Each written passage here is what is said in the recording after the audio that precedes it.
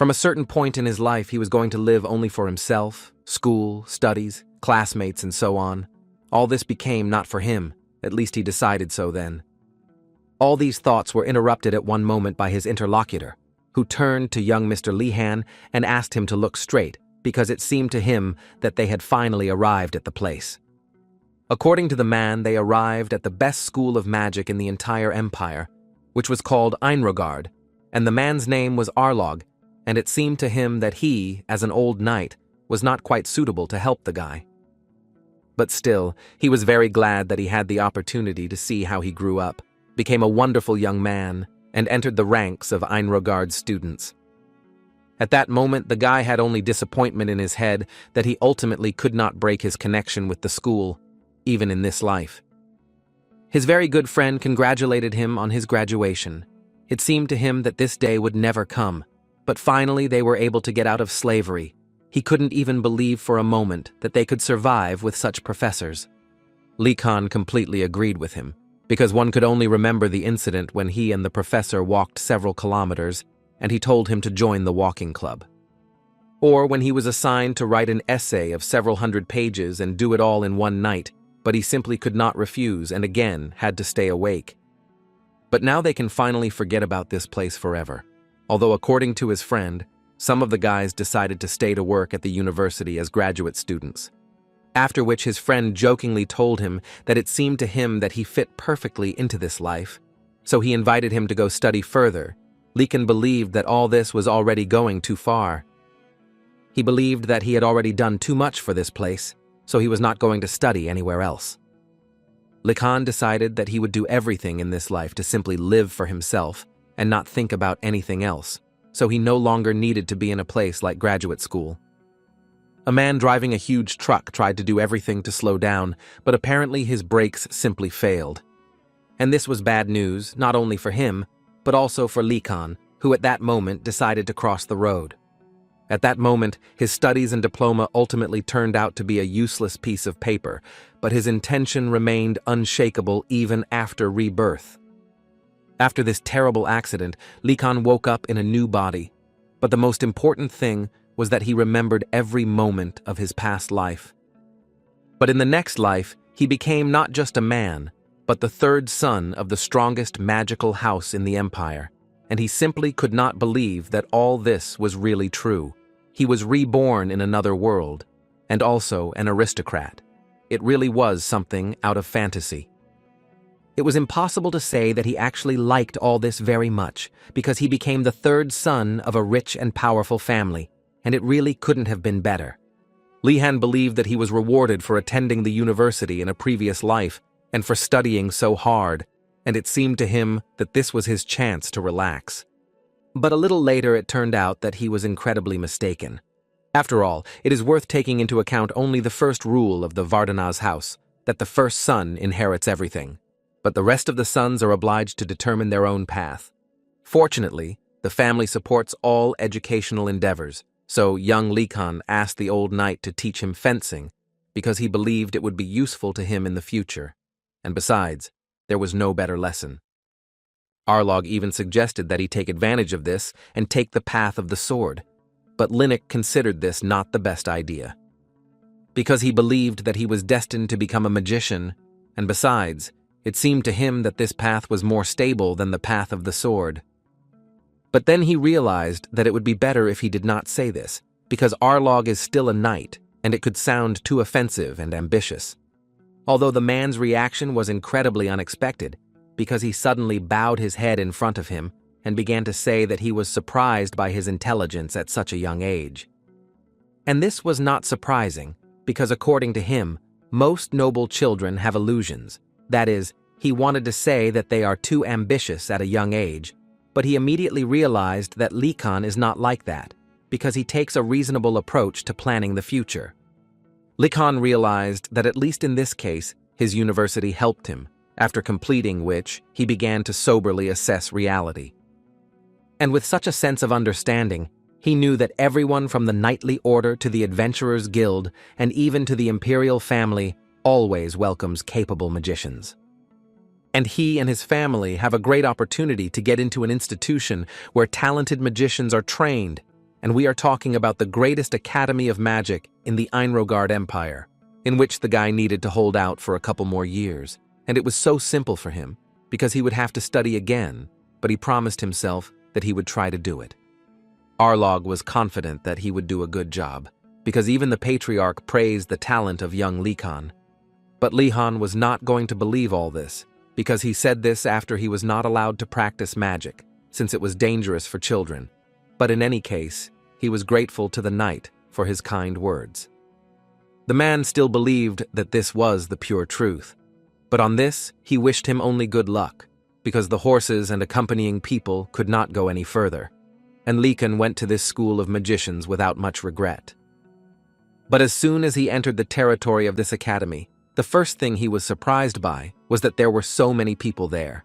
And after a few minutes it became clear to him that Einrogard is a place that you can actually enter more than one. But suddenly his thoughts were interrupted by a guy who was standing next to him and was literally shaking. So Lihan couldn't help but ask if he was okay. The fact was that the guy could not stay even for several hours without his servants. According to him, he could not even sleep. This strange guy literally proved to Likan that they were like air to him, and he couldn't live without them. Likan didn't know what to answer him, because it was so strange to him, and in general all these nobles were strange people. But what angered him even more was that, for the sake of equality, they accepted slaves for training, and he was going to take advantage of his family's position to complain about this, and Lihan was very interested to know how he would do this. The magician the guy approached used only one spell, which stopped the guy in his tracks. After which, he generally began to say that he repented and completely agreed that he was wrong. For Lihan, it was surprising that they did not hesitate to use such a spell on the nobles, and apparently the rumors about this academy were true. Rumors said that it was full of monsters, and that if you died in this academy, your body would be buried in the mountains behind the academy. How all the attention was drawn to the huge gates, which at one moment opened and someone welcomed all the new students to Einrogard. Likan immediately felt an incredibly strong magical pressure, and apparently it came from the rumored director. Looking at the other students, he understood why they suddenly froze with tension. After which, suddenly, the director once again reminded each of them that they had to enter this place alone, but apparently no one listened to him. After which, he decided that since they did not want to obey the rules, he would force them to do so. And so, with the help of magic, he literally began to drag into the academy all the horses and all the things that other students had brought with them. Some of them shouted that if he sent his servants away, then there would be no one to serve them. Others shouted that they were so sorry for the clothes they took to this academy. After this act, he asked them a question in which he wanted to know why they were crowded together, like a herd of sheep, and asked them to enter as soon as possible. This is how Likan's first day at Einrogard, the greatest academy of magic in the empire, began. And he didn't have a very good feeling about this, but he couldn't do anything about it.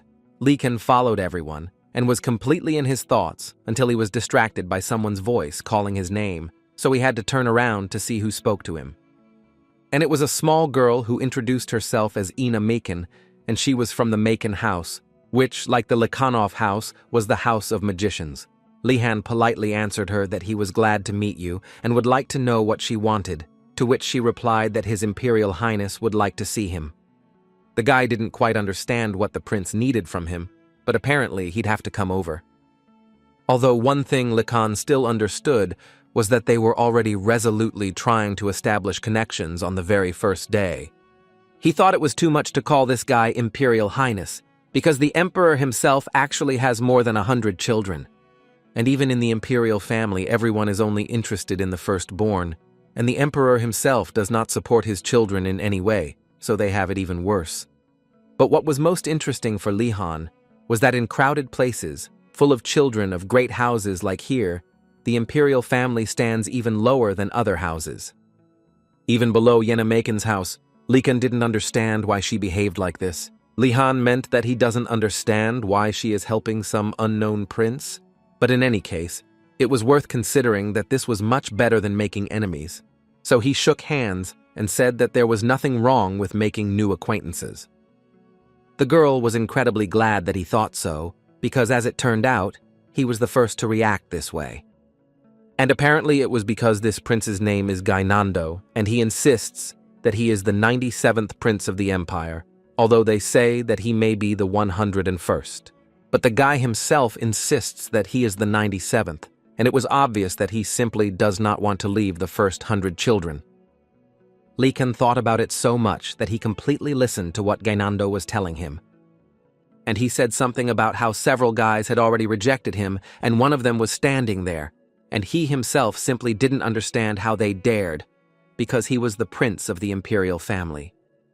Likan told him that they must simply not know that he was of porphyry blood, but Gainando once again proved that he was immature, because he did not even know what this complex word meant.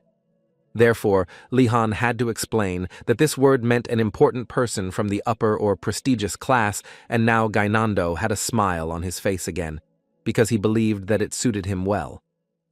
Then he pointed his finger at the guys who refused his offer, and now they are talking with Adanarta, and for him it was humiliating. And all this was because Adanarta was the 44th princess of the empire. She was his sister, but the relationship between them was not the best. Lihan, looking at her, thought that she has the elegance characteristic of the imperial family, so of course people are drawn to her, unlike some others.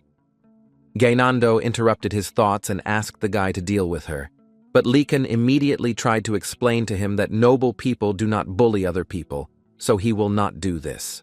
But he assured Likan that he was not asking him to mock her, but simply to teach her a lesson once, but the guy believed that this is not what noble people do. Then Gainando didn't understand what to do and what to do next, although Likan didn't understand what was so difficult about it, because it was enough to just pass by. And if he so badly wants to get even with them, then Likan invited him to challenge them to a duel.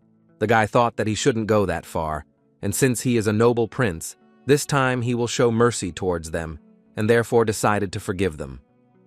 Yenna called Lihan amazing, because for her, it was incredibly surprising that he was able to curb the stubbornness of this prince, because even she, as his relative, could not do this. In response, Likan decided to find out why she is trying to take care of him, even considering the fact that they are relatives. But before she could answer, the skull and that overwhelming aura appeared in the room again. The director again turned to the iron-headed students, who at that moment were enjoying the conversation. Other students immediately noticed that they had already seen this lich today at the gates of the academy. Likan knew very well that this was not just a lich. This creature was the result of the efforts of a great magician who wanted to become undead and bypass death. But even he really couldn't think that the director of the academy would be a lich. The director suddenly wanted to ask them a question in which he wanted to know why, in their opinion, he calls them ironheads. Adanarta was the first to raise her hand and said that the answer to this question is quite simple, all because the symbol of this year's newcomers is iron. In response, the director praised her and added 10 points to her department, which was quite surprising for her. But after a few seconds, the director upset her, saying that it was actually just a joke, and if she wants to become a magician, then first she needs to learn to distinguish truth from lies. Although she is still right that iron is really the symbol of this year's newcomers, because it is a material that changes depending on what is made of it, and in fact, it is very valuable and can be used for different purposes. That's why it's so suitable for beginners, and it was also convincing that Gainando looked at the lich with his mouth open, who, after a few seconds, started laughing again and telling them that they were fooled again, because the reason their symbol is iron is because there is nothing in their heads. Likan liked only one thing in this situation. Although he mocked them, no one dared to answer him, because in fact it is extremely difficult to even move in this thick magical energy. Fortunately, the guy was already used to this, because in his past life he often encountered, although not with magical energy, but professors who behaved even worse, so it was much easier for him than for other guys. At some point, the director noticed that apparently he was putting too much pressure on them, and they were only after a long journey. And while he was talking about this, he noticed how Likan was able to move in this thick energy, which was incredibly surprising for him, because none of the newcomers had been able to do this before. In any case, now he asked each of them to pay attention to the door on the left. behind which was hidden a huge dining room, on the tables of which there was a lot of food. The director asked them not to be shy and enjoy the feast and thus get rid of fatigue. This obviously caused joy in most, because many were already hungry. They sat down at the table and only hoped that now this was not another joke from the director, and this was all real food. After all, in fact, there was a lot of things there: white bread with a thick piece of cheese and butter, a plump chicken coated in oils, butter, spices, and flour, then simmered in wine to create a delicious flavor, and a lot of other things that the students could enjoy with pleasure, and Gainando was the first to sit down at the table and decide to taste it all. But as soon as they brought the cutlery to the food, all these delicious-looking dishes literally melted into the air, and there was nothing left of them. This, as it turned out, was just another joke from the director, and they were just fools who were fooled once again. Likan at that moment was thinking about what he had heard, that when you become a lich, you lose some things, and for some reason he was sure that the director had lost a lot of things. The director continued to say that this academy is the cradle of magicians, and the strongest impulse in the development of magicians is hunger. After which, clothes and various kinds of scraps literally fell on them, and according to the director, this is their food and uniform. Ganon thought that this was too much. With these words, he literally called the director to him, who, as it turned out, was just waiting for these words. After which, he made it clear to them that if the food seemed disgusting to them, then they should do everything to study magic and create delicious food themselves, with the same form. He immediately told them that if they want something or don't like something, then it can only be corrected through magic. These are the rules of this academy. One of the students suddenly noticed the fact that they could actually ask for all this from the outside, but as it turned out, the director was ready to hear these words. And he began to talk about how newcomers were forbidden to go outside.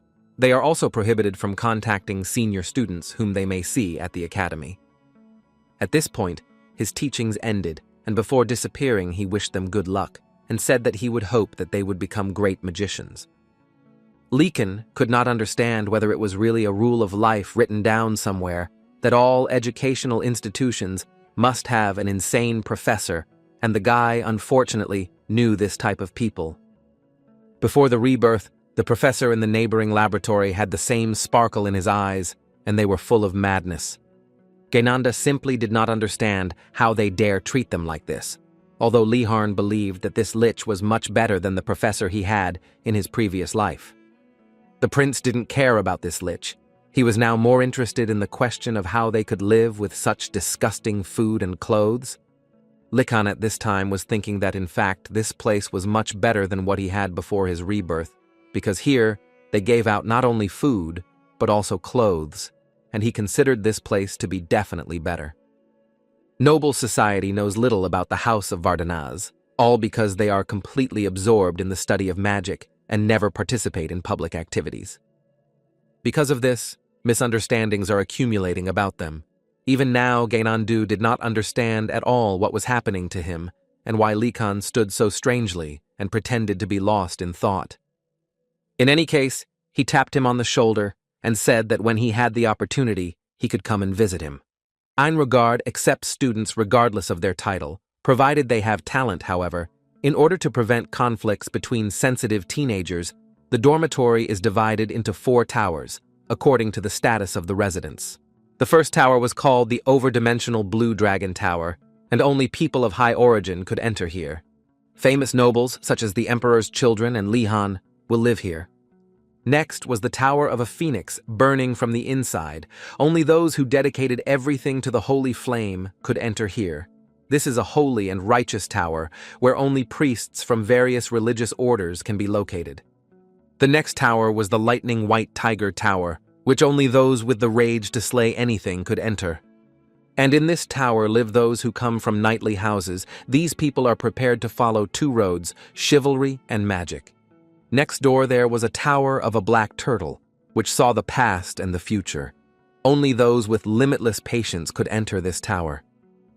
Here there are various people, townspeople, servants, slaves, clowns, beggars, merchants, and new nobles of the lower class. Unlike other dorms, they are simply ignored due to their low status. Therefore, Almost all the newcomers who got into this tower were intimidated, and no one wanted to talk or communicate with them. However, there is always an exception, and it was Lee Khan, in whose eyes they are ideal business partners. It seemed to him that he needed to make friends with them, because he believed that the easiest way to earn money was to run a business, and to succeed, you need experience. This is the basis of running a business.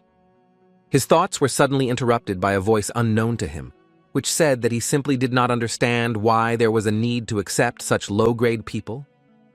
And this was a guy from a fairly high-status family who clearly considered himself better than them. Lihan didn't understand how he even dared to mock his future business comrades, so he immediately decided to answer him that if anyone here is low-grade, it's him. The guy once again decided to remind them that they left behind everything they owned before coming here, but apparently they forgot about it and continue to be insolent.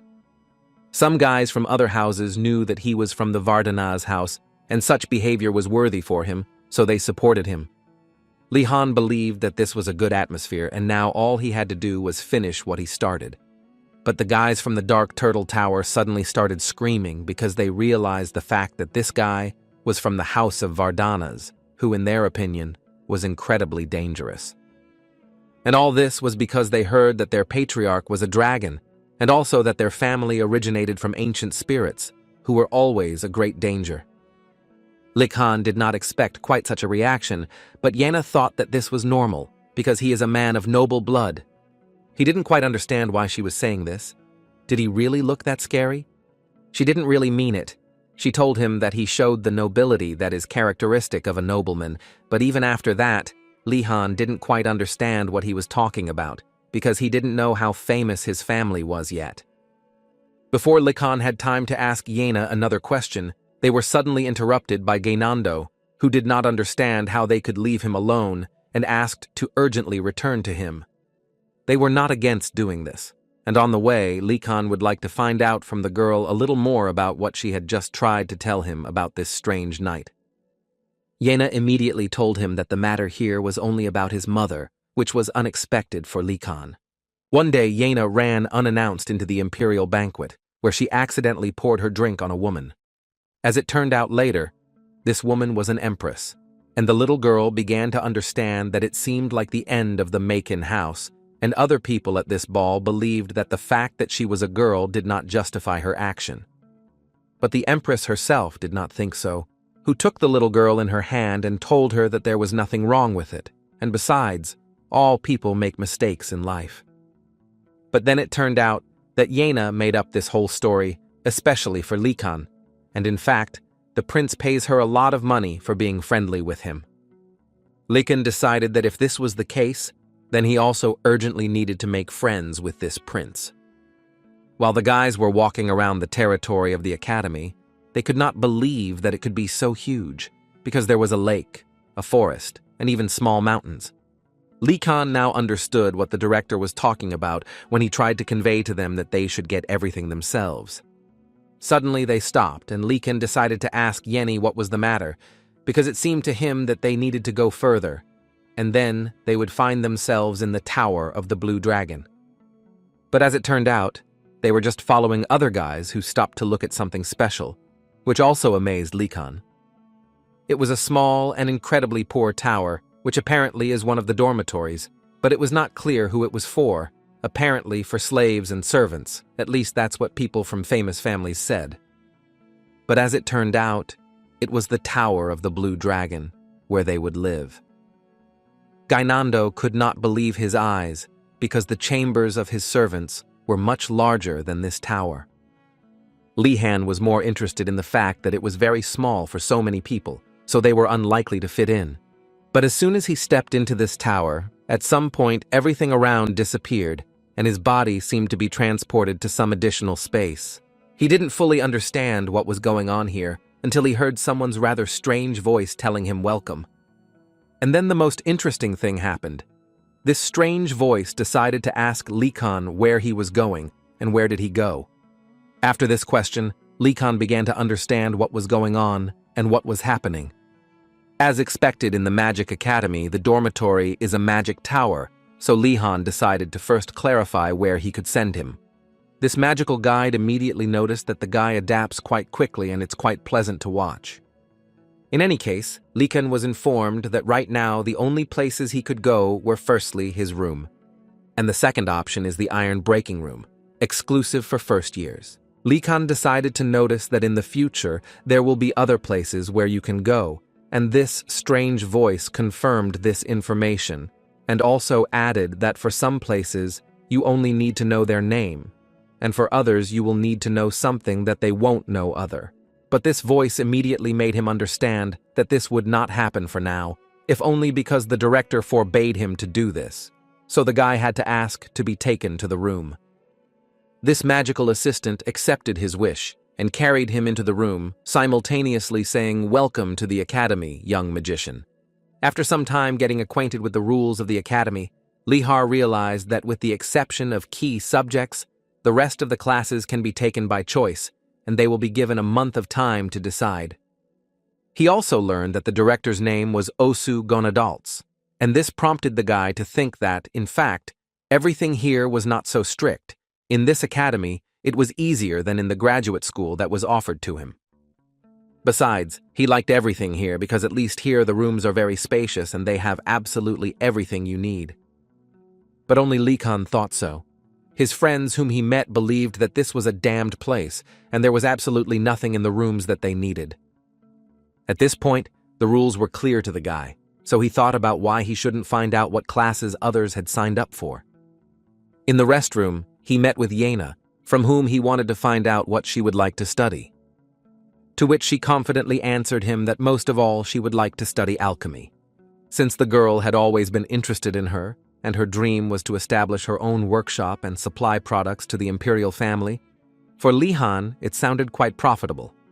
As soon as she heard that the guy liked this idea, she immediately invited him to work with her, but according to him, alchemy is a rather difficult business, and he needs to think about it. The alchemy industry in the empire was highly competitive, from spreading bad rumors about competitors to monopolizing elixir ingredients, with countless guilds fighting for market share. His thoughts were interrupted by a girl who would like to ask him what subject interests him. This question put the guy a little at a dead end, but mentally he always understood that he would choose a subject that would be less in demand and easier to learn. Therefore, his main goal was to become an imperial officer, in other words, a civil servant. The field was not really important to him. Grades and qualifications mattered. He believed that such a passionate girl would be upset if she heard such things, so for now he did not tell her this. And he decided to say that for now, he was planning to try everything first, within a month, because he was sure that it was better not to rush with important decisions. And while he was talking about this, Gainando ran out to them, who was literally shouting about that they had big problems. And the thing was that it seemed to him that a thief had been in his room, because everything was gone from there. It was completely empty, but somehow no one paid attention to his screams, because they all understood that in fact this was normal.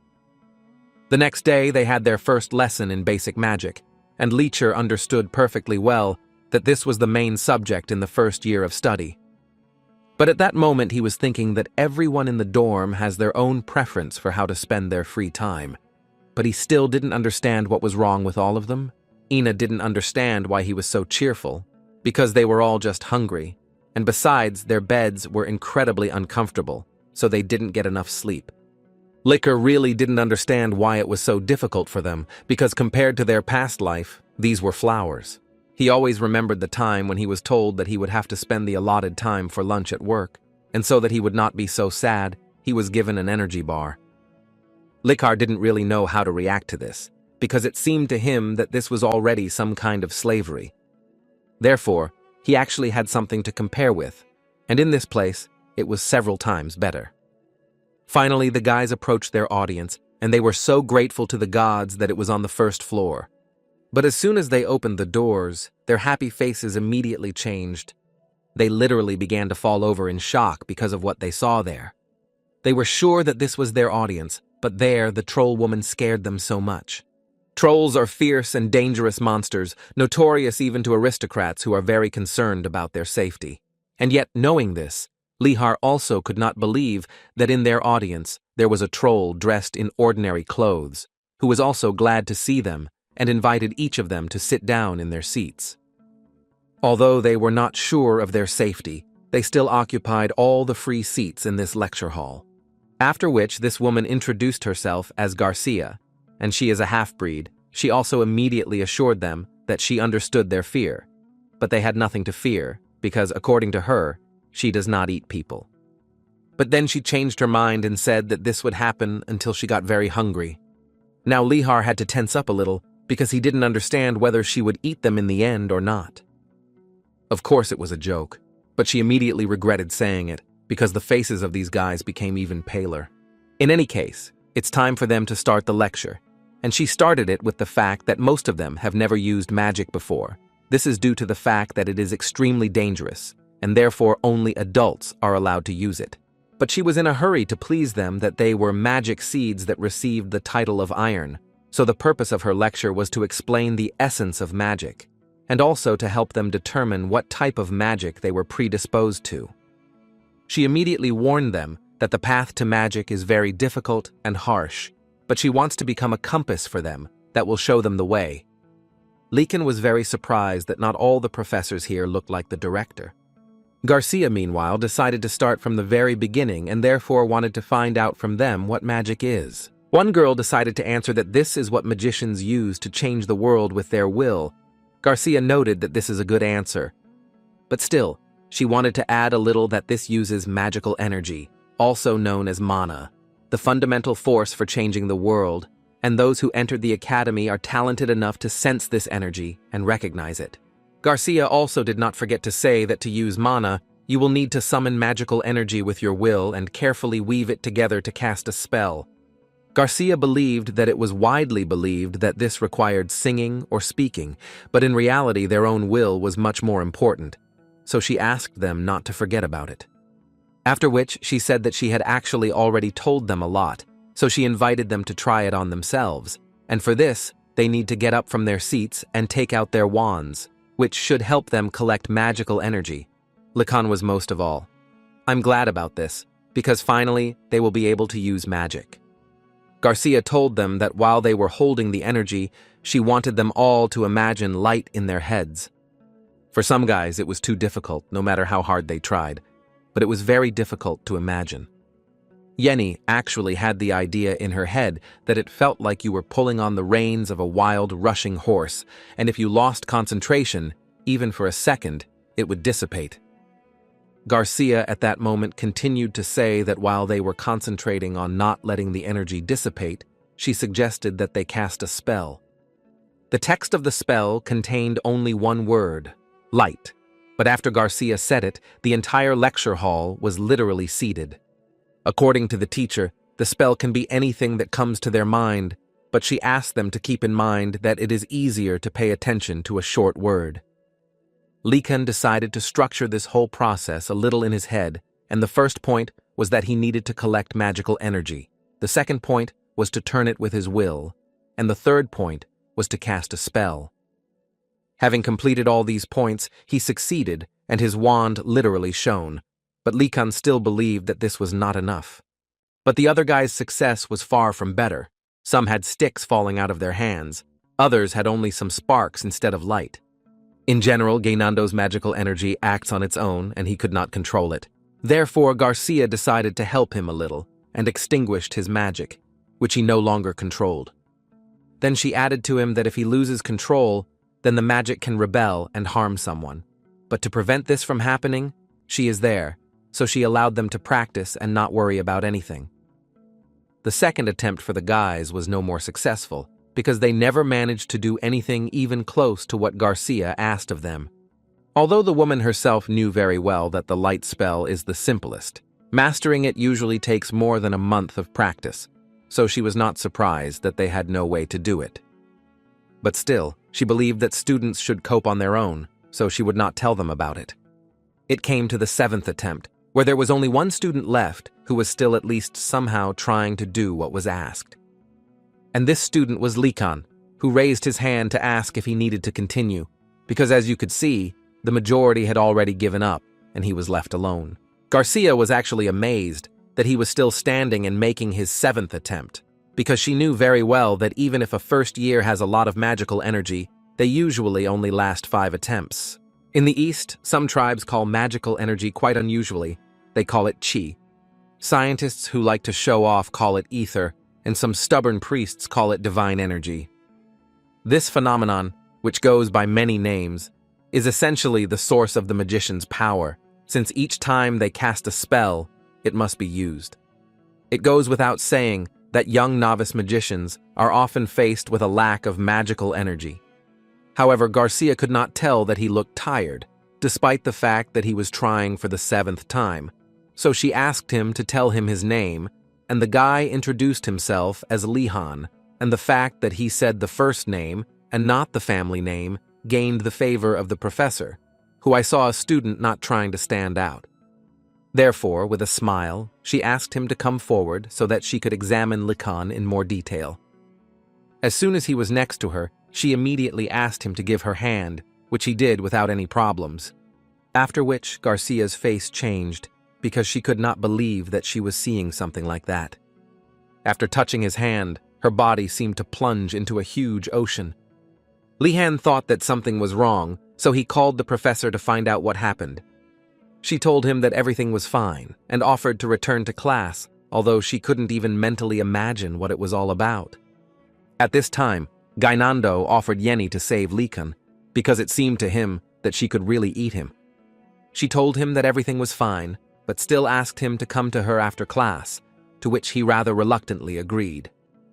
After which she addressed everyone with the words that she was sure that they all felt how easily energy could run out, but still she asked them not to worry, because with practice, the amount of energy would increase and they would spend it all each time less and less. She decided that it was necessary to say once again that she does not eat people, so that everyone would understand this, after which she notified everyone that the lecture was over for today and they had all worked hard. After class, Likan, as the professor asked, went into her office and he was immediately interested to know why she called only him. She told him that, to be honest, she heard about him even before the lecture from the director. This surprised the guy very much because he didn't even think that that lich remembered him. She noticed that he was clearly starting to worry, and Garcia immediately decided to calm him down, saying that he really had nothing to worry about. She also told him that it may seem, of course, that the director has a little problems in his head, but in fact, he is very kind. She told him that the students don't know this, but the director has a keen eye for people, and every year he tells the professors about new students. For example, last year he talked about beast people who, in his opinion, are more capable than just burning down a dorm at one time, and also about a half-demon, next to whom you need to carefully use holy magic. But this year he talked about Likan, about whom he said that the guy has the qualities of a huge fool. Garcia didn't understand what he was talking about and why he called the guy a huge fool, because she didn't know how to understand it. But as it turned out later, in the East, there is an expression that what seems ignorance can be associated with wisdom, and in fact, he wanted to say that he saw in him the qualities thanks to which Likan would greatly succeed. Therefore, Garcia became interested in finding out what kind of student this was, and she had high expectations about Lihan. That's why she called him to her office. But on the other hand, she understood that she couldn't tell him all this. Therefore, she decided to say that she asked him to come in because she saw that he had too much magical energy for a first year. Likan, of course, was happy about this, but he still didn't understand why she called him for a personal conversation, because this could have been discussed in a lecture class. But then, she still told him that he didn't just have a little more of her. He had so much of her that even she couldn't imagine where her limit ended. Now Likan understood why she called him straight into the office, and didn't say it in front of everyone. The amount of magical energy is a decisive factor for a magician. If there is not enough of it, then one has to use intricate methods to draw out more, and the presence of a large amount of energy, in turn, frees one from such restrictions. In other words, this indicates great talent. Likan at that moment understood that if the professor was telling the truth, then a bright road to the future was prepared for him. But she suddenly stopped his joy and suddenly said that it was such a pity. Lihan didn't quite understand what she meant and why she suddenly felt sorry. Was it really a bad thing to have a lot of energy? Garcia, not particularly happy, replied that having a lot of energy is actually not bad, but the guy has too much of it, which worries her a little. Therefore, she decided to explain to him using the example of a glass of water. While the water is contained in the vessel, it is easier to control it. However, if he needs to control an entire sea, then it will be much more difficult. Lihan seems to have begun to understand that the complexity of controlling magical energy, which is the basis, in his case, is at an unreasonably high level. While he was panicking, Garcia decided to put a bracelet on him, which she said would help with this. According to her, he absorbs magical energy and should help him a little. Likan realized that as long as the bracelet was on him, there should be no problems. But she immediately upset him again, because it would not be entirely logical to call him here if the problem was solved so simply. Garcia told him that the bracelet would help him if he used a lot of spells to drain his energy. And there was good news for him. She allowed him to practice on his own since nothing would happen if his energy was depleted, but Lihan was not entirely happy with such an offer, but still thanked her. After he left her office, the only thought in his head was that now his future looks a little bleak, and from now on, he needs to keep all his grades up. Therefore, he decided to ask his friends again if they had decided on any activities. Ina decided that she would attend a course in alchemy and invited them to go with her. Gainando immediately decided to say that alchemy is actually a servant's job, and he doesn't understand what is being taught at all, so it seemed to him that Ina was stupid. Likan immediately realized that the prince had said this in vain, because Yena had already asked him to move away so that she could get closer to this smart guy. A few seconds later, she dealt him a precise blow right in the face, simultaneously telling him that he would never dare ask her for medicine again if he suddenly ended up in the hospital. Lihan knew a little about fighting thanks to Arlog's fencing lessons, and in his humble opinion, it was a 10 out of 10 blow that Gainando will remember for a long time. But still, he was not entirely sure that the prince could be beaten like that. But the girl assured him that in fact everything was fine. She would only need to ask him for forgiveness the next day. Likan realized that it looked like this. This is not the first time this has happened. Suddenly they stopped, because they saw that in front of them there were a lot of students from other towers, and especially from the Black Turtle, and it was not entirely clear what they were doing here. Likan, of course, actually didn't care at all, but their views worried him incredibly much. He knew that peasants usually have two ways to react to the appearance of a nobleman. They are either afraid because they do not want to get involved with him, or they demonstrate hostility, as for example they do towards Likan, whom they feared because of his last name. The guy himself was well aware of the fact that if he behaved too friendly, it could backfire on him. But suddenly his thoughts were interrupted by a rather familiar voice, and it seemed it was the professor. For all the kids at the academy, after the lich director and the half-troll professor, it wasn't strange to see another quirky professor. But this professor wasn't that special. He was just an ordinary old gnome. His name was Yurgom Gomdar, but he allows his students to address him as Professor Yurgom. He was sure that they all had the same thought. They have such a majestic academy, but for some reason they gathered in a clearing where there is not a single desk. Why is that? The princess raised her hand again and decided to say that they did this in order to feel the mana of nature and understand what forces existing in nature are important for the alchemist. Yurgom looked at her with incomprehension because this was the wrong answer. Yena and Likan were talking at that time, and the guy said that he seemed to have an answer, but he wasn't completely sure of it. But still, he decided to say that perhaps this was an excellent place to collect materials, and this was the correct answer, which greatly pleased the professor. Yurgom praised Likan for his sharp mind and added that this would greatly help him in the future. Likan at that moment was thinking that it would probably be better to miss the fact that he simply pointed his finger at the sky and guessed right, and mentally he asked not to see me as a rival. Yurgom interrupted his thoughts and asked each student to pay attention to him, because the real reason that they gathered here is that here he can teach you the most important things about alchemy. He was also sure that they believed that alchemy required exceptional intelligence and the ability to control magic well. But in reality, this is far from reality, because in fact, the most important skill for an alchemist is gathering resources. After this, the girl decided to point out the fact that resources can actually be created by yourself or ordered from others, so she believed that there was no point in saying that collecting resources was the most important thing. Hearing this, the other students noticed that in fact, Her Highness was right. Why should they extract resources at all?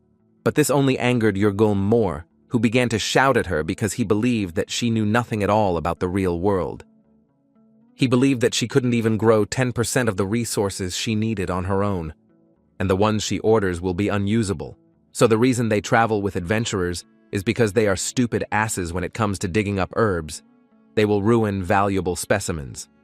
Therefore, he was now trying to explain to them that an alchemist must know how to independently obtain resources, and if they cannot do this, then they will never become great alchemists. After which, he summed it up, saying that this explanation should be enough, and invited them to finally move on to practice, and each of them had a picture of the plant in front of their face that they would need to bring to him. It was strange for Lihan to read that it was a corrupted herb that was used in the creation of antidotes, so he decided to ask Yenna if she had ever worked with it.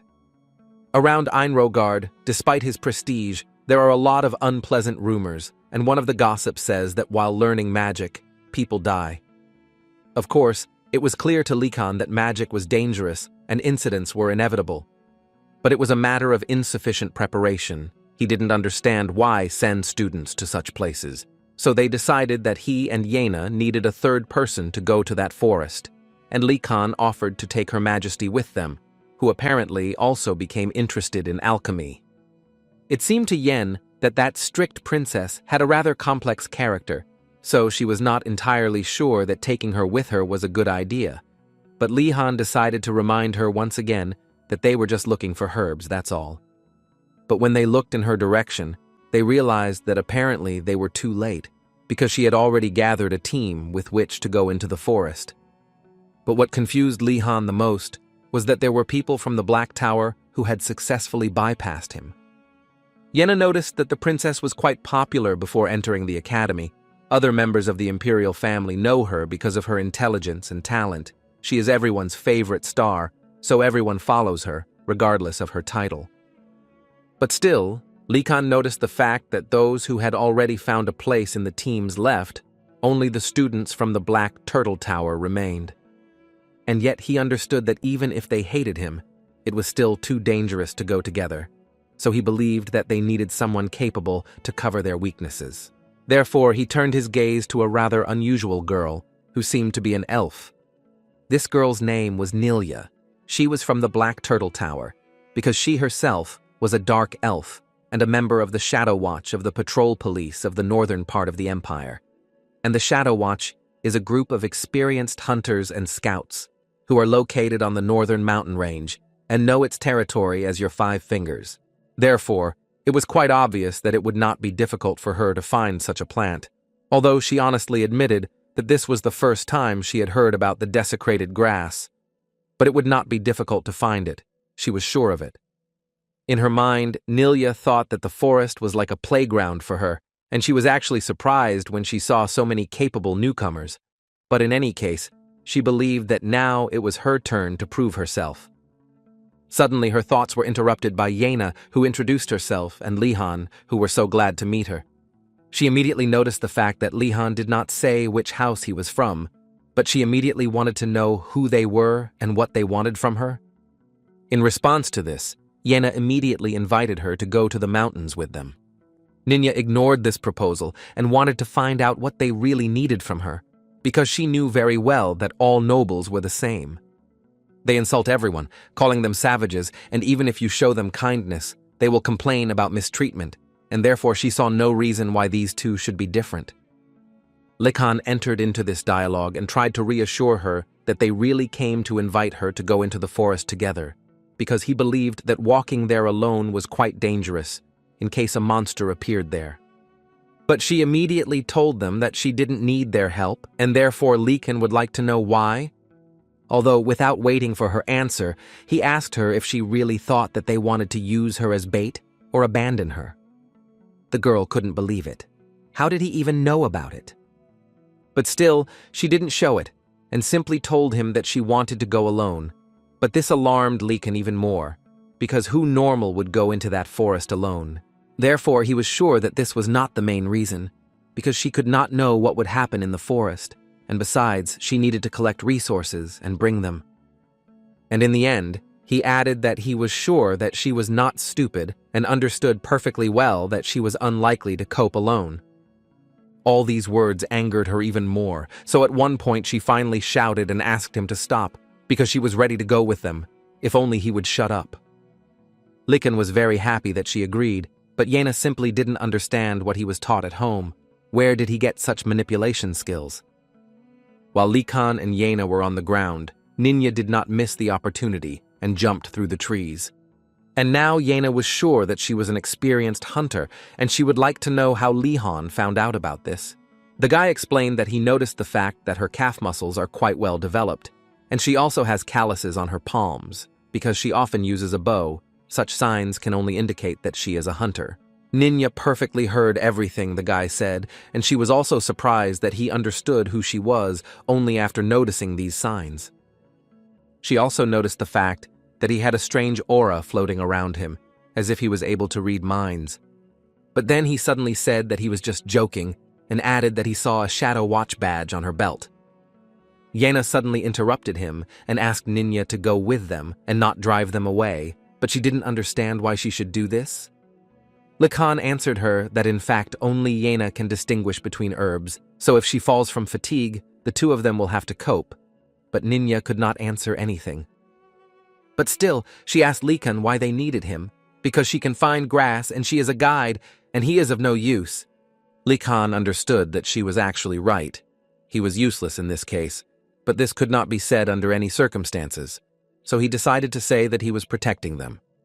She told him that she immediately noticed that he was well built, and probably from the House of Knights, but then she did not understand why he lives in the Blue Tower.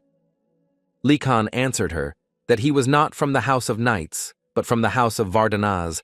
The guy believed that this was his best chance to get closer. But apparently he was wrong, because from the girl's reaction, it was clear that she was too scared. The girl literally began to panic, because she didn't expect to hear that he was really from the Vardanaz house, which she was so afraid of, and now she didn't even know what to tell him. Lihan decided to clarify with Yen what was wrong with his house, and she noticed the fact that there were false rumors about all the houses of aristocrats, but his house seemed to her to be a special case. As far as the girl knew, they say about the guy's house that the patriarch of the house, Vardanaz, is a dragon, who during an incident with the maddened undead, burned them to the ground with his fiery breath. It was also known that the house of Vardanaz is connected by blood with ancient spirits, because of which the members of the house have incredible abilities, in return losing their emotions. So everyone believed that this house knows no pity, and the magicians of this house, who appeared to quell the unrest, wiped out the city faces of the earth.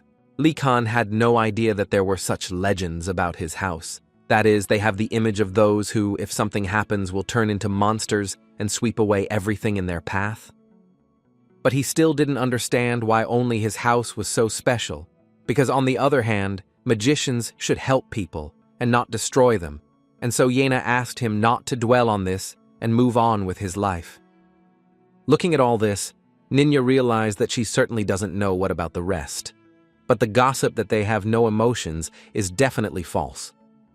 Therefore, she still continued on her way with them, but only with one condition. She asked him to stop whining. Otherwise, he would go on alone, and Likan had no choice but to agree with this. After some time of walking through the forest, she suddenly stopped and jumped down to them, simultaneously asking them to stop as well. After which, she asked them to pay attention to what was behind the bush. And there one could see quite large traces of some kind of animal, and even worse, a monster. Ninya also did not forget to add that since they are shallow, it seems to her that they were left by an animal that is able to control its strength in order to hide its tracks. But looking at her fellow travelers, she realized that they were actually not interested in this at all, although they were trying to pretend otherwise. And so she realized that she was getting carried away again and should unlearn it for now, because such things are only of interest to the villagers, so she told them that it was really not that important. But before she had time to say this, Lee Khan approached her and asked if she could find out anything else by looking at these traces. It was so unexpected that the girl couldn't even say a word in response to it. She just couldn't believe the fact that he was really curious, so she asked him again. Lee Han didn't quite understand why she was asking this if he had just asked her to do it. Ninya explained to him that he was from a big house, which is why she thought it was so strange. Then she added that when you come across such traces, it is best to be careful. After all, one could notice that this animal not only has large claws, but one can also predict what kind of creature lives here. But it is still very difficult, because as far as Ninya heard, quite a diverse fauna lives around the school. And she was right, because the territory of Einrogard is really rich in magical energy, which affects the land, so different types of monsters converge here. Of course, Ninya did not forget to add that there are also monsters created during experiments and monsters that appeared from discarded elixirs, such as strangely shaped slugs. Lee Han, listening to all this, could not help but notice that there were clearly big security problems here. But suddenly, Ninya suggested changing their plan, and instead she wanted to follow these tracks, so she believed that they would have less chance of being ambushed. Lee Khan was not against such an idea, but he also wanted to ask her for something, namely that she would teach him to read the tracks. She immediately answered him that it was actually not as easy as it seemed to him, and most likely he would quickly give up. But he assured her that if she taught him, he would do his best to learn it. Although Ninya was against this idea, she still told him that he could try. After some time, as they walked through this forest, they still managed to find the very grass that the professor asked them to bring. Ina just thought that they were out of luck, because so far they had only been able to find 2 pieces, but she still believed that they could quickly find another one. She was also sure that there was definitely no one else nearby, so they should move on. But no one answered her, so she decided to turn around and ask them what happened and why they were ignoring her. And there she saw a not very pleasant picture. In front of them stood a huge boar, who clearly did not intend to show them where the secret grass was.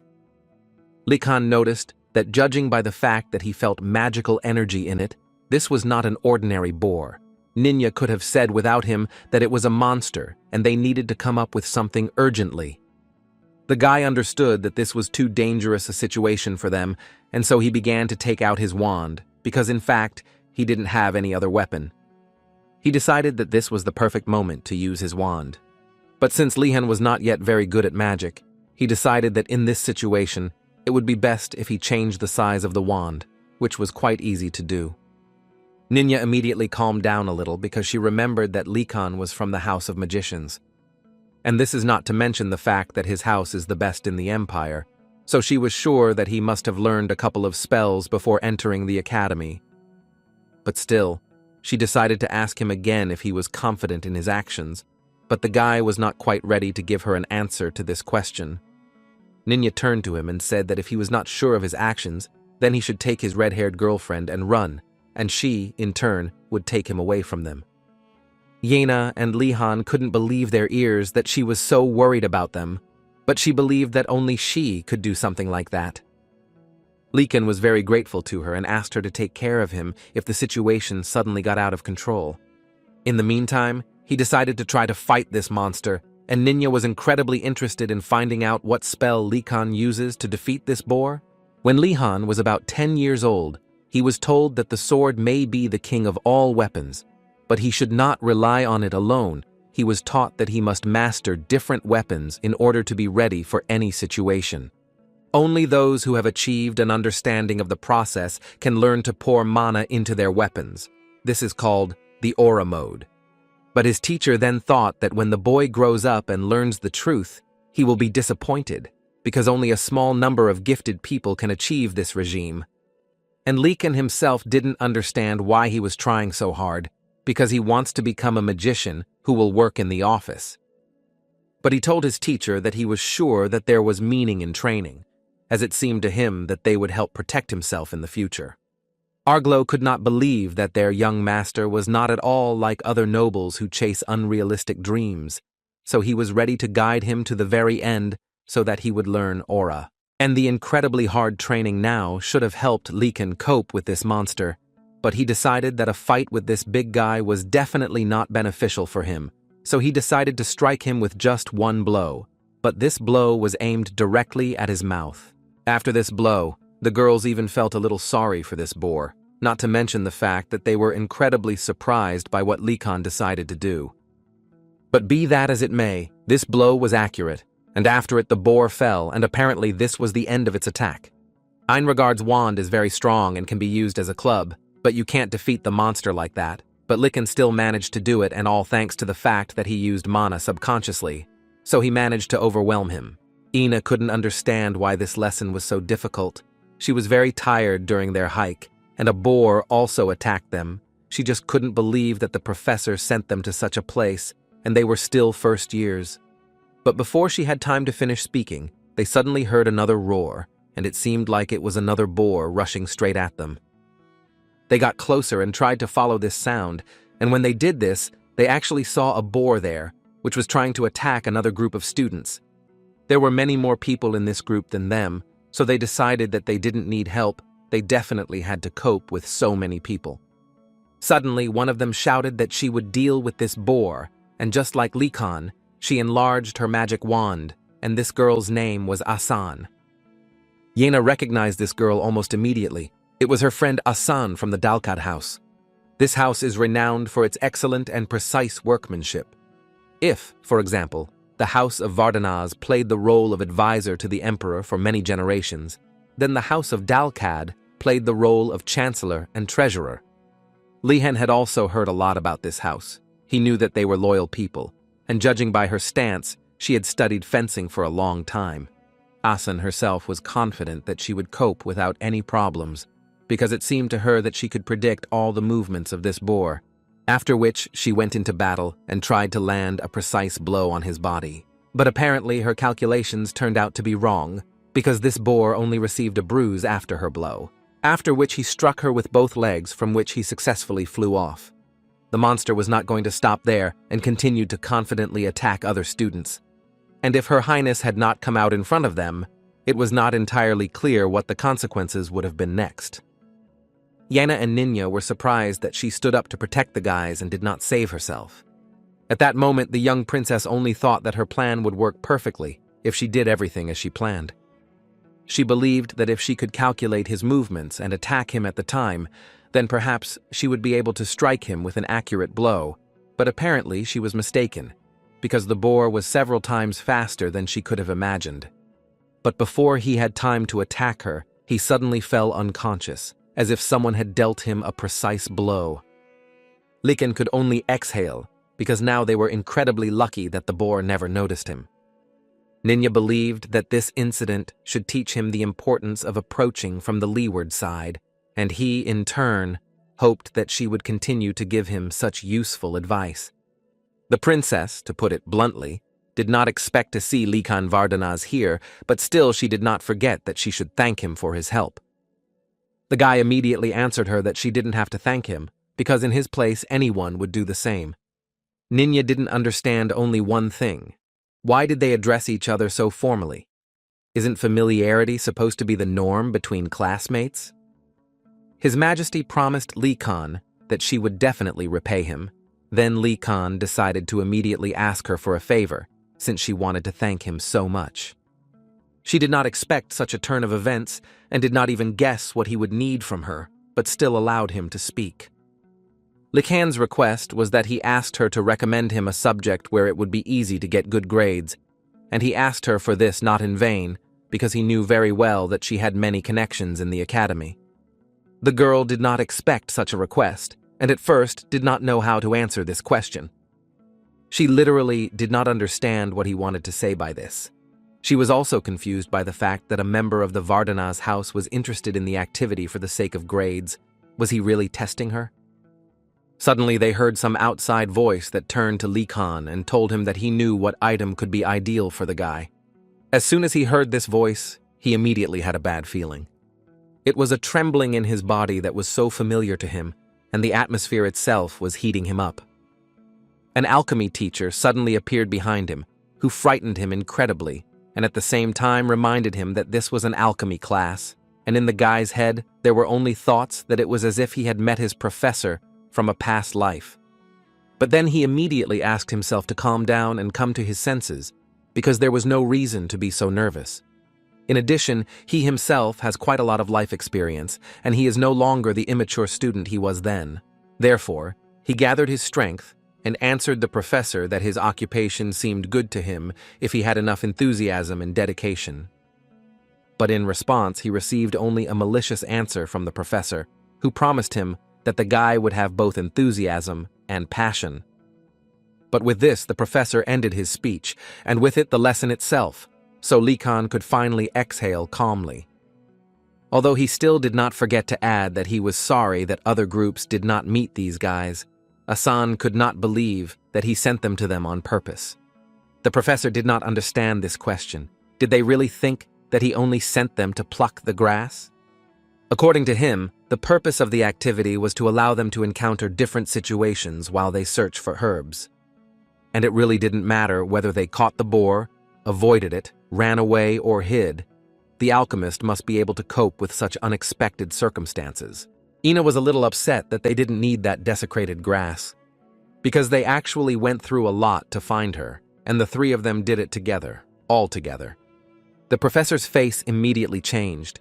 He could not believe his eyes that they had actually managed to find this flower. After which he ran up to them and assured them that they had actually pulled out the golden ticket, and it also seemed to him that they had a talent for alchemy. And as soon as the opportunity presented itself, he whispered in Likan's ear that, as he had said, the guy should attend his classes. The guy didn't want to upset the professor, so he told him that he would try to attend all classes, because, as it turned out, he had always dreamed of doing alchemy, although mentally, he simply resigned himself to reality. The man himself, looking at this guy, still saw something mature in him, because children at his age are usually rebellious, but this guy is completely different. So he told him that since he had defeated the boar and found the corrupted grass, he decided to give him a special privilege. The man began to tell him that he had a hut near the forest, and he allowed him to come there this semester whenever the guy wanted. Likan didn't quite understand why he came to this hut and what kind of work this old man wanted to load him with. Looking at the expression on Likan's face, the professor realized that he probably should explain himself, because some guys might misunderstand him. And for this, he decided to first ask them what they think the first-year students want most, to which they immediately answered that everyone only wanted food, and the man agreed with them. And he also added that because of this, the students looked a little gloomy, and within a week he assured them that riots would begin. Likan completely agreed with him, because no one could survive on such food for a long time. Besides, only nobles live in his tower, and in this regard it is even worse, because none of them are used to starving. And the man was telling all this for a reason, because as it turned out a little later, this hut is full of fresh ingredients for cooking, as well as spices and vegetables that he personally chose. For Likan at that moment, this meant the same thing as a free pass to an unlimited buffet. Therefore, the guy even wanted to shake his hand and say that the man was the best professor in this academy, and the man could not help but praise the guy in response. But most of the guys didn't think so, because at least he sent a boar at them, and therefore they will never return to this activity again, because next time, they might die. Although Likan didn't think so, because in fact it was not as surprising for him as for the others, so for him now, in fact, the main thing was to get food, which is what he and his new team were doing. The guy, of course, knew how to prepare meat for consumption, because his master taught him in childhood, but it would obviously be difficult for him to cope with this boar alone, and he understood this perfectly well. Suddenly, his thoughts were interrupted by Yena, who offered him her help if he didn't mind, of course. Likan thought that she didn't look well, so he decided to ask her again if she could cope, to which the girl confidently answered him that of course she would do it, if, of course, he then shared food with her. Ninya could not believe that they, as nobles, were going to cut up this boar, because it seemed to her that they would not be able to do it. In response to this, Likan invited her to do the division together. Then she would receive her share of the meat from this boar. Without thinking for a long time, she agreed to this and immediately invited them to show what the huntress was capable of. As it turned out later, Nilya is a professional in this matter, and Yana came from a home where they know how to handle various materials, with which Likan was incredibly lucky. In addition, the professor was not against providing them with his tools, with which they could cut up the body of the boar, for which Likan was incredibly grateful to him. After a few seconds, they laid a blanket and closed the eyes of this animal, and also took the tools in their hands and were ready to start cutting up. Nilya, looking at Likan, thought that he was actually better. She thought, apparently in Vardana's house they taught him similar things.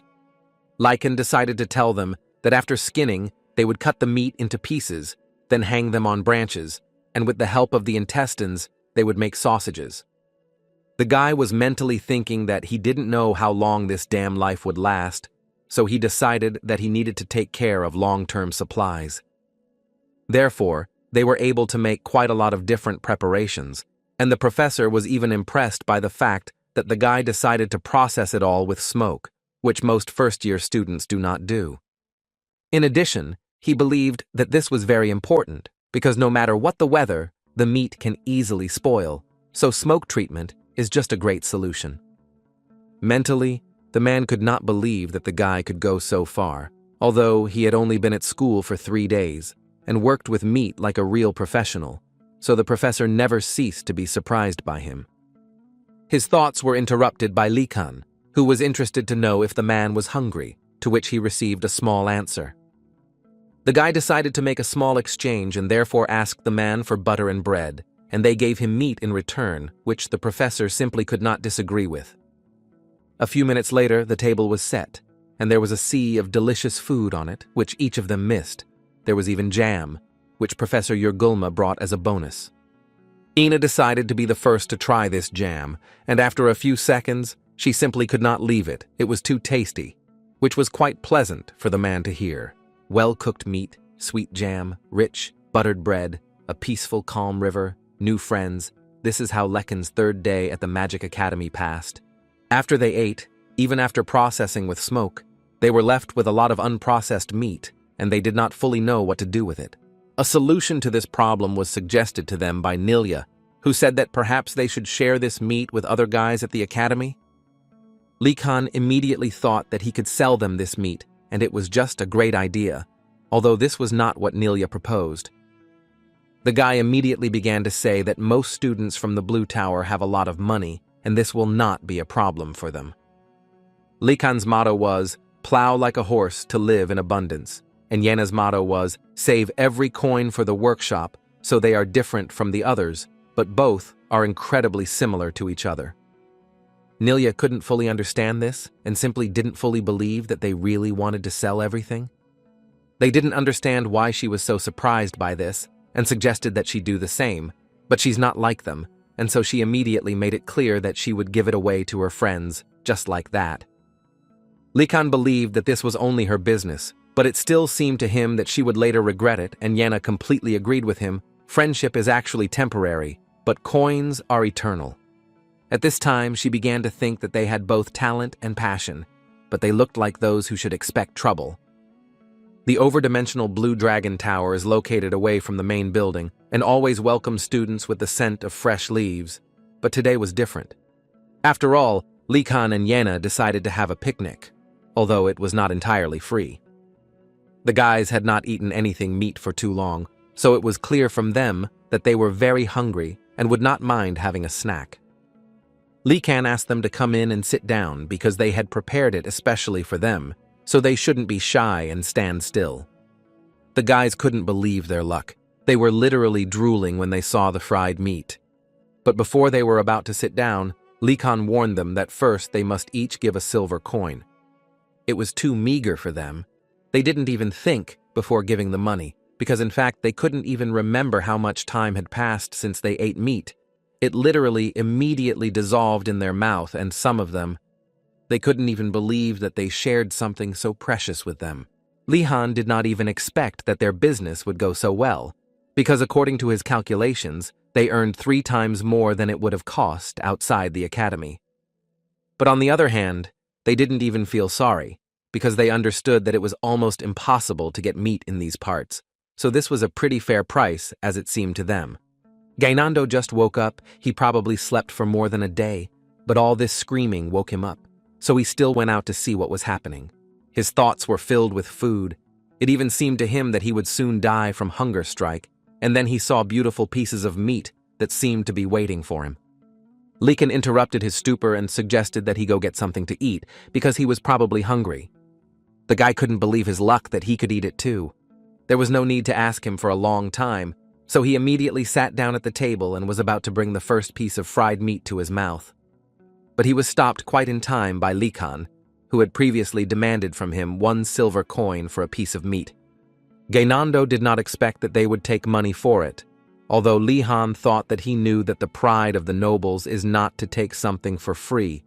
But unfortunately, Gainando did not have any money at all, and this is due to the director, who unfortunately threw it away all his wealth. Lekan didn't want to leave the guy without a piece of meat, so he invited him to sign a loan agreement, which obliges him to pay back the money later, but with a small additional payment. Gainando, without even thinking, wrote his name into this agreement and then burst into tears with happiness that he had such a wonderful friend as Lekan, who would finally feed him. The guy was eating a piece of meat and thinking about how lucky he was to make friends with such a wonderful person. Now it seemed to him that he had a great understanding of people. It seemed to him until the end that he had finally found real friends who cared about him. It was a happy day for everyone in the area. The next day, they were scheduled to study basic magical symbols, but this activity seemed so useless to most because they believed that the nobles did not need such classes. They were already very smart and educated in this regard.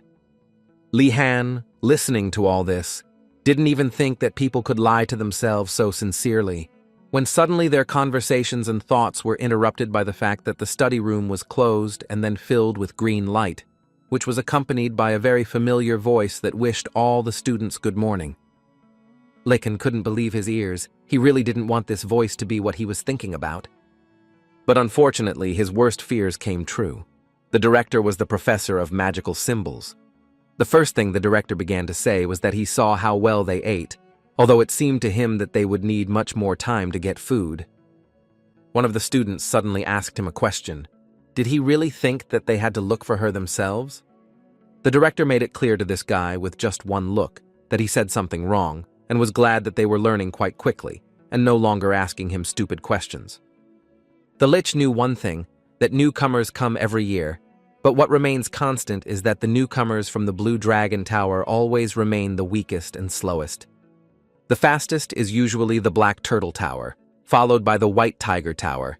Compared to them, the Blue Dragon Tower, which is full of high-ranking nobles who have never done anything difficult in their lives, has adapted the longest, but be that as it may, these, the guys, adapted perfectly. But the director was not so stupid, and he understood perfectly well that at the head of this phenomenal device was no one other than Lekan. The guy already very much regretted that he met the eyes of the directors, and the Lich himself at that moment thought that he was right when he thought that the guy was different from the others. Who could have known that someone so free would end up in this harsh faculty? The director was convinced that freedom is the most important thing a magician should have, and therefore puts his students in extreme situations, and besides, it was quite entertaining for him to watch. When suddenly all his thoughts were interrupted by another student, who decided to ask the director why this lesson was needed. Leech noticed that this was a pretty good question, and decided to ask the guy what he thought it was for, but the student was not sure of his answer. Therefore, the director had to tell him that the fact is that when graduates cause trouble outside the academy, the damn emperor blames the director of this academy. According to him, they don't even imagine how many problems their senior comrades are causing, and this lecture on studying the symbol will be his excuse when the envoy comes to talk about the assholes of the high school students. He won't be able to punish him for their deeds. The director really hoped that the student understood him and would now know why he needed this lecture. After which he added that magicians are unpredictable, and asked them to talk about how they are different. because this would only infuriate him even more. He ordered them to immediately open their textbooks to the first page and forced them to start reading everything that was written there. They, like a flock of sheep, began to repeat everything that was written there, that they, as magicians, would never in their lives harm civilians using their magic. But this was too little for the director, so he ordered them to read it much louder so that other audiences could hear it. Lihan, doing all this, was not particularly happy, because he was not entirely sure that it could even work. The director could only hope that today's lecture had stuck in their kind hearts. But in any case, it was time to start, and for this, he would need 2 assistants. Likan, looking at his colleagues, noticed that each of them was looking away, and he knew perfectly well that the task would be difficult. The director immediately told them that if suddenly there were no volunteers, it would be even worse for them. After these words, Lihan stood up from his seat and decided that he agreed to be an assistant, because mentally he was sure that he would get credit for it somewhere. The director immediately came right up to him and asked the guy if he really liked standing out among people so much. Lihan decided to say that he was honored to help the professor whom he respected so much. The way the guy threw around empty compliments infuriated the director. But still, he added that opportunity comes only to those who are ready to take advantage of it. Now Likan was sure that the director guessed that the guy volunteered only for profit. When suddenly his thoughts were interrupted by Gainando, who decided to check with Likan whether he had gone crazy, because the prince believed that no one knew what this madman could do to him. But his words were suddenly interrupted by another guy who literally forbade Gainando to stop Likan, because he had not gone crazy. In his opinion, he sacrificed himself for them. This provoked Gainando to start thinking that he should also get up and help his friend at this difficult moment. But just as he was about to say that he also wanted to be a volunteer, suddenly one of the students had already asked to be the second assistant. It was Asan, who raised his hand right in front of the prince and decided to become the second assistant. The director immediately recognized this guy, because he is the Ironhead from the Dalcad house, whose family is good at working with documents. In response, the guy could only thank him for the compliment. Likan didn't understand why Asan also did this. Is he really also pursuing a similar goal? But apparently the guy was wrong, because Asan turned to Likan, and in this way he wanted to repay him for his help in the forest. Likan immediately said that it was not worth going so far for this, but in response he only heard that his family always makes sure that everything is paid. Suddenly their dialogue was interrupted by the director, who of course was pleased to see that they were getting along with each other, but he would like to get to work. Using magic, he created 2 copies of the safety rules and asked the guys to copy them for the next lecture. But not just 1 copy, but 1 for each student. Asan simply could not believe that he was doing such things. He was really angry with every word of this security protocol. But what irritated him most was the fact that the professor forced them to do this nonsense when they could have been doing magic. Likan, looking at this guy, only hoped that he would not die while writing all this, because the guy actually began to guess what the director was up to, and Likan was almost sure that he thought something like use magic if writing all this by hand bothers you so much. But the problem was that they couldn't even use basic spells to create light, let alone writing magic. Therefore, Likan was sure that if the director had even an ounce of conscience, then he had left a clue for them somewhere. Asan noticed that Likan was not writing anything, and therefore decided to ask him what he was doing. Likan explained to him that he was looking for a clue to resolve the situation. Maybe he would find something useful for himself. It seemed to Asan that this could not be done, and it looked more like some kind of theft. Although the guy reminded him that there are no rules that prohibit doing this. Besides, this is the director's lecture hall. Asan liked Likan's way of thinking, so he still agreed with him and added that sometimes you can actually steal for your own benefit. So he suggested splitting up and searching together. The 2 of them began to search the director's desk, but so far none of them had seen anything remarkable. But Likan was sure that there must definitely be something. Suddenly, Likan noticed a rather strange bedside table that glowed with a bright light. He immediately asked Asan to come here, because he had found a bedside table from which strange magical energy was emanating. Without thinking for long, they decided to open it and see what was inside. And as soon as they did this, the director climbed out of this box and looked at them. But Likan immediately realized that this was not the real director. It was just an illusion spell that the director left as a hint for them.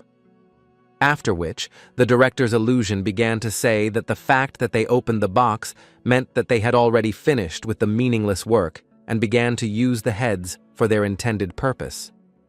He himself hoped that this would happen sooner rather than so late, because the later they discovered it, the worse they would look, having wasted so much time. After which, he finally talked about the spell itself, which, according to him, belonged to the first circle, low-level manipulation, and he could advise them to learn it as soon as possible. At this point, his speech ended and he simply disappeared, leaving the guys alone with their guesses. Asen became even angrier because he didn't fully understand why the director decided to teach them a lesson in this way. Therefore, he suggested filing a complaint against him together, because it seemed to him that if they acted together, then even the director would not be able to do anything to them. But Likan didn't seem to listen to him. He read too carefully what the director left for them in that nightstand. After which, he suddenly became distracted and immediately told his friend that he could not help him with anything, because it seemed to him that complaints would not work against the insane director. And Asan actually understood this himself because these were Enro Guard's rules. Likan suggested that he better practice magic, because they had everything they needed, and the ingredients of a good spell included will, gestures, and also a good spell for using low-level manipulation, which they began to do. But so far nothing has worked out for them, and the result they expected did not come to them. After some time and several dozen attempts, Asan ran out of mana, and Likan suggested giving him a break.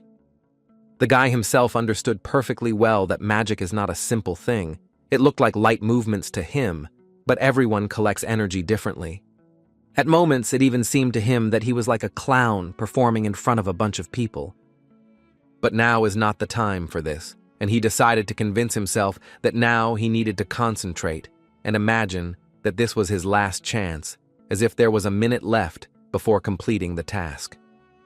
He repeated in his head, straight as a serene bamboo tree, but soft as a feather. Gathering all the strength and energy he controlled, he once again ordered the feather to move. And what a surprise it was when Likan managed to do it, and the feather was in the air at one moment. But this was still not enough, and Likan understood this very well, so he decided that he needed to immediately force the pen to move towards the paper.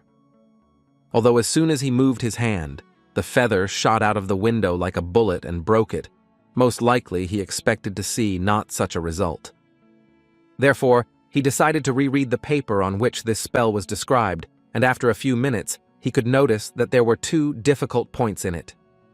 The first of them occurs when, after casting a spell, you need to continue to concentrate and control the object without stopping.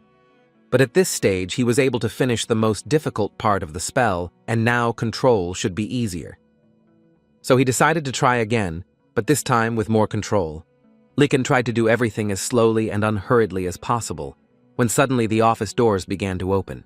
And it was the director who came in and immediately began to say that if they wrote the norm, then they could be free, because then he would do everything himself with the help of his magic. With this cry, he knocked down all the guys' concentration, and it turned out that this feather flew away again at the speed of a bullet. But this time, it didn't hit the window, but straight into the director's head. The guys understood that this was most likely the end of him, which came so quickly after entering the academy. But instead of being angry, the director said that he thought that it would take them more time to master this technique, but now he can safely admit that Lihan is much better than the Ironheads. Likan, of course, was pleased to hear this, but he was almost sure that it would definitely not end just like that. But it looked like the director was in a good mood. And so the guy finally decided to ask him how to become better at control. The director told him that in fact this is a problem for many newbies, so there's really no need to worry, and Likan was already thinking that it was all about magical energy. But fortunately, he was wrong. But then the director began to laugh, because this was another joke from him, because, in fact, everyone has problems with the spell, and it is possible to control it after a couple of attempts, although, nevertheless, the Lich told him that he was the only one who launched the arrow, so he should try to figure out what was going on himself, and then he was sure that the guy would increase his magic. Likan bowed his head in front of him and thanked him for all this, and somehow the director was no longer having any fun mocking him because he was behaving too much like an adult. Therefore, he decided to switch to the guy who was with them because his reaction was much more interesting.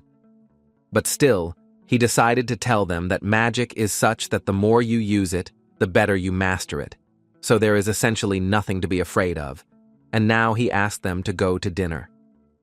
And just as Likan wanted to say goodbye to the director and go to the dining room, he suddenly realized that his body was already there. He couldn't just believe his eyes. Could this really be teleportation? Likan landed on the ground and immediately thought about the fact that the director didn't even lift a finger to transfer them here, but still used the magic of movement. Although he later noticed that Hassan was not next to him, as it turned out later, he was sent to the infirmary to restore energy. But what was most offensive was that there was absolutely no one in the dining room, because dinner time had already passed. The food was the same as always, but the guy was glad that he still had smoked meat from last time. But as soon as he sat down at the table to start eating, the princess approached him quite unexpectedly, who apparently had been looking for him for quite some time. He immediately stood up from his seat to ask her what she needed from him, after which she pulled out from behind her robe the list that the guy asked her to make.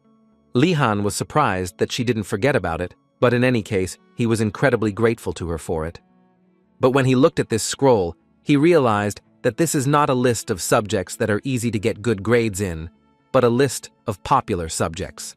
Although this was not what he needed, he still read it to the end, and what surprised him most was the fact that alchemy remains one of the most popular activities. But still, he gathered his thoughts and told Her Majesty that apparently some mistake had occurred here, because he asked for a list of subjects in which it is easy to get good grades, and a list of popular subjects is fundamentally not what he needs. It was immediately clear from the girl's face that she didn't quite understand what the guy was telling her. Lihan had to explain that a popular subject has the peculiarity that it is attended by many skilled students, so it is difficult to get good grades. But with unpopular subjects, everything is exactly the opposite. The competition is lower, and getting good grades is therefore much easier. She couldn't believe that he was really just looking for things where it would be much easier. After all, he is the son of the Vardanaz house, and this is so unlike them, because they have always been hard-working, and looking at the desires of this guy, I just want to say something else. In that forest, it seemed to her that he was more consistent with the title of nobleman, but it seems she was simply mistaken. But in any case, she pulled out a list of items from her pocket that were best avoided. And this is exactly what the guy needed, and now he began to feel the smell of unpopularity that he so needed. The first subject on this list was the basics of fencing. In this subject, it is rare to see a person who made all the way to the School of Magic to study fencing. In fact, the same thing could be said with studying the basics of magical combat using the method of interval repetition, because students who came to school in search of the truth are not interested in fighting. But since these items are not so popular, the guy decided that he needed to study them as best as possible, so he was very grateful to Her Highness. She, in turn, was slightly disappointed in him and decided that it was time for her to leave. The next morning, Likan went to his new subject with the thought that everyone refused to go with him. Gainando didn't immediately understand why he should choose an unpopular subject, because at least people from high society don't do that. Yena also did not support his idea because, as it turned out, she had already chosen the subjects she would take, and what Likan offered her was in no way included in her plans. Asen didn't understand at all why waste time on such nonsense, because there were so many more useful activities that they could do. Likan reacted to all this with a smile, because he understood perfectly well that they had no idea what awaited them next. The guy knew that usually, regardless of the school, the teachers simply do not have the concept, because they know that the students have other subjects, but they sincerely do not care about it. Thus, in order to be able to concentrate on the subjects that students enjoy, he needs subjects where he can do nothing, so Lihan believed that this would be ideal for him. But he was still confused by one thing. He did not understand why classes on the basics of magical combat were held in the basement, although the stairs looked quite normal. But Lee Khan was not completely left with a bad feeling. All residents of the Empire know that they should never thoughtlessly enter the Tower of Magicians, even if from the outside they look like ordinary people. But there were still stories when people got stuck in the tower forever after entering it once. Licken had been reading such tales since childhood, and understood perfectly well that they were actually exaggerated, and his master completely agreed with him. The man actually did not expect anything else from fairy tales, because people who enter the tower never leave it. But in reality, everything is much worse. They simply die there. Lihan was always not amused when he heard such words from his master. And since Einrogard is the embodiment of a magical tower, even the most curious first years rarely explore the tower. But Likan was sure that these were just fairy tales, because school remains school in the evening, so everything should be fine. In addition, he remembered that nothing happened to him on the first floor of the main building or in the dormitory, when suddenly his thoughts were interrupted by the director, who wanted to ask the guy if he had accidentally gone to the first floor. Obviously, the guy was a little scared when he saw the director, because he didn't expect to meet him here. But then, he seemed to be overwhelmed, and he thought that this was a great opportunity. And so he told the director that he was so glad to see him, after which he added that he was going to the first underground floor and would like to ask the director to share instructions with him. His instructions were quite expected, in fact. He told the guy that he would bring flowers to his coffin when they found his corpse. Lihan actually didn't expect anything different, but it was still worth trying to talk to him. A few minutes later, Lihan was already on this first floor, and in fact, although he was scared, everything was quite normal here. But on the other hand, he still had the feeling that something sinister was hiding behind the door. Suddenly, he noticed two students who, apparently just like him, had signed up for this subject. It even seemed to him that there were many students here and he was not alone. This calmed him down a little. Suddenly, the guys read the sign for the basics of magical combat and realized that they had come to the wrong place and they needed to get out of here as quickly as possible. They decided that they needed to leave as soon as possible, and along the way they began to discuss that it was unlikely that anyone had signed up for this subject at all, because people from all the towers were simply afraid to meddle here. And yet, when Likan entered the class, he saw 3 people who apparently weren't afraid and signed up for this subject, which couldn't help but make him happy. Some guys immediately looked at Likan and thought that he had wandered here completely by accident, although the guy heard all this and understood that he had come here on purpose. But then his attention focused on some strange ball.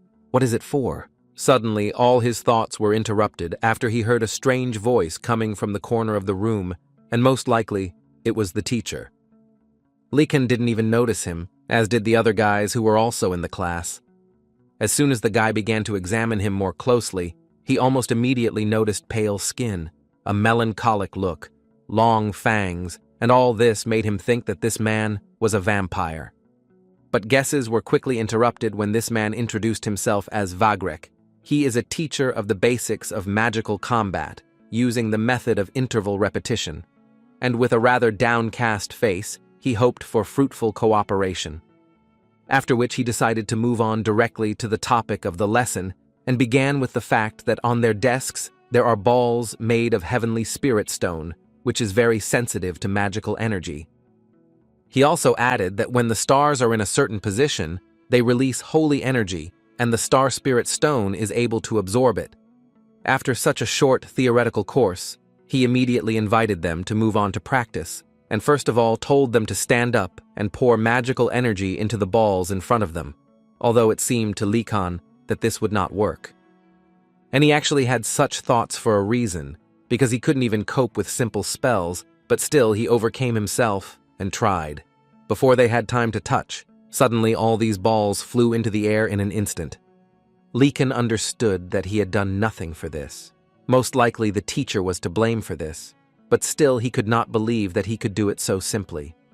Although later the thought came to him that most likely it was not just a star spirit stone, but an entire artifact. And judging by the initials on these stones, the professor made them himself, which is why he is so capable of manipulating them. The idea immediately arose in his head that well-made artifacts could be sold at a decent price, and this already interested him more than this item as a whole. One of the students went a little overboard with the energy she put into this ball, and it literally flew out of her control, and it seemed like it was going to break through the ceiling. But the professor assured them that the shan is connected to their will, so they can control it. But he also placed a ban on destroying anything in the lecture hall. The girl noticed that this was an incredibly great idea, because any more and there would have been trouble. She thought too much, and forgot about controlling this ball, so she deservedly hit her in the head with it. Vagrek informed them too late that this ban did not apply to them, so they must be extremely careful. Then he decided to continue the lesson and asked them to raise the ball into the air again, and every second Likan became more and more interesting in this lesson, and he liked the professor himself because he was unlike anyone else.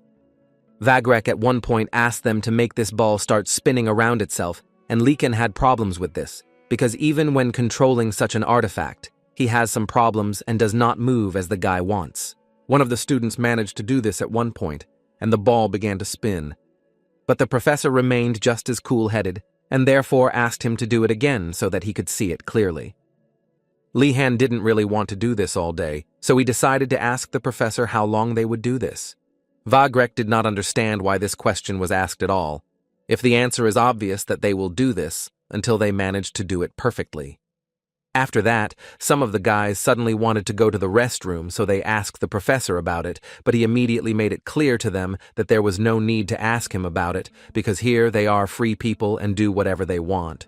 In fact, the guys obviously just wanted to leave as soon as possible, because they simply did not understand what kind of object this was and why they should spin this ball all day long. Before the guys had time to leave, suddenly the only girl who was with them suddenly lost consciousness and fell from loss of strength. Lihan could notice the fact that she was incredibly persistent in her work, and he was pleased to watch people like her.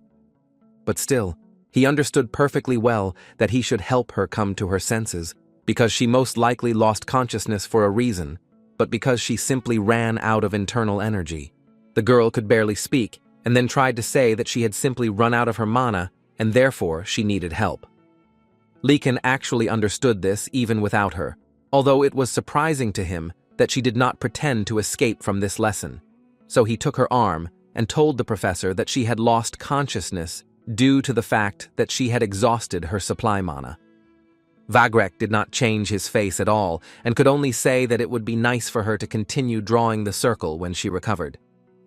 After Likan helped the girl get to the first aid station, he returned to class and continued to practice.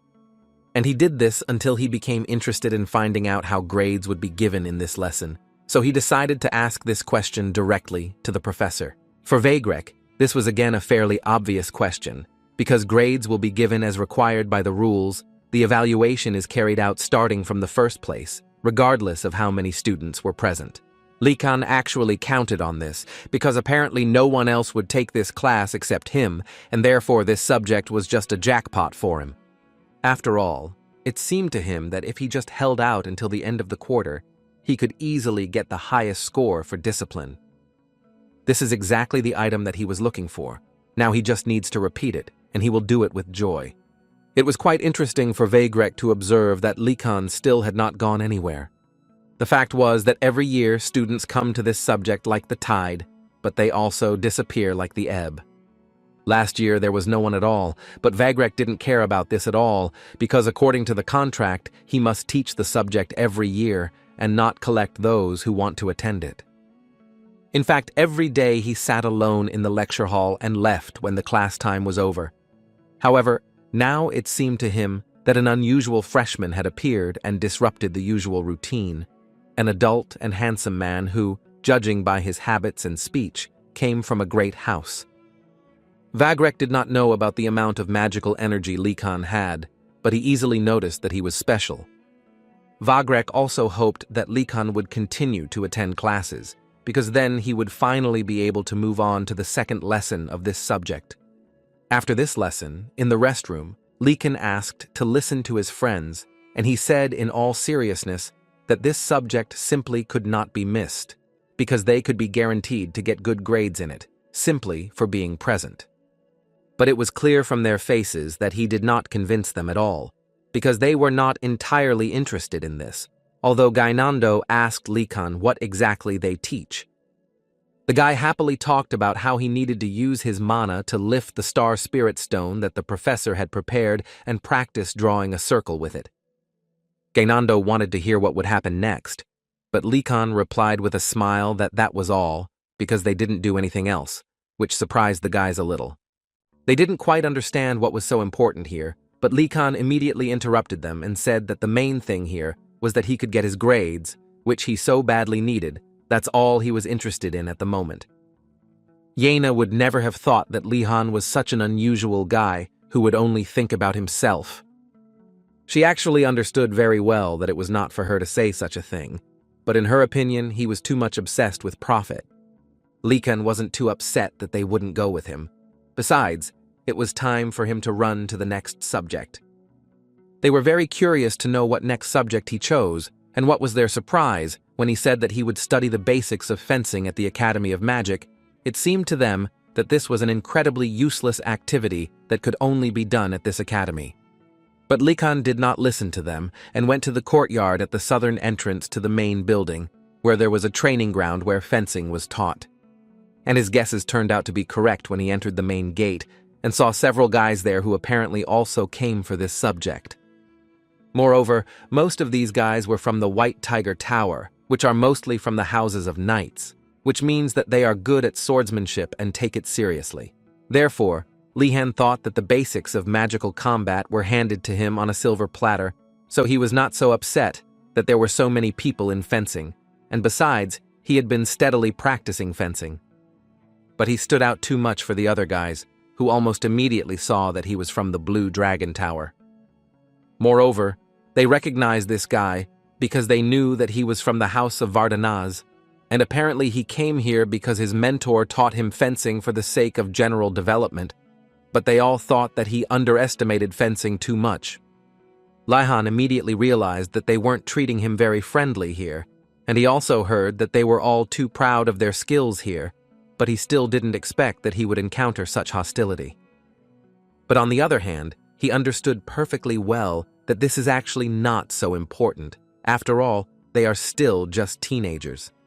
Suddenly his thoughts were interrupted by a huge troll who rather unexpectedly came out of the gate, and he deliberately went to Likan in order to ask him if he was from Vardanaz's house by chance. Likan did not quite understand why he was saying this, but still did not hide the fact that he was from this house and, moreover, lived in the Blue Dragon Tower.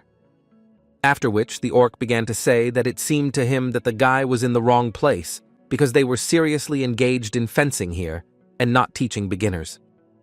Likan calmly thanked him for the information, but this angered the orc even more, who thought that the guy simply did not understand him and therefore once again repeated to him that they were not just waving swords here, as aristocrats do.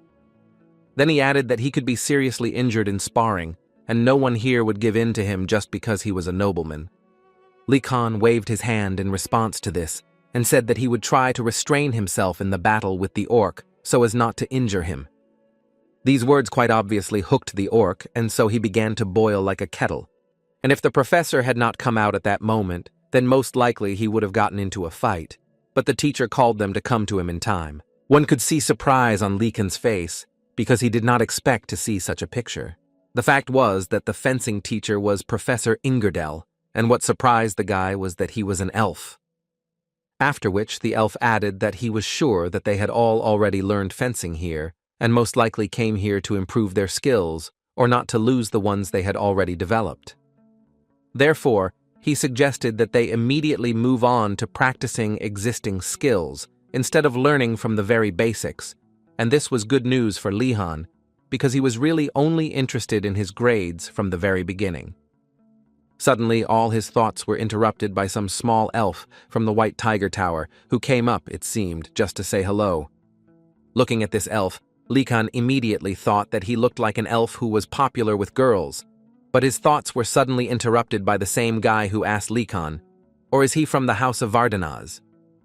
After Likan's answer, this elf added that he was actually just curious to know why someone from the famous House of Magicians came to learn how to wield a sword.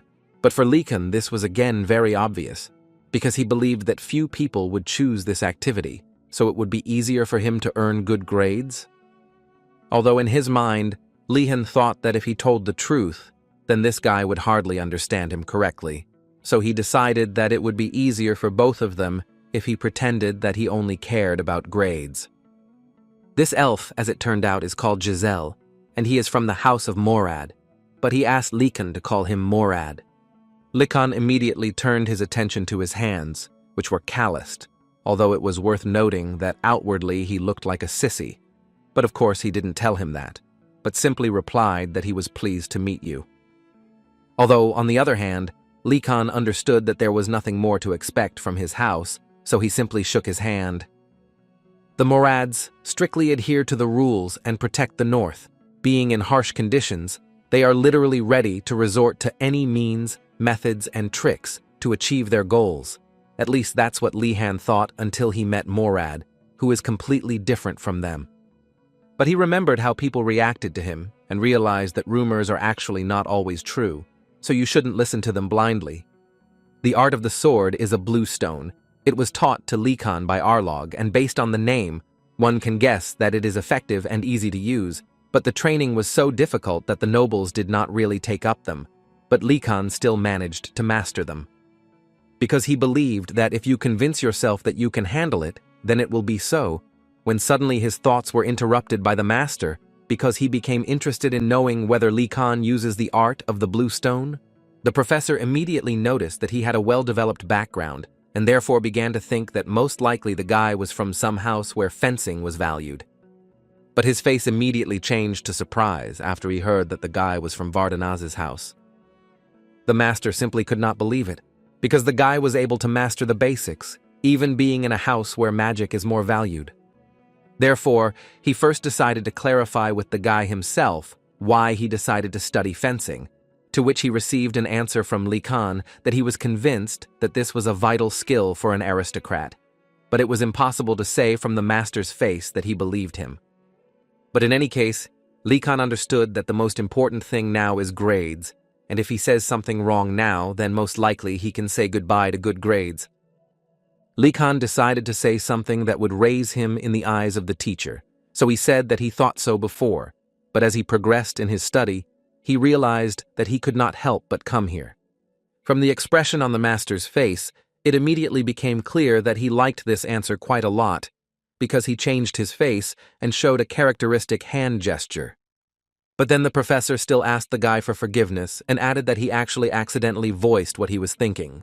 Looking at Lihan, he now understood that with his background in magic, he would make a serious swordsman, because he takes fencing more seriously than the students from the Tiger Tower. Therefore, the man could not help but say that thanks to Likan, he understood something, and that was that he would also be as serious as possible with him. After which he asked the guy to immediately take out his wooden sword, and they would begin the lesson immediately. But Likan did not expect this, and it seemed to him that this should not be the case. After some time, Likan was completely beaten and lying on the ground. Apparently, they took him too seriously.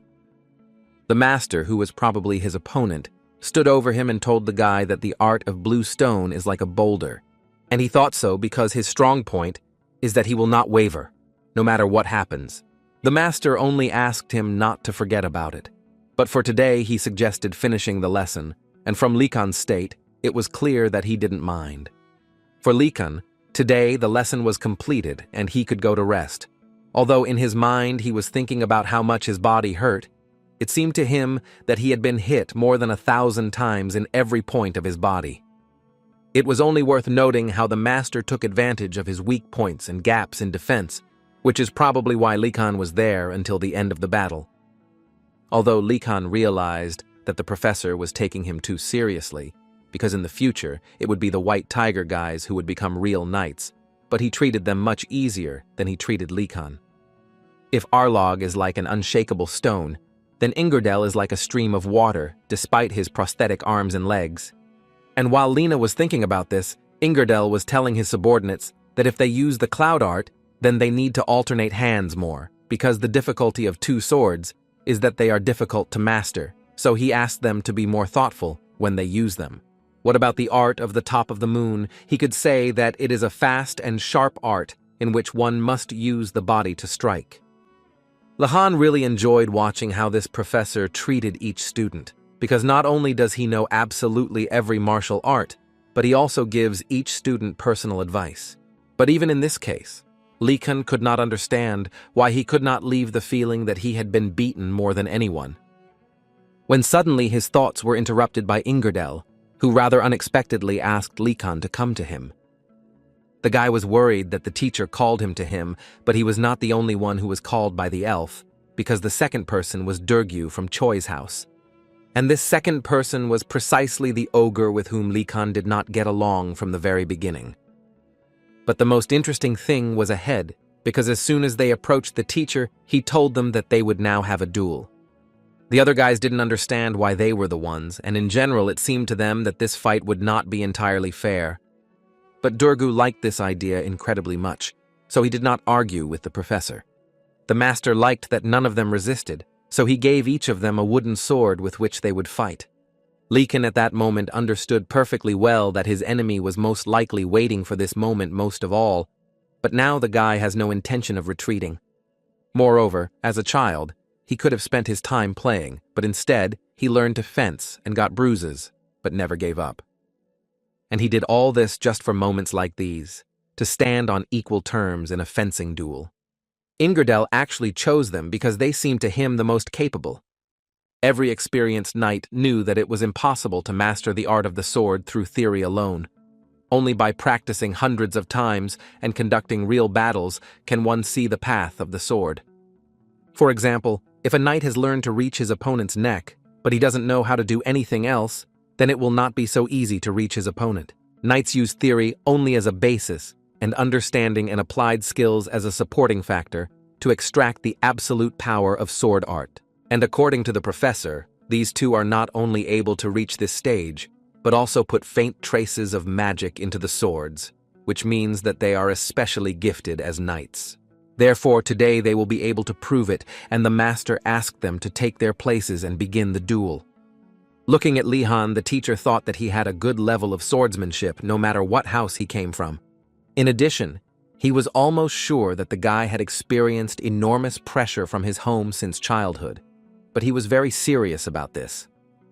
Therefore, it seemed to him that Likan was a very capable student, whom he would lead along the path of the sword, no matter what the cost, and then gave the order to start the battle. In fact, he is expecting a lot from this fight, because he thinks that they are both pretty good with a sword, so the fight should be quite interesting. Choi House's Moontop art is fast and furious, as opposed to Lihan's, who uses Bluestone art, which is strong and thorough. Ingerdel thought that since they were absolute opposites, they would have something to learn from each other. He believed that this was what opponents were for. The orc decided that since Likan was standing and not attacking, he would do it first. The guy barely managed to dodge this blow, which flew incredibly close to his face. In response to this, Likan decided to act a little dishonestly and threw sand at the orc, which blinded him for a while. Other students tried to tell the professor that this was dishonest, but the man was shocked by such an act. In his opinion, Lihan was using everything she could, and that was right. Because in his head, first of all, it was a fight for life, and it didn't matter how to defeat the enemy. And in his opinion, Likan understands the meaning of these words with precision, so he has nothing to say to him. But Ingerdel also understood other students who saw this as foul play, and therefore believed that they simply needed more time to understand this. And all because they were born in houses where honor is respected, so perhaps they will never be able to learn such things. Moreover, he is able to ignore the words of other people in order to win. This is why the teacher likes Likan, because only a true swordsman does this. At that moment, the orc only thought that Likan had acted incredibly low, but on the other hand, it helped him weaken his defense.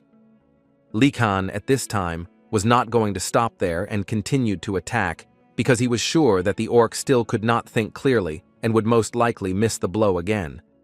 Therefore, without thinking for a long time, he continued to advance, and it could not be said that his actions were unsuccessful. Likan actually didn't waste time while he sat and rested from the battle. He carefully watched his opponent, and when he saw his movements, he immediately realized that the orc was a pretty capable guy who should not be underestimated. But this still won't help him. At least that's what Likan himself thought, who did everything to create a scenario thanks to which he could win this battle. At some point, this began to bother Durgu, and since his opponent had gone so far, he decided to answer him in kind. Therefore, he decided to pretend that Lee Khan hit him incredibly hard with his sword, and because of this, he was injured. The guy didn't understand how it happened at all. It seemed to him that he didn't hit the orc at all, so why did he suddenly end up on the ground? Durgu lay and thought only that there was no need to think about how he looked now. The main thing was to win this battle. The teacher liked all this incredibly much, so he clapped his hands until his students behind him did not understand at all what was happening. This turned out to be too humiliating for Durgu, so he decided that he would do everything to take revenge on Lee Han, so he went on the attack again. He dealt blow after blow, but the guy skillfully dodged all the blows he saw. The fight was really interesting, even better than Ingardel expected, because the guys are really very capable. Although he still did not expect that Durgu would demonstrate mastery of the art of the top of the moon at such a high level, but on the other hand, the teacher perfectly understood that the stronger and faster the blows, the more he spends stamina. But does Durgu understand this? Looking at Lee Khan, one could only say that on the contrary, he remained calm and only responded to the enemy's attacks. And the guy was focused on the fight for a reason, because he understood that his opponent's blows were quite strong, and missing even one would be critical for him. But even this was not the biggest problem for him, because he simply did not understand what kind of pressure that was coming from Durgu. Chaos was happening in him until he forced himself to collect his thoughts and not concentrate, because he understood perfectly well that he should not show his emotions, because he could still take advantage of the opportunity and win. In addition, it was noticeable how the orc was bad at making decisions, since he did not expect such a turn of events, and this led to the fact that he made too many unnecessary movements, which, in his opinion, should have helped him. Moreover, judging by the mana in his sword, it is obvious that he is approaching the limit of his physical abilities. Lee Khan, in turn, does not get tired at all using a small amount of mana. Therefore, in his opinion, the guy's victory is only a matter of time, but by this point you still need to hold out, because blocking every attack of this guy is not so easy. Durgu at that moment simply could not understand what was happening and why he could not defeat this guy. Was he really not putting in enough strength? And looking at Lee Khan, he didn't understand at all why the guy didn't get tired, and it felt like he just didn't show his emotions. It seemed to the orc that all his actions were as if he was trying to split a mountain with a needle, and all his actions only lead to the fact that it all benefits only Lee Khan. Although at one point Lee Khan still managed to make several good counterattacks, the result of which was that he literally knocked the sword out of the orc's hands. After which, it didn't take him much time to put the sword in front of the orc's face and end this fight. At the same moment, Ingardel appeared, who was happy to announce that the duel was officially over. Ingardel at that moment thought that Durgu needed to be a little calmer, and everything could have been completely different, but he collapsed under the weight of the pressure of his opponent. Given his young age, this must have been difficult to bear, because mentally he wanted to win incredibly badly. Lee Khan at this moment radiates the energy characteristic of a high-ranking aristocrat. But the master could not help but tell them that they both had a truly excellent fight, and he also believed that the victory was not 100%. And he says all this only so that the winner remains humble, and the loser does not stop persisting for the sake of his further growth. And now, in his opinion, the most important moment has come, when they should shake hands and disperse peacefully. Lee Khan, looking into the eyes of his opponent, understood perfectly well that judging by his character, he would not remain silent, and if he did something wrong, the guy was immediately ready to answer him. But Durgu decided not to do that. On the contrary, he extended his hand and said that it was a good fight, and he also did not forget to ask for forgiveness for being rude to him then. After which he added that Lee Khan is actually more than competent to attend these classes, which the guy simply did not expect. Although there was a thought in his head that the ogre could thus dull his attention in order to attack, but apparently this is not the case. Therefore, in response, he also decided to shake his hand and say that Durgu was probably just worried at that moment, so he said too much. In the evening after this lesson, Durgi was returning to his room when suddenly he was surrounded by students who most likely wanted to talk to him about something. But these were only pawns of the one who actually wanted to talk to him. The same elf who approached Likan wanted to ask the ogre if he planned to leave everything as it was after such humiliation. Degru didn't understand what this conversation was all about, because he lost because he simply didn't have enough abilities. But everyone around him began to prove to him that Likan simply threw sand at him and generally fought dishonestly, which is why he lost. But in fact, he was not at all to blame. The elf who stood behind everyone suddenly began to say that in fact, in this situation, something completely different is important, namely, that the honor and pride of their tower was trampled on because of him. And therefore he believed that Degru should suffer his well-deserved punishment for this. The ogre understood perfectly well that the Morad house ruled everything among the knightly houses, so this situation bothered him a little. Morad added that the punishment would actually be simple. The little elf believed that if Degru could not defeat him personally, then he would need to do it with numbers. It seemed to the ogre that the knights should be ashamed to even think about this, let alone act like this. Morad believed that he was wrong, and only losers said such stupidity. Some guys who were also there did not understand why they were doing this, because it seemed to them that it was too much. Morad was annoyed by the fact that they were all talking behind his back, so he invited everyone who was not happy with something to tell him about it personally. But in response to these words, all they did was fall silent. Only Degru found the courage to say that he is against such things, so he is not going to take revenge on anyone, especially in this way. For some reason, this amused Morad, after which he called the guy a coward and told him that he would apparently have to find a replacement for him. And looking at the crowd of people who stood next to them, it became clear that many were not against doing this instead of the ogre. At that moment, Degru thought that Likan is certainly a capable guy, but it is very dangerous to fight alone against three, not to mention the fact that they are members of the houses of knights who train every day. Therefore, he decided that he could not simply close his eyes to this, because this is not how a knight should behave, and it does not matter what consequences his actions would entail. And he decided that the best decision in this situation would be to take Likan's side. And for this, he immediately went to help him. But as soon as he reached his destination, he realized that Likan was apparently capable of handling everything on his own, because at least he was able to put one of them to bed. And he did it for a reason, but with the help of magic, which he already mastered much better than all of them combined. Some time ago in the forest, several guys from the White Tiger Tower finally waited for Likan, to whom they wanted to explain that he could not even think about the fact that they would just let that situation go, as he ruined a fair duel, and they were going to make sure that he no longer will be able to take this subject.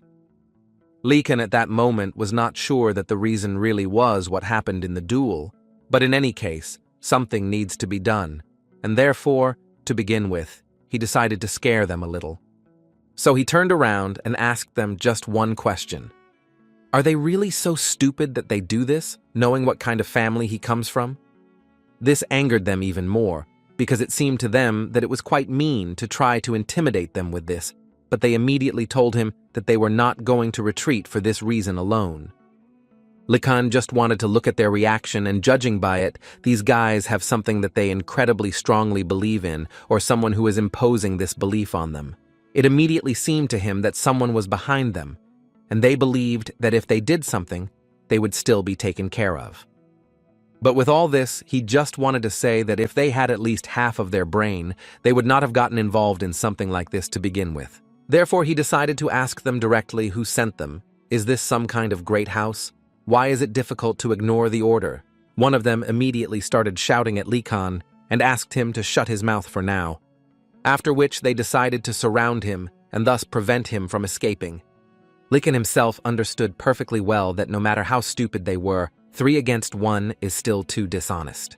At that moment, he remembered the words of his teacher, who told him to run away if something like this happened. But the problem was that the path to retreat was closed, and now he didn't even know what to do. Although then he looked below him and discovered a small number of small stones that he thought he could use. He thought so because their size was almost that of a feather, with which he did a great job. Full of confidence, he lifted these stones into the air and ordered them to move. After which he directed them at the guys who wanted to teach him a lesson, and they, in turn, now began to understand why the Vardana's house is different from other people. Lycan was so glad that it worked. It seemed to him that this would be enough to scare them. But he also knew very well that he did not need to slow down to get out of here. After which he struck one of them on the head with a small stone and said that if they did not get out of the way, then the same thing would happen to the other two. Although he didn't actually plan to hit this guy that hard, it was an accident, and now he understands more than ever how important practice is. The two guys who remained began to talk about how their opponent was able to throw a stone so quickly that it was impossible to react. Even though Vardanaz, they still could not believe that he already possessed such strong magic.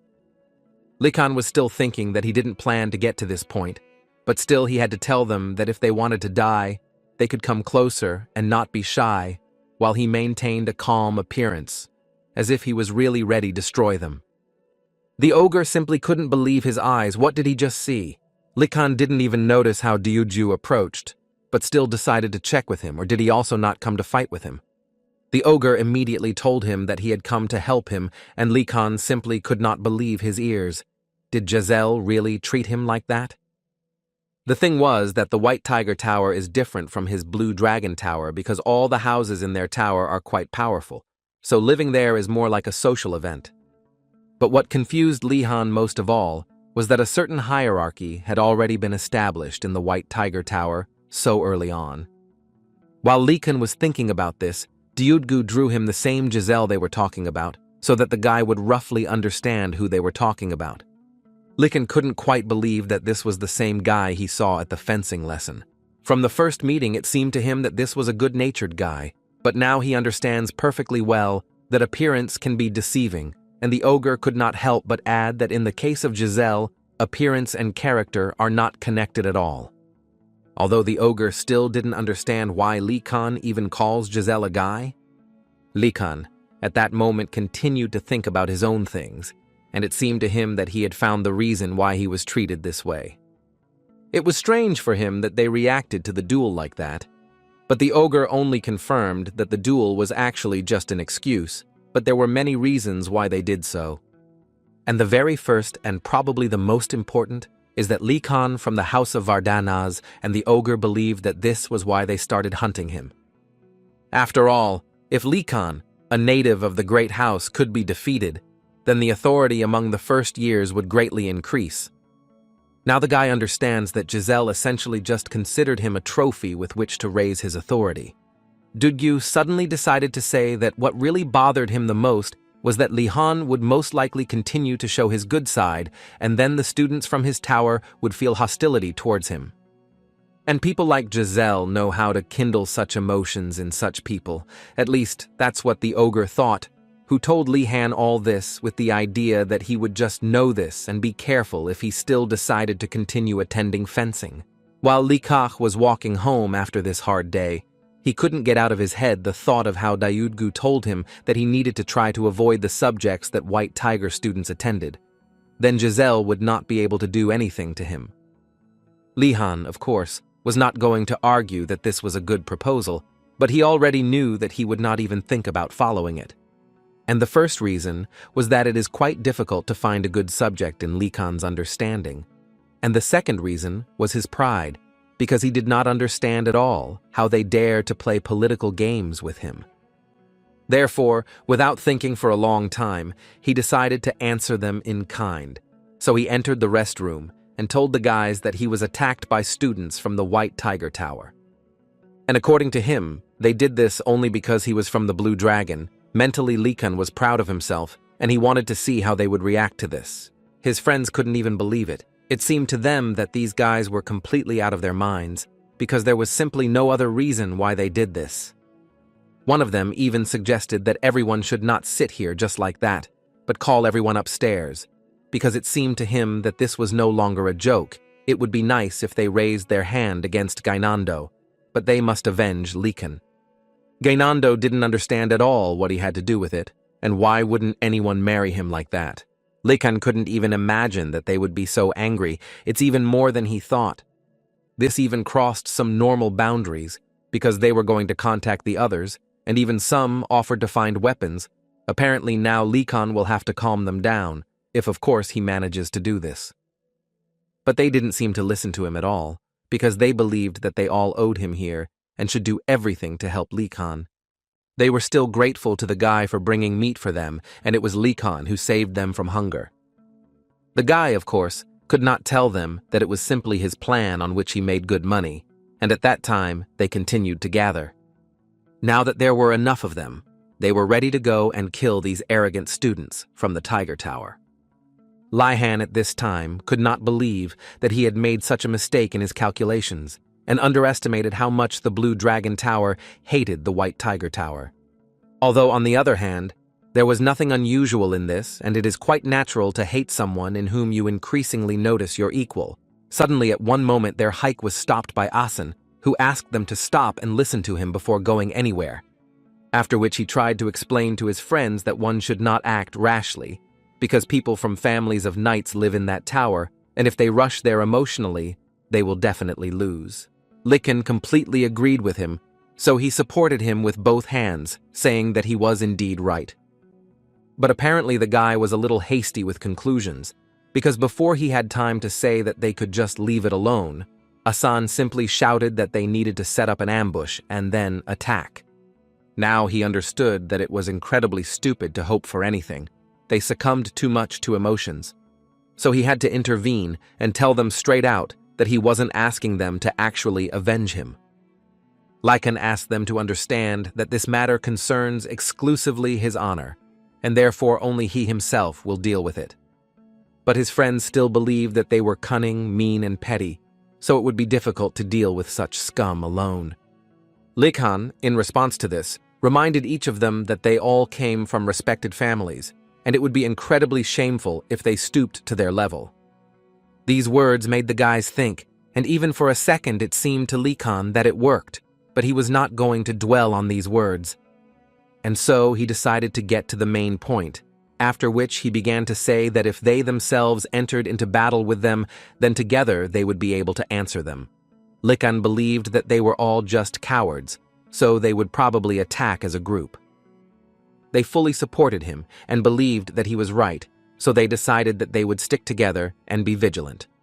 Lee-kan felt better because he managed to avoid the problem of being bullied for belonging to some family. But some guys still continued to say that their next lesson would be with these bastards, and therefore they thought that it would be a great idea to make it so that they didn't just live there. Besides, they had already mastered the light spell, but they definitely hadn't learned it yet. Lee-kan understood what he had done, but he simply could not do anything about it. The next day, Yahello got up early in the morning and wanted to have a little snack before class. But before she had time to wake up, she was frightened by Lee-kan, who apparently had not slept all night, because he could hardly say good morning to Yahello. And so it turned out, according to Lee-kan, he did not sleep all night because he was practicing magic. And it was all because he found out yesterday that everyone had already mastered the light spell. But he hadn't. And for Yahello, this really wasn't a good reason to stay up all night. Suddenly their conversation was interrupted by Gainando, who was also awake at such an early hour. But before they had time to call him to them, the guy suddenly pulled out various kinds of food from under his cloak, which was strung on a stick, which he wanted to fry a little over the fire and then successfully eat. Lee-kan decided to approach him carefully and scare him a little, and he managed to do it quite well. Gainando immediately wanted to know when they even arrived, to which Lee-kan told him that they were already here when he took out his sausages. But the guy continued to prove that this did not happen, and it just seemed to them that instead of answering, Lee-kan asked Gainando to remove his sausages from the fire, otherwise they would burn. Although what bothered him most now was the fact that everyone had gathered around rather unexpectedly, and they were all so strange. Yahello believed that they were simply all hungry, and if they had not sold the meat, then it would have been even worse now. Lee-kan thought about trying to make provisions, but the problem was that they had very little food left. And they also understood perfectly well that Professor Yurgulm is quite stingy, and even if they try to take some ingredients from his house, he will be, to put it mildly, evil.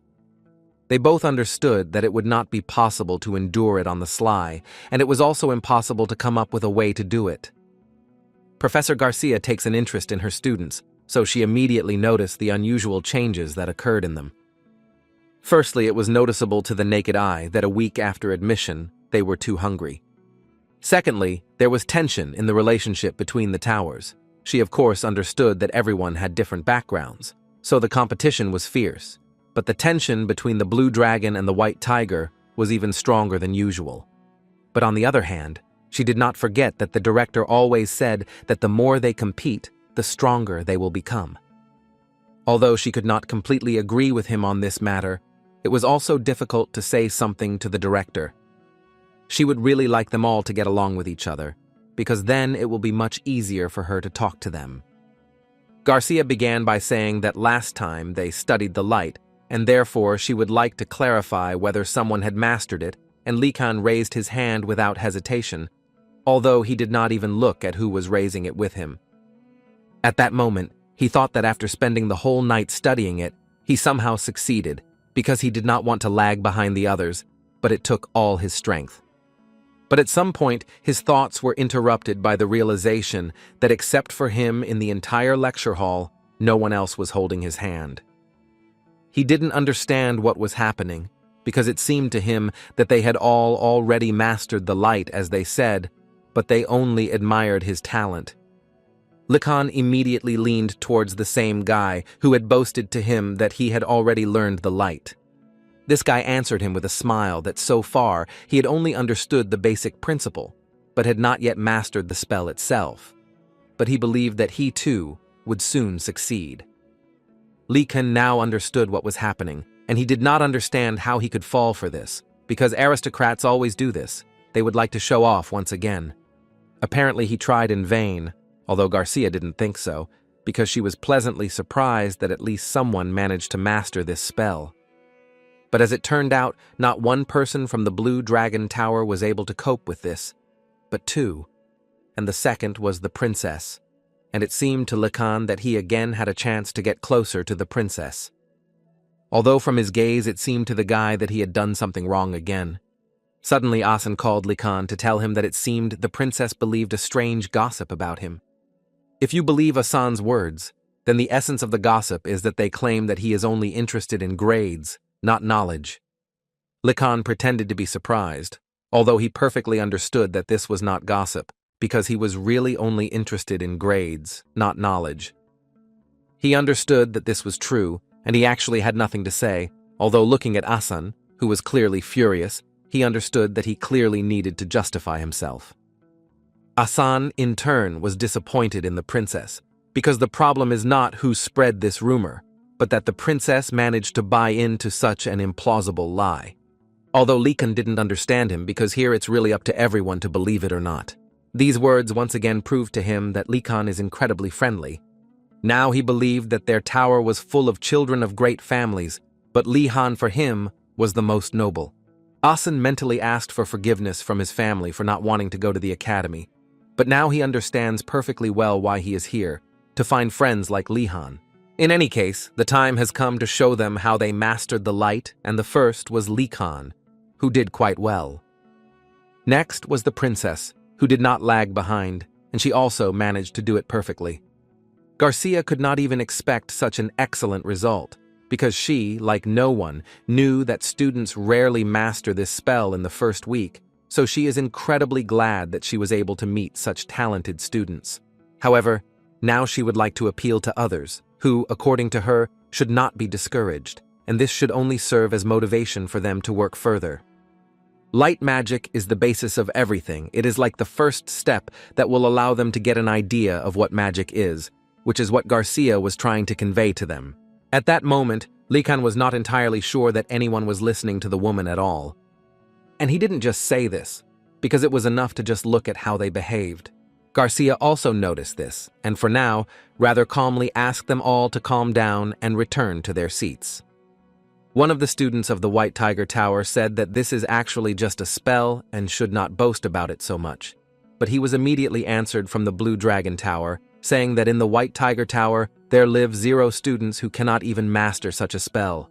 Garcia heard all this and asked them not to be upset, because this semester they will only study elementary magic, so each of them still has a lot to learn. This pleased the guys not only from the Blue Dragon, but also the students from the White Tiger. Garcia also made sure to add that once they mastered the light, they would unknowingly figure out how to master it along the way. According to her, elemental magic consists of simple elements: water, fire, earth, air, and darkness, and it also includes complex attributes, such as gravitational magic, such as summoning spirits, and even assigning their attributes to artifacts. This is similar to learning the 4 basic math operations and using them in your high school classes. Moreover, even after learning basic elementary magic, they will be treated everywhere as a very important person. But it was too early to go that far, so she suggested that for now they take a test that would help them determine their basic element, since only one is suitable for each person. Without hesitation, Garcia hit her stick on the floor and ordered each of them to now use the knowledge they had acquired from the last lesson. After these words, the fire in front of each of them burned even stronger, and it seemed that they would need to defend themselves from it. And only after that, Garcia told them that this time they would need to create not light, but fire. So she asked them to be extremely careful, because unlike light, fire can burn them very badly. To begin with, she asked them to cast a spell, but they had to do it mentally and very slowly, while saying only one word: burn! After which she showed what result they should get, and it was truly magical. Each student was truly impressed by such beautiful fire magic. Garcia was able to create a huge pillar of fire in just 1 second. Even Likan, who until recently did not want to react like a child, but even he thought that this was simply wonderful, and magic was truly an amazing thing. After such a masterclass, Garcia invited each of them to try it themselves. But no matter how hard the guys tried, they weren't very good at it. The fire just didn't burn the way they wanted. What could not be said about Likan, who almost immediately realized that the professor gave them these candles for a reason, because it seemed to him that if what a person is trying to do is close to him, then it would be easier to just visualize it in his head, and then everything would definitely work out. Therefore, he firmly decided that he would try to do this, and at that moment, Garcia turned her attention to him, which did not allow Likan to do this, and, with the help of her magic, destroyed his candle and asked him not to do this. After which she came closer to him, and for now asked him to hold off on using fire magic, which he did not quite understand.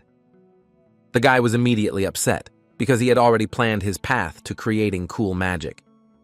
Garcia thought that he himself understood this, but apparently she would have to explain to him that this was too dangerous in his case. After all, if you just think that the light was so bright that it blinded everyone who looked at it? And Likan realized that if he cannot control the light, but it's another matter when he cannot control the flame, it is much more dangerous, and not only for him. Garcia suggested that he try it when his senses become more subtle, but for now she suggested that he practice with water magic, because at the moment it is much safer. The professor believed that water, like fire, is a basic element, but Likan didn't even let her finish before shouting that water is not as cool as fire, and he first of all wanted to practice with fire.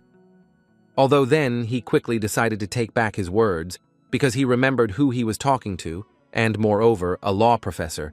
Now the fire is really very dangerous for him. He wanted to work with fire so much because it, like lightning, is good for attack. Earth and metal seemed ideal for him to defend himself with. But the water was completely unremarkable for him, and he did not even know where it could be used. The only advantage that Likan saw in water was that it can be drunk at any time, but that's all. But unfortunately, he couldn't do anything about it, because it was all for safety reasons. Although Asen, for example, did not think so, he was even a little envious that Likan would receive special knowledge from the professor. Likan mentally asked him to be silent, although outwardly he tried not to show how angry he was. Concentrating a little on the water, Lika tried to cause a splash of water, which in its nature should be similar to the burning of fire. But mentally his concentration was with fire, because he so wanted to study it, so some anger reigned inside him. And this caused a rather unexpected result for both Likan and the other students. He literally managed to create a huge water ball. It was quite incredible, because Likan managed to do it in just 3 attempts, And for a first-year student, this is an excellent result. Garcia was so happy to observe such things, and now she was sure that the guy had a certain connection with water. Moreover, she could say with confidence that Likan had succeeded in elementary magic, so they could calmly applaud him, although for them it was quite expected, given the kind of family he came from. Everyone had fun except the guys from the White Tiger Tower, who didn't understand how Likan managed to do it so quickly. Garcia, in turn, asked them not to be upset and to be patient a little, because she was sure that each of them had a connection with a certain element. It was known that students who grew up in a forge have a connection with fire. Those who grew up near a river or sea will be associated with water. The guys who lived in open spaces where there are strong winds will actually be associated with the wind. Also, the professor immediately noticed to him that the better they are connected with an element, the easier it is to visualize it. And all this was quite strange for Likan, because he had never been so closely acquainted with water, so he did not understand why it was so close to him. Although he still thought that if the opportunity had turned up, it would most likely have been waterboarding from the professor in a past life. At some point, his thoughts were again interrupted by the princess, who for some reason looked at him with an incredibly strange look, which was strange for the guy. But as soon as he turned to her, she pretended not to even look at him, although Likan was sure that she was looking at him. But the most unpleasant moment was that he was distracted, and because of this, all the water poured onto his head. It was funny to everyone except Likan himself, but still the professor noticed that it was better not to get distracted, because the form might get lost. But so that Likan would not be so upset, she used magic on him in order to dry him out a little, and it seems that she had excellent command of wind magic. Now the guy liked this professor even more. She became like a light to him. Therefore, he tried to listen to her every word, and would try to do everything so that next time he would do even better, and he would like to clarify with her how long he needs to hold the form. Garcia told him that usually this should be done until the mana runs out, but since this does not happen to him, she recommended that he do this until the end of the lesson. Likan thought that this was abnormal, and that this was some kind of physical punishment for him. But then he immediately remembered one very important point, because she is part of this crazy school, so she is the same as other professors who have gone crazy. Garcia herself thought that maintaining magic for a long time might seem cruel, like walking on a tightrope. But she didn't just tell him to do all this. At least she believed that Likan should be trained in a certain way. After all, the fact that he was able to create a huge water ball in 3 attempts already means that his talent cannot be described in ordinary words. Moreover, she could not help but think that he was the magician with the largest reserve of mana in history, and this was another reason why she would need to polish and purify this gem, which is called Lihan. The guy himself only became even more convinced that all professors are crazy people, and the guy's misunderstanding of their actions only grew more. But so far, he can't do anything about it. At the next lesson, Likan tried to prove to the professor that all this was too much and asked him to finally listen. But the alchemy professor didn't seem to listen to him at all and didn't fully understand why the guy was even telling him about all this. Although Lihan still continued to say that the princess had succeeded in manifesting fire. His friend Yena was happy when she realized that she had a connection with the wind. Only Gainando almost burned his wand. But on the other hand, he also has some connection with fire. But what's most important is that he just spent the whole lesson staring at his water and did nothing else. The alchemist suggested that perhaps Professor Garcia simply liked the guy, and so she decided to help the guy with his training. Likan decided to point out that this was probably the same reason why he was spending his precious Friday in this city. The professor didn't understand why he was so unhappy, because as far as he remembers, the guy himself offered to help him. And if you remember, this was the case earlier, because Likan actually came to the professor himself and said that he had come to help him with work near the house. And in return, he wanted to ask Mr. to eat some food, and the man was not against this exchange option. Moreover, he wanted to take it with him, but the professor forbade him to do so. While Likan was working, the professor drank tea and thought that Likan was a rather unusual guy because he simply didn't understand how someone like him could come from the Vardana's family. In any case, he decided to talk a little with the guy and therefore asked him if he had any conflicts, For example, with the guys from the White Tiger, Likan couldn't even imagine how this old beetle could have found out. But still, he tried to smooth out all the corners and said that everything was fine in principle. But with the White Tiger, not everything was as smooth as he wanted. And apparently the professor asked this for a reason, because according to him, there have always been such problems with the White Tiger. Every year they arrange something with other towers.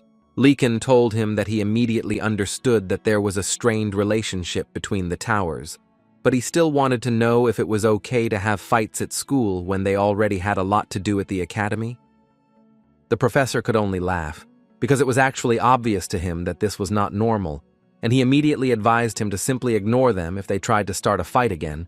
It was better, in his opinion, to spend his time practicing magic. Likan didn't want to upset him, but he had already fought with them, which literally shocked the man. This was strange for the man, because it seemed to him that fights usually do not start from the first week, so he was interested to know how this happened. According to Likan, they started this because he attends fencing classes, and it seemed to him that it was too cruel. The professor even choked at these words, and Likan even had to come up to find out if everything was really okay. The thing was that the man didn't understand why he went to fencing in the first place. It's the same thing as invading their territory, so it's not strange that they decided to attack him. Likan still thought that this was complete nonsense, because everyone can choose any additional subjects they want, and if he wanted fencing, then he would go to fencing. The man wasn't really going to argue with him and said that what happened happened.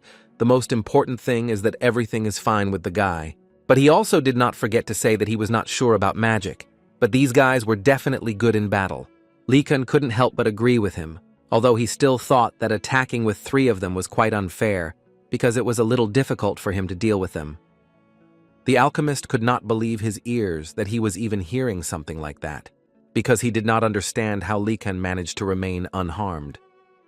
This story made him get up from his seat and tell the guy that there was enough work for today, and now he would go cook Lihana. The professor made this decision because he realized that he needed to be extremely careful with this guy, because if he didn't like something, he would come with a sword and kill him. After Likan had a hearty snack, he decided to ask the professor one question, in which he was interested to know whether he himself cares about this place. Did no one else help him? The man answered him that they were all slackers without motivation, so they ran away, but it seemed to him that these were basic skills for an alchemist.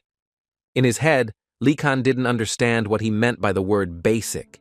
Is it really for him to sweep away all the dust in the hut, clean the cauldron, and check the ingredients? All these are basic alchemy skills, but he couldn't disagree with the professor, so he just smiled and told him that he completely agrees with him. Likan decided to change the topic and saw a small area where nothing was growing, and so he wanted to ask the professor to plant something here.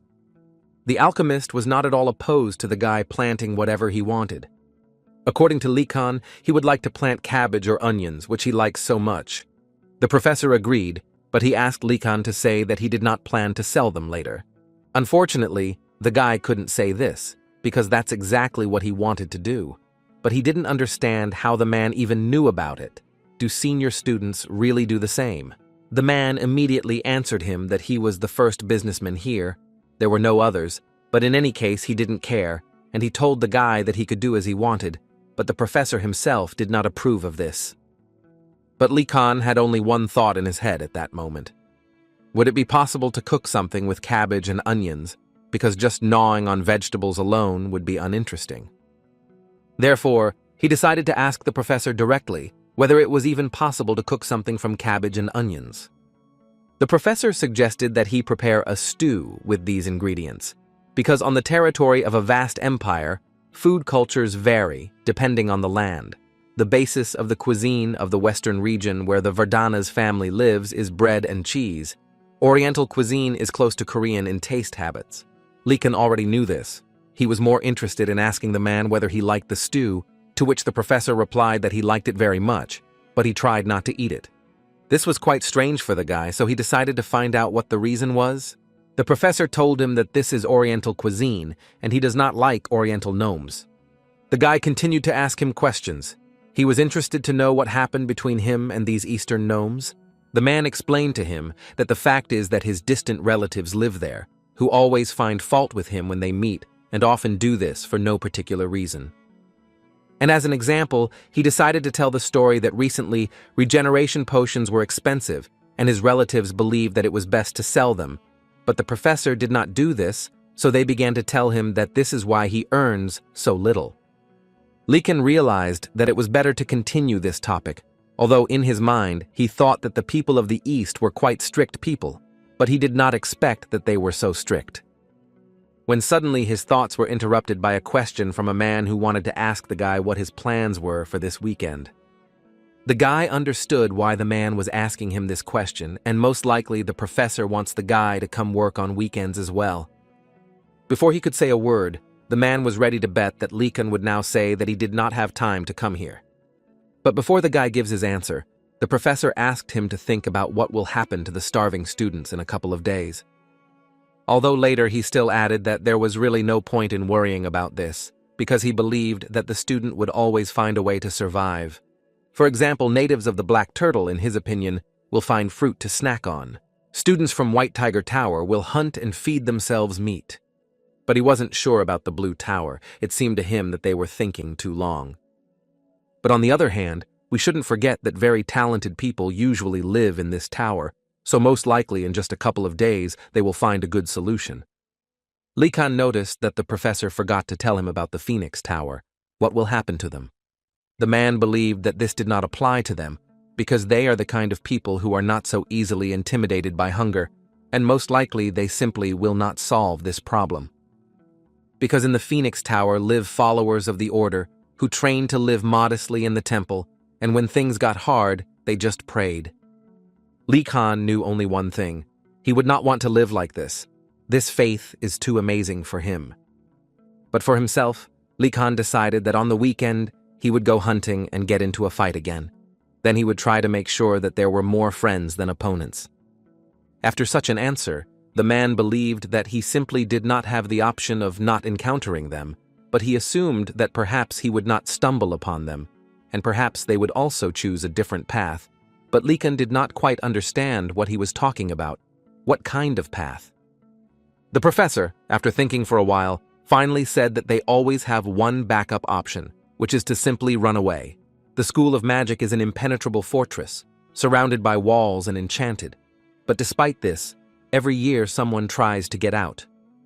And so Li Han thought that if you think about what you can get outside the academy, it becomes clear why students have thoughts of escaping.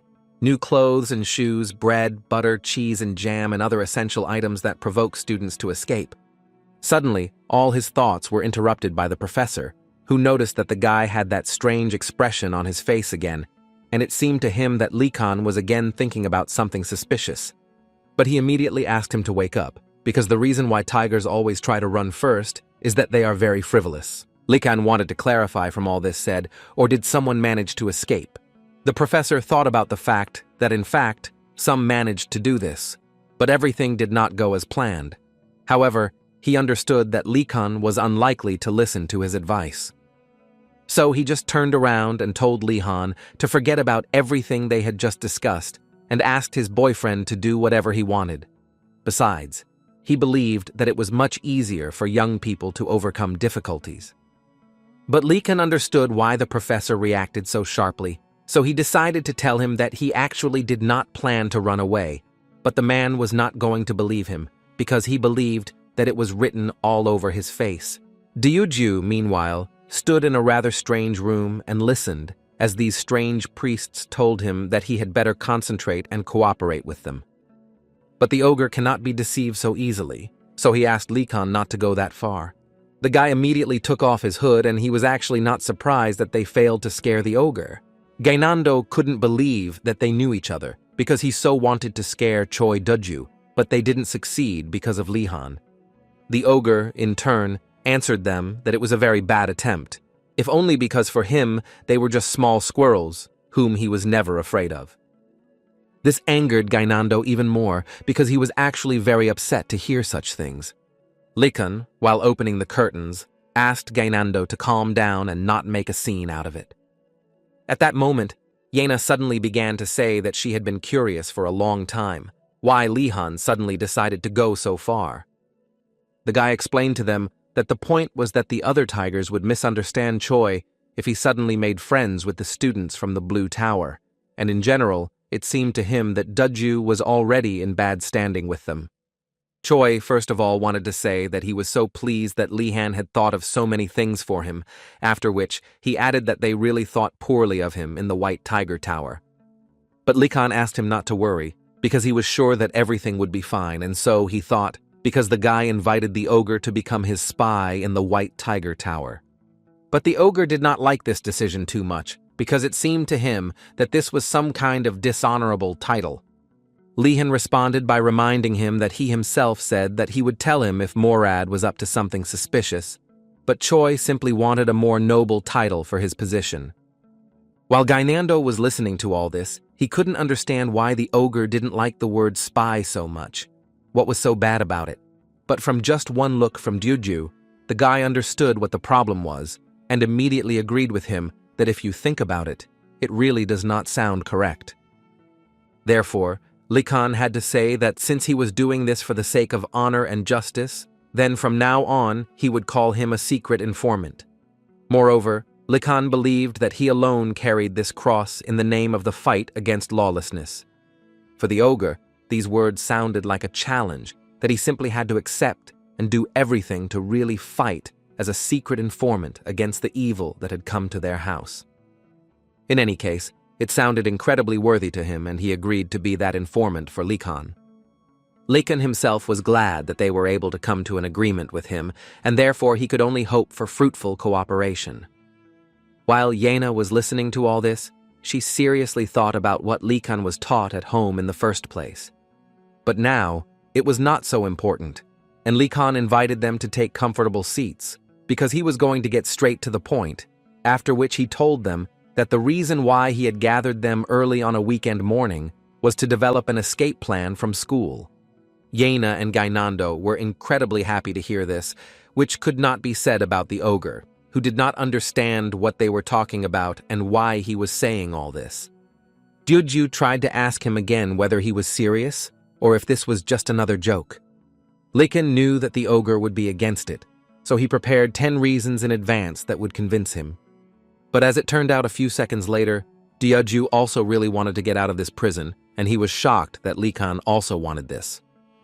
The guy understood perfectly well that even though they were knights, aristocratic habits could not be eradicated. The students from the Tiger Tower never knew what hunger was, so it was much more difficult for them to survive it. It was for this reason that they decided that this could not continue, and they needed to go hunting. Besides, the guys from the Blue Dragon succeeded, so they can too. In addition, they really wanted to wipe these bastards' noses. Otherwise, they were very proud of the fact that they were good at using magic. But this riot was interrupted at one point by Giselle, who for now quite politely asked them to calm down. After which he added that hunting is of course good, but he also asked them not to be so frivolous, because they forget that hunting in these places is quite difficult. He decided to remind them that Likan destroyed the boar that the professor had released. And in order for them to destroy such a thing, they would need to go deep into the forest, and Giselle was not entirely sure that they were ready for this, because at least these lands were unknown to them. Therefore, one of them at one point decided to ask if he had any ideas then, because they simply had nothing to eat. Giselle answered him with a smile that he had one very interesting idea that they would most likely like, after which he invited them to leave school. But first of all, he wanted to make sure that they would stop even thinking about buying meat from those bastards from the Blue Tower. Still, they believed that this was not entirely possible, so they doubted his plan. But according to the guy, he planned everything a long time ago, so there's no need to worry. And now, first of all, he invites each of them to join him, because in no case is he going to monopolize this opportunity. However, he immediately warned them that they would have to obey his orders, because he did not want the plan to be ruined due to stupid disobedience. Morad listened very carefully to all the words of Morad, who was ready to fulfill his duty to Likan. The guy couldn't believe the ogre's words and decided to ask him in response, what does he think? If he also follows all the orders, will he be taken to the team? Dyudgu expected a slightly different reaction and didn't quite know what to answer to this, because he didn't understand how a guy could ask something like that after everything Giselle had done to him. Likan laughed because it turned out to be a joke, and he decided to poke fun at him again.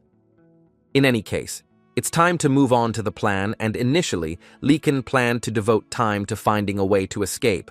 But judging by the kind of professors here, it will be quite difficult to do this.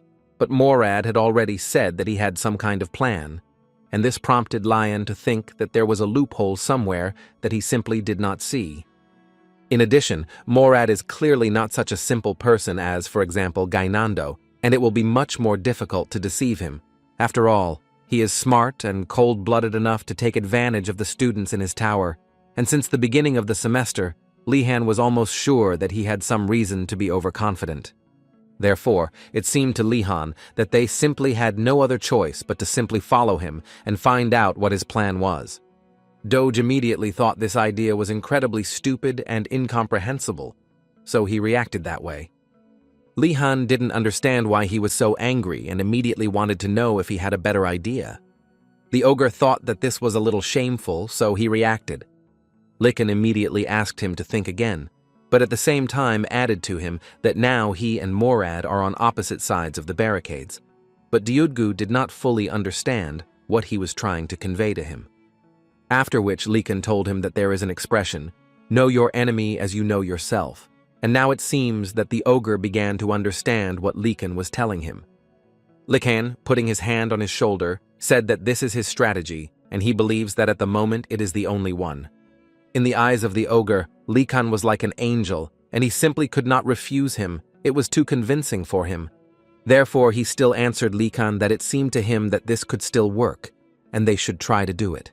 Well, since the ogre agreed to such conditions, then Likan, without thinking for a long time, decided to send him to monitor Morad, and as soon as he finds out something about his escape plan, he will need to immediately report it. Likan also did not forget to add to Dogyu that he is not only a great warrior, but also an honorable informant, and made it clear to him that his mission begins right now. The ogre simply could not refuse the guy, so he told him that he could rely on him. As soon as the doors of the room closed, Likan immediately said that now they need to come up with another escape plan while Dogyu is busy spying. But first, Yena and Gainando would like to ask Lihan if he was brainwashed before entering the academy. That same day in the evening, Lihan gathered all his friends in one place and was grateful to each of them for coming to their first meeting regarding the escape. But that's not why Nilya came here, so it wasn't surprising that she was so surprised. Besides, she thought it was completely crazy. She completely thought that they would go hunting or something like that. Likan immediately began to calm her down and say that there was no need to worry, because he had a plan that would help them do this.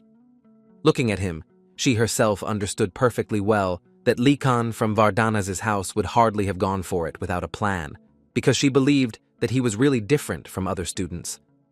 Therefore, she wanted to quickly find out this plan of his, and for this she asked directly. Lihan began to talk about how there is a student from Tiger Tower who knows how to escape, so they will follow him and steal his plan. Although Nilya put on a joyful face, she mentally couldn't believe what was happening here. Was this really Likan's plan? Yena noticed a drop of doubt in Nilya's face, so she decided to pointedly ask Likan if it was possible to carry out his plan without Nilya's participation. Likan immediately changed his face and began to say that without the girl's participation, everything would go wrong for them, so they need her more than ever. He also added that their strategy is based on the ability to track and the instincts of a hunter, and the only person who has this skill is Nilya. But Yena made it clear to her that they couldn't force her or anything like that, and she could decide for herself. But they would be so sorry if she didn't agree. This was the simplest manipulation technique that Yena managed to learn from Likan. And this simple technique worked perfectly. The girl agreed without any problems, because she considered herself very important in this regard, and since they cannot cope without her, then she simply has no other choice. Morad, meanwhile, in the dark forest, turned to his allies and friends who had gathered here and swore to carry out his orders, and was glad to announce that today they would leave this place. They were so happy to hear this, so they fully supported him and were ready to follow him. Well, since they were ready to do this, Morad saw no reason not to hit the road.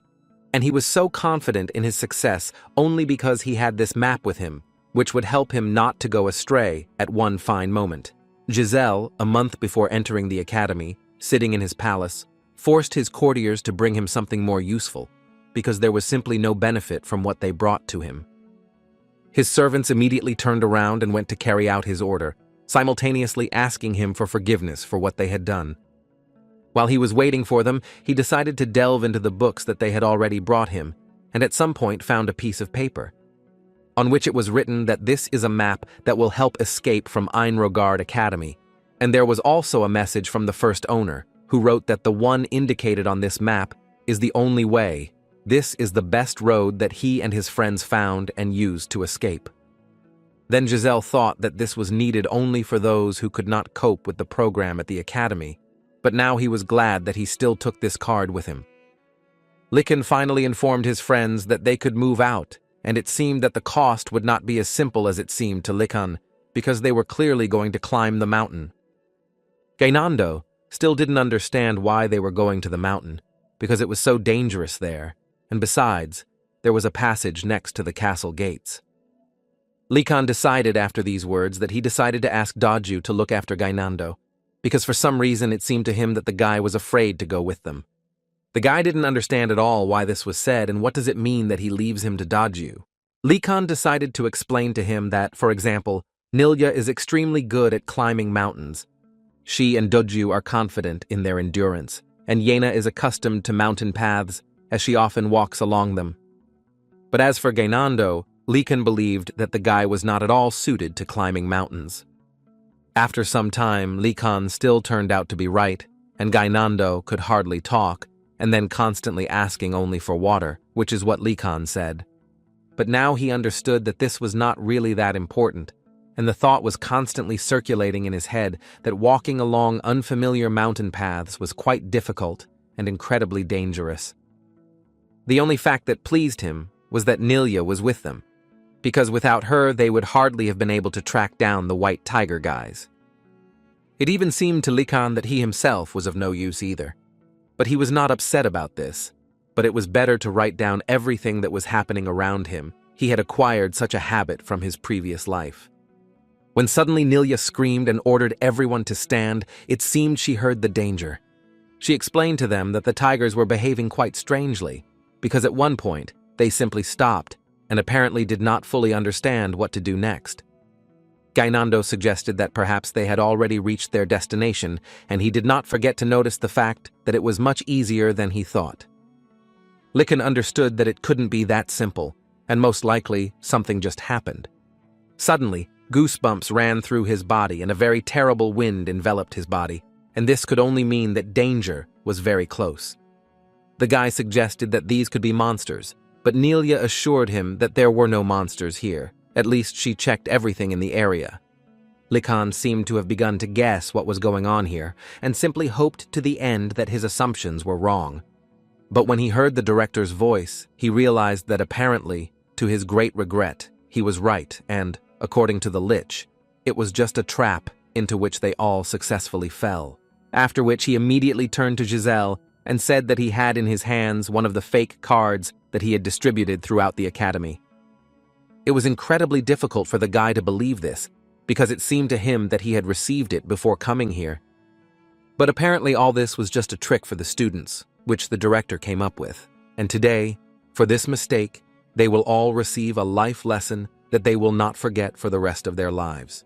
But first, the director decided to tell them that in the future, they should never trust cards of unknown origin, because you never know whether it is a treasure map or a trap set, for example, by an evil lich. Likan, who carefully watched all this, understood perfectly well that in fact the director did not care at all about training. He was just a crazy person who enjoyed punishing people. But the director was not going to stop there and said that now it was time for them to return to the academy. Although they won't be able to do it just like that, and he guarantees it to them, after which he ordered them to avoid their pursuers, who will hinder them as much as possible from getting to the academy safe and sound. The director allowed them to use any methods that would help them defeat the ghosts, if of course they could do it.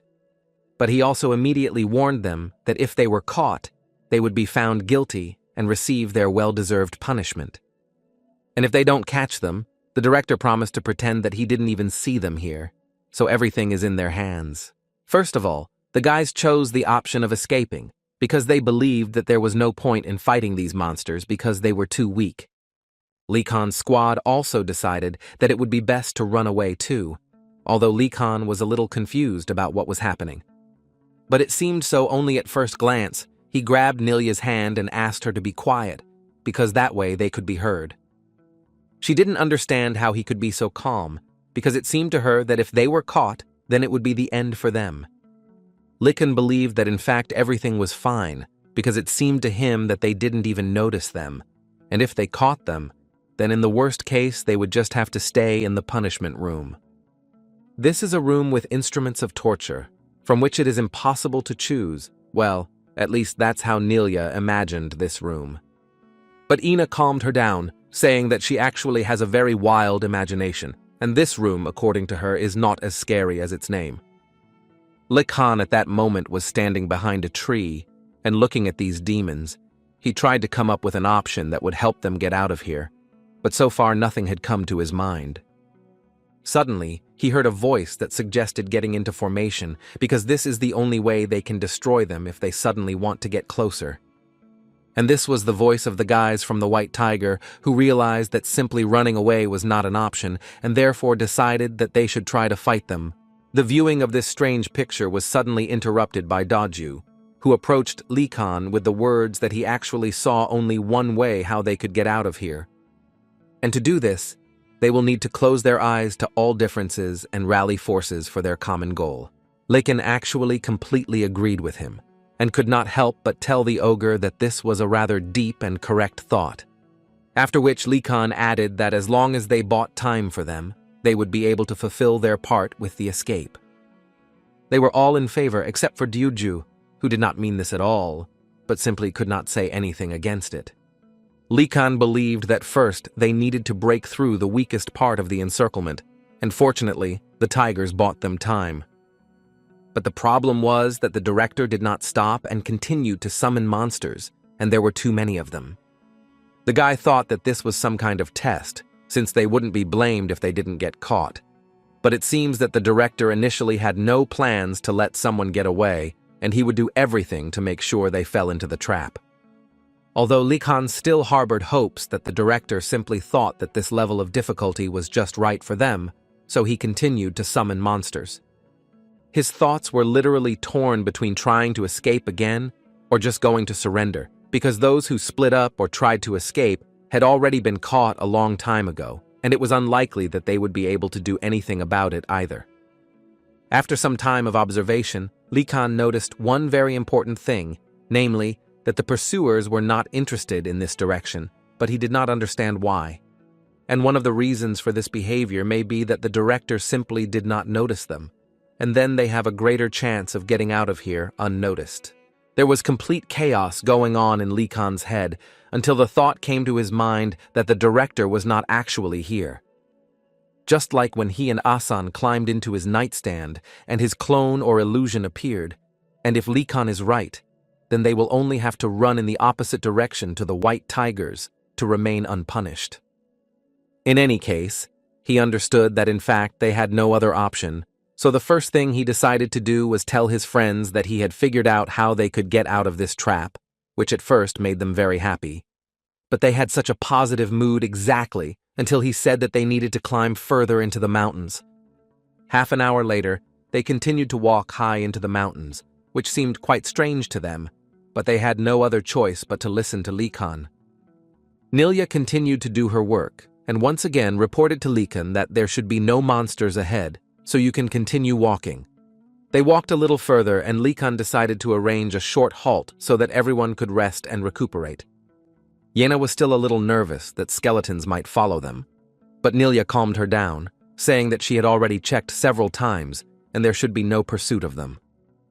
Dyudgu intervened in this dialogue, and it seemed to him that the main problem was that it was unclear how long the director would call them, so it was not entirely clear how long they would have to sit here. And it even seemed to him that perhaps he should have broken through them in order to divert their attention in this way. Li Kan, in response to this, immediately told him that even in this case they would hardly have managed it, because there were too many of them. And now he suggested not to think about it, but rather to eat a little, and Gainando was the first to support him in this. Nilya, for example, wanted to drink more water, but to her great regret there was no more water. But Li Kan didn't think so, who used magic to create a small tide that filled her water bag.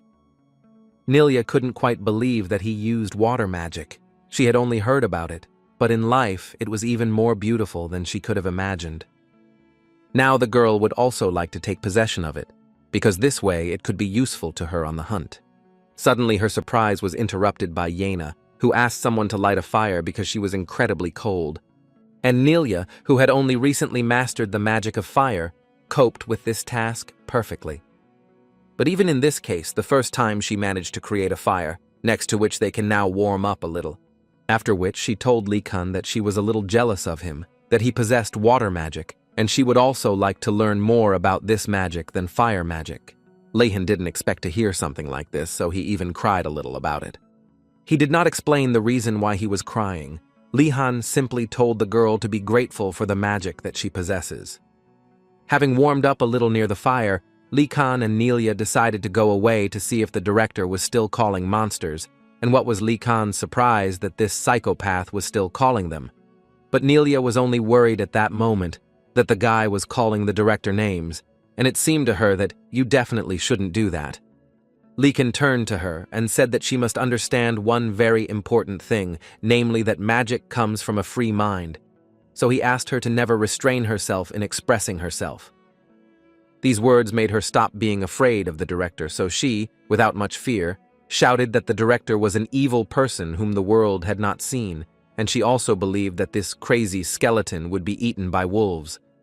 But at some point she was frightened by a voice, and she immediately fell into Li Kan's arms with the words that she was very sorry for saying that. She convinced everyone around that it was said solely on emotions. Li Kan couldn't believe his eyes at that moment, and neither could Giselle. They both didn't expect to see each other here. After a short conversation, Li Kan invited them to go to their small hut so that they could rest. Gainando was the only one who did not understand why these people were allowed to come to them, since they already had little food. Although Daju asked Gainando to be quieter with such expressions, he himself mentally thought that Li Kan had the right to ignore them because of what happened. But even in this case, he treated them well, for which the ogre had great respect for him, because he himself would hardly have been able to do this. Giselle decided to accept this help, but until the very end, he was haunted by the question of how could the dragons end up here. He assumed that they could have the same map as his, although he does not even consider the option that they could follow him. Murad did not fully understand what he could do with this and what to do next, because he was embarrassed by the fact that Li Kan helped them so much and did not leave them in trouble, although he had every reason to do just that. But even taking all this into account, he still remembered the words of his father, who told him that their family always remembers all the grievances, so it seemed to him that Leihan simply had an ulterior motive to do this. Although, on the other hand, his father also always told him that they pay for kindness only when they remember it.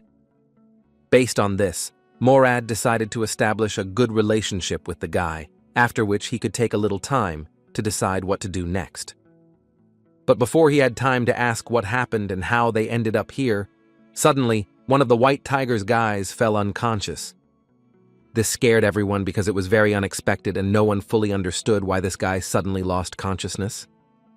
But as soon as Morad looked at the other guys from the White Tiger, he began to guess what the reason was. Therefore, he immediately turned to Li Kan, and looking into his face, he could not believe that the guy was capable of such a thing. But Li Kan could only say that it was too late to change anything, and he really poisoned the water they drank. A few seconds later, Giselle fell unconscious on the floor, without having time to say a word. Li Kan was so happy about this, because now they could get rid of another problem. He understood that it might seem like he had crossed a line, but the guy was convinced that if someone hated him for no reason, then he should create that reason. His friends immediately started shouting at him, because they didn't understand why he did it, because they also drank this water. Would they also lose consciousness now? It was so funny for Ina and Nilya to watch their hysterics because in fact they just passed out and no one poisoned any water. Gainando couldn't believe that they both knew about this, but Likan didn't specifically warn the guys because he understood perfectly well that they would ruin everything with their inept attempts to repeat themselves. Moreover, he did this not out of personal motives or desires. He believed that it was literally necessary to do it. After which he asked Gainando and the ogre to calm down, because they did this only to place their bodies near their pursuers. Gyudgu still did not believe that they could go so far, but apparently it will be so. Likan, to be honest, didn't understand why the ogre was so surprised by this, because he, like no one else, knows what kind of person Morad really is, and on the one hand, the ogre agreed with him. In any case, he wanted to know where they got the sleeping pills. Yena said that when they were on the road, she noticed a sleeping herb among the bushes, which, according to her, can be ground into powder and mixed with water, after which this drink will make you want to sleep, so Likan decided to take a little of it, because he was sure that they would need it in the future.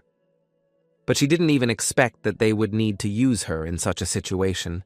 After some time, the bodies of the guys from the White Tiger were taken by the director's hunters, and now they will all definitely face punishment. Likan was glad that their tactics worked, and thus, most likely, these guys will leave soon and they can safely return back to their tower. But before that, he offered to complete the remaining task, and he wanted to check this territory. Since they were already here, he believed that they should take the opportunity and do it. He was quite interested to know how far the wall of the academy stretches, for example, and is there really no way to get out of here? They walked for several hours without rest, and it seemed that with every effort their strength was becoming less and less. They never learned anything new. At some point on the road, Gainando began to scream very loudly, and it seemed that something incredibly terrible had happened. But as it turned out, he just hit a stone, but what's even worse is that he really wants to eat. Likan understood that they were not exaggerating and looked at the ogre, who was also tired. Nilya suggested that he turn on the light, because it seemed to her that hardly anyone would notice them here, and besides, it seemed to her that they were even more tired because they were walking in complete darkness. Likan decided to listen to her and turned on the light, which was like a fresh breath of air. Now it was so light around, and it even seemed like it was a normal sunny day outside. But at some point, Likan heard a voice inside his head, which asked him to turn off the light because it was preventing him from sleeping. Although, as it turned out a little later, this voice was heard not only by Likan, but also by his friends, who were no less scared for him. This terrible voice asked them to be quiet and not shout. Besides, only he asks all the questions here. After which he added that if they could answer correctly, he would accept them as his guests, and if incorrectly, he would consider them intruders. Without waiting for their answer, he began to tell his riddle. At night, the man lit 5 candles. Although almost immediately, 2 of them were blown by a strong wind. The distressed count closed all the windows in the room, and now the most important question is how many candles are left to burn. Likan listened carefully to every word of this riddle, and understood perfectly well that it had a trick, and all that remained was to find this catch. If you don't really think about it, the answer will be 3, but the candles get smaller and go out over time. Therefore, it seemed to him that as soon as morning came, not a single candle would burn. But before he could say this, Gainando decided to give the answer to this riddle himself, and his answer was 3 candles. Likan immediately started shouting at him and asked him not to interfere, but suddenly this strange voice answered Gainand that he was absolutely right, and the answer was really 3. This led Likan to a dead end, because this guy didn't even try to think, but simply said the most obvious answer, and so he decided to ask this mysterious character, won't the candles gradually go out on their own? But it seemed obvious to the voice that this count from this riddle used magic to prevent the candles from going out. Now Likan understands, because he did not take into account the fact that they are in the magical world. In any case, this was the correct answer, and in theory, they should become guests for this voice. But apparently, it won't be that simple, because he invited them to solve another riddle, and if they answered it correctly, he would reward the one who gave the correct answer, and Likan agreed to these conditions. Gainando and Yena also did not mind taking part in this, and the voice happily began to tell the next riddle. It was that there is a man in the world. In the morning he is big, in the evening he becomes small, and at sunset he grows again, but at night he disappears completely. Who is he? This riddle was several times more difficult than the previous one, and the answer had to wait longer. Likan, after thinking for a while, said that the correct answer could be a shadow. And this turned out to be a completely correct answer. The guys could not believe that Likan was able to guess so quickly. In fact, this riddle was not new to Likan, and in his past life he often heard it. Moreover, it was probably the most popular of all. When he was studying history, he read that the riddle of the Sphinx that King Oedipus answered was a little similar to this one, but the answer was not much different from a person. But now it doesn't really matter, because the answer was absolutely correct, and the magic tree finally decided to welcome smart guys like them. And a few seconds later, magical butterflies flew around them, emitting such a pleasant light. And the tree also realized that they were most likely all out of the way, and they were probably thirsty, so it invited them to drink a special cocktail, which did not look as attractive as they would like. Likan, of course, was grateful for such a drink, but for some reason he suddenly lost the desire to drink. Although he did it anyway, and the first sip radically changed his opinion about this drink. After all, his body was immediately visited by a feeling of such freedom. The pain in his muscles immediately began to recede, like a glass of clean cold water that you drink after a run on a hot summer day. The other guys didn't quite understand how Likan could easily drink it, because for them it was very disgusting.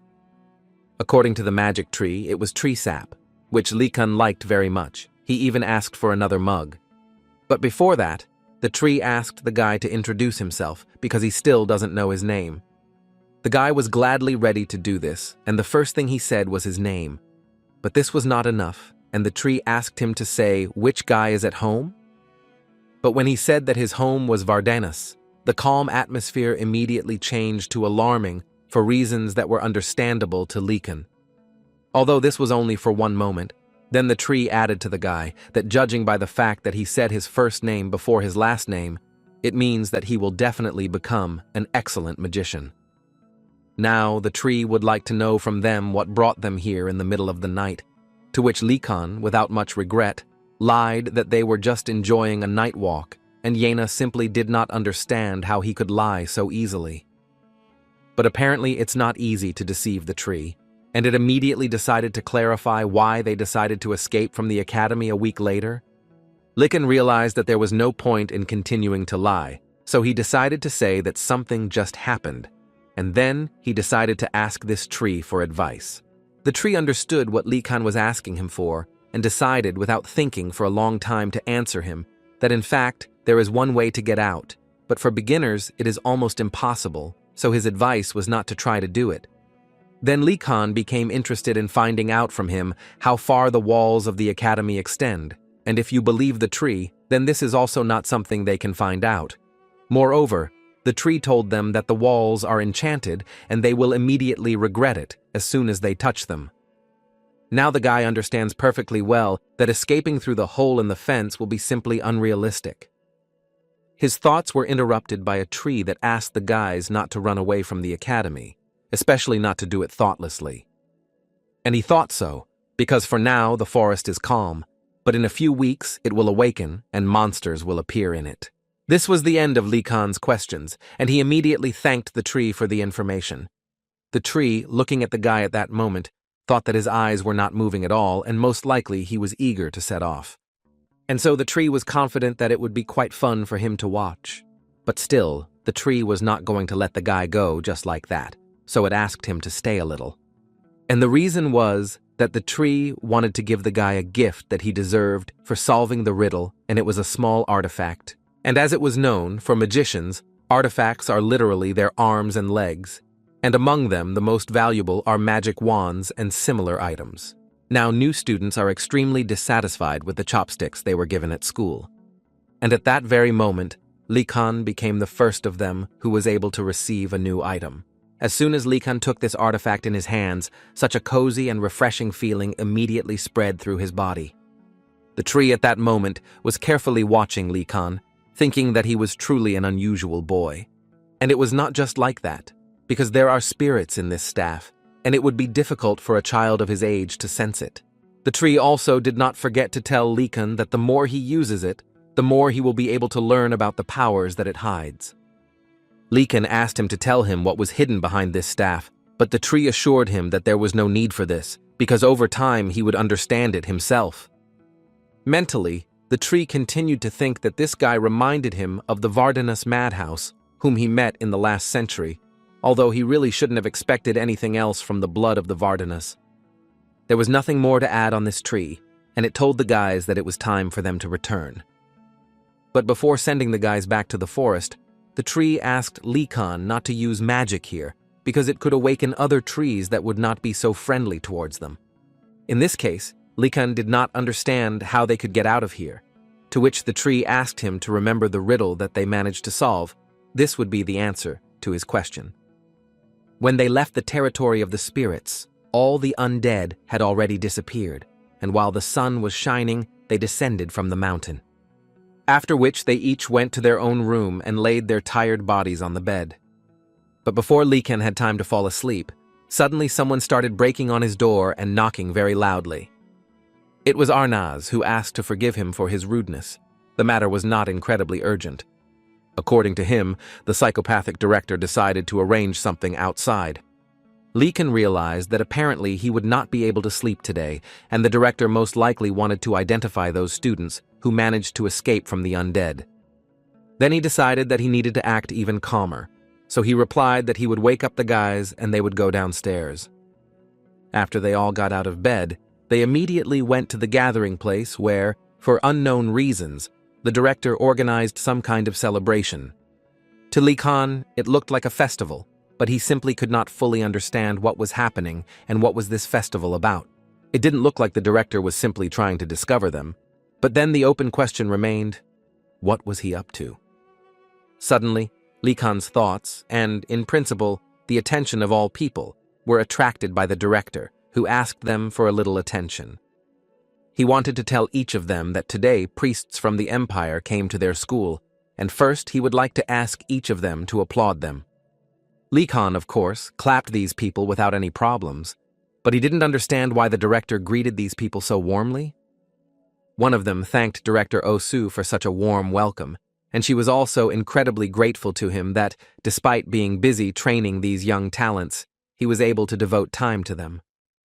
In response, he said that he was very pleased that they, as respected priests, understood his heavy burden.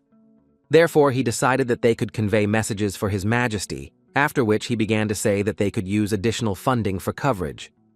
But before he had time to finish speaking, a woman suddenly interrupted him and immediately told him that this was actually not within their authority, so she asked him not to even mention it. Now Likan began to understand what was going on. Apparently, in any world, there are people who are ready to do anything for money. After this woman refused the director, she began to tell the students that she was very glad to see each of them. After which she added that they were just simple ministers of different religious movements, and they were very glad to have the opportunity to introduce themselves, but Likan almost immediately realized that they were in fact not simple priests.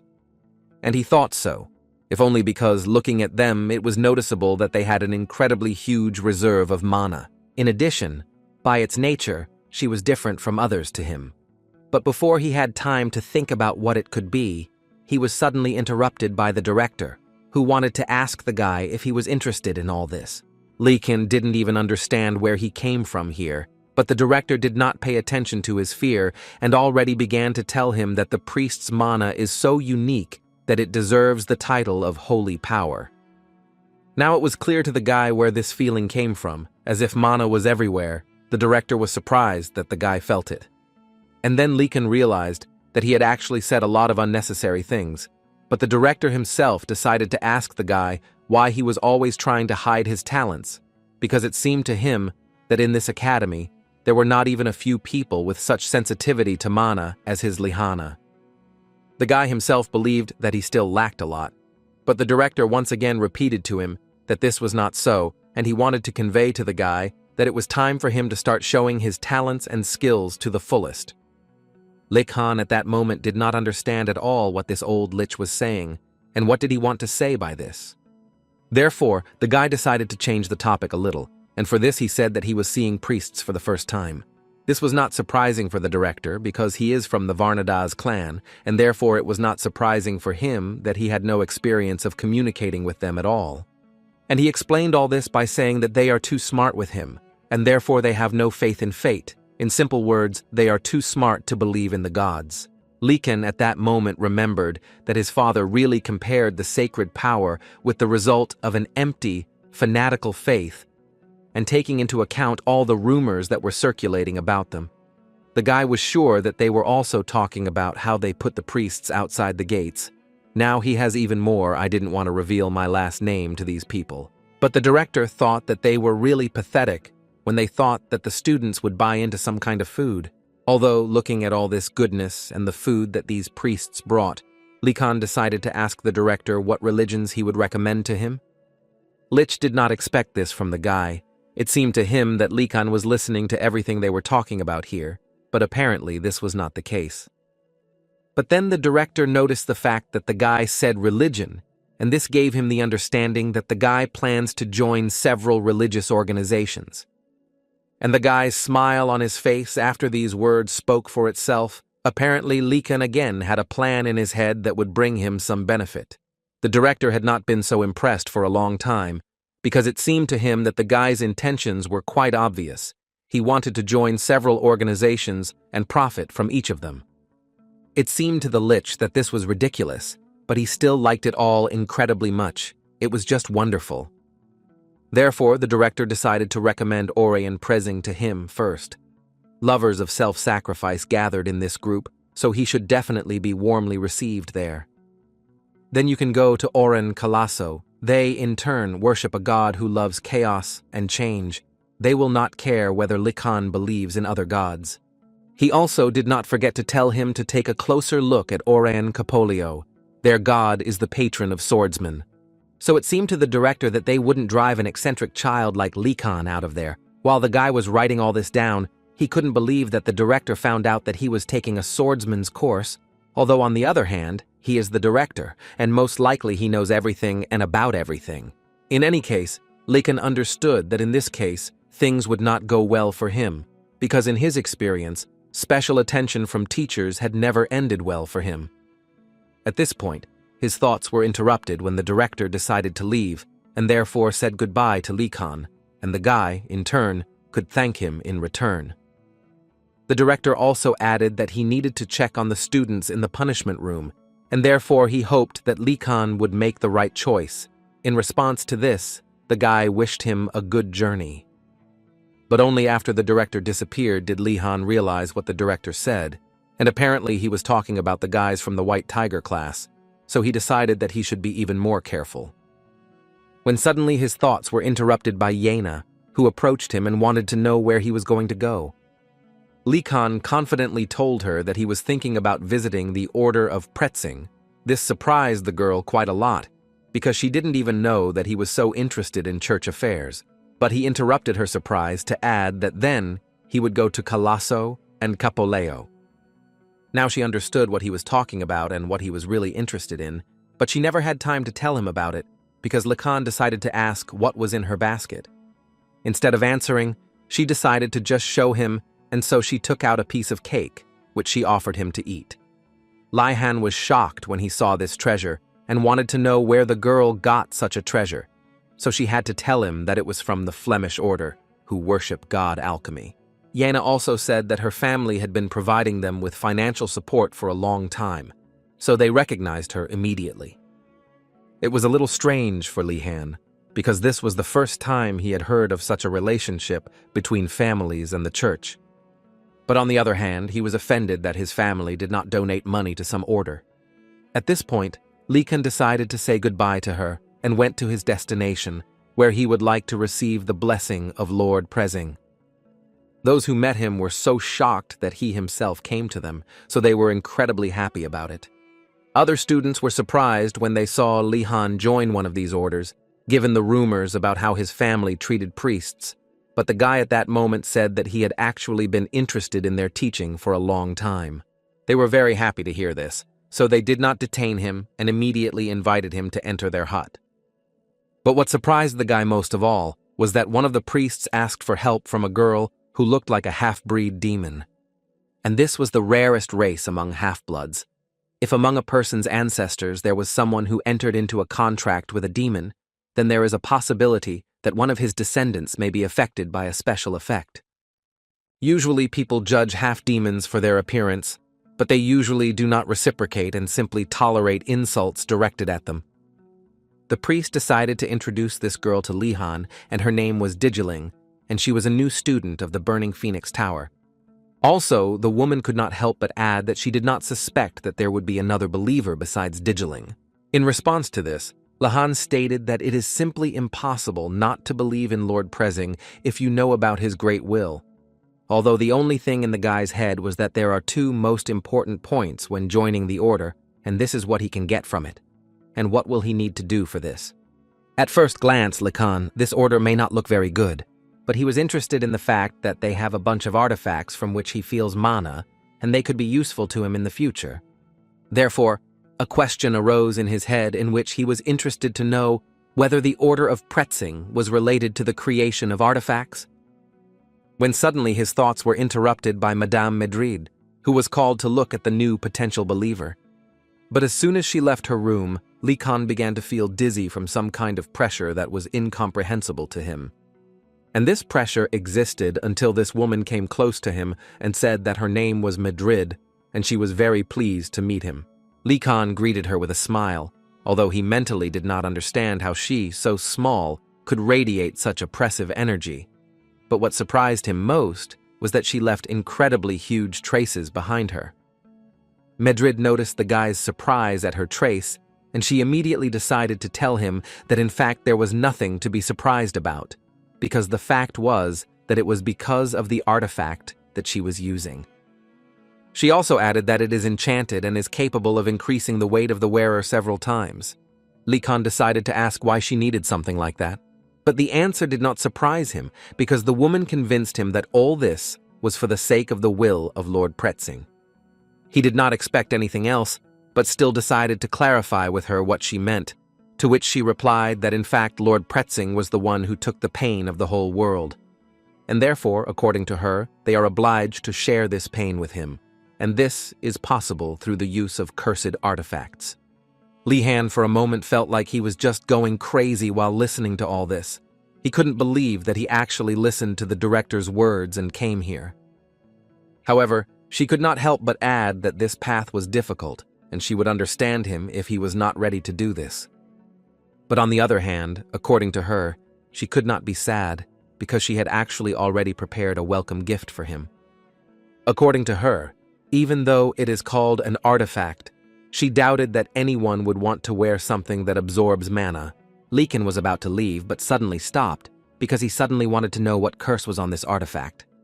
And he became interested only because he remembered that his weakness was that he had too much mana, and this item could definitely help him.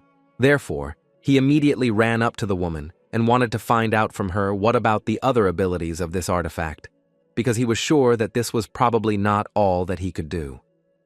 According to the woman, its main effect is that the stronger the artifact, the heavier the curse on it. This item has the curse of weighing down the body, but also increases holy energy. She also thought it was worth mentioning the fact that it contains the magic of invisibility. But this, it seemed to her, was not the most important thing, because what was more important was that the curse made the bearer's mana weaker.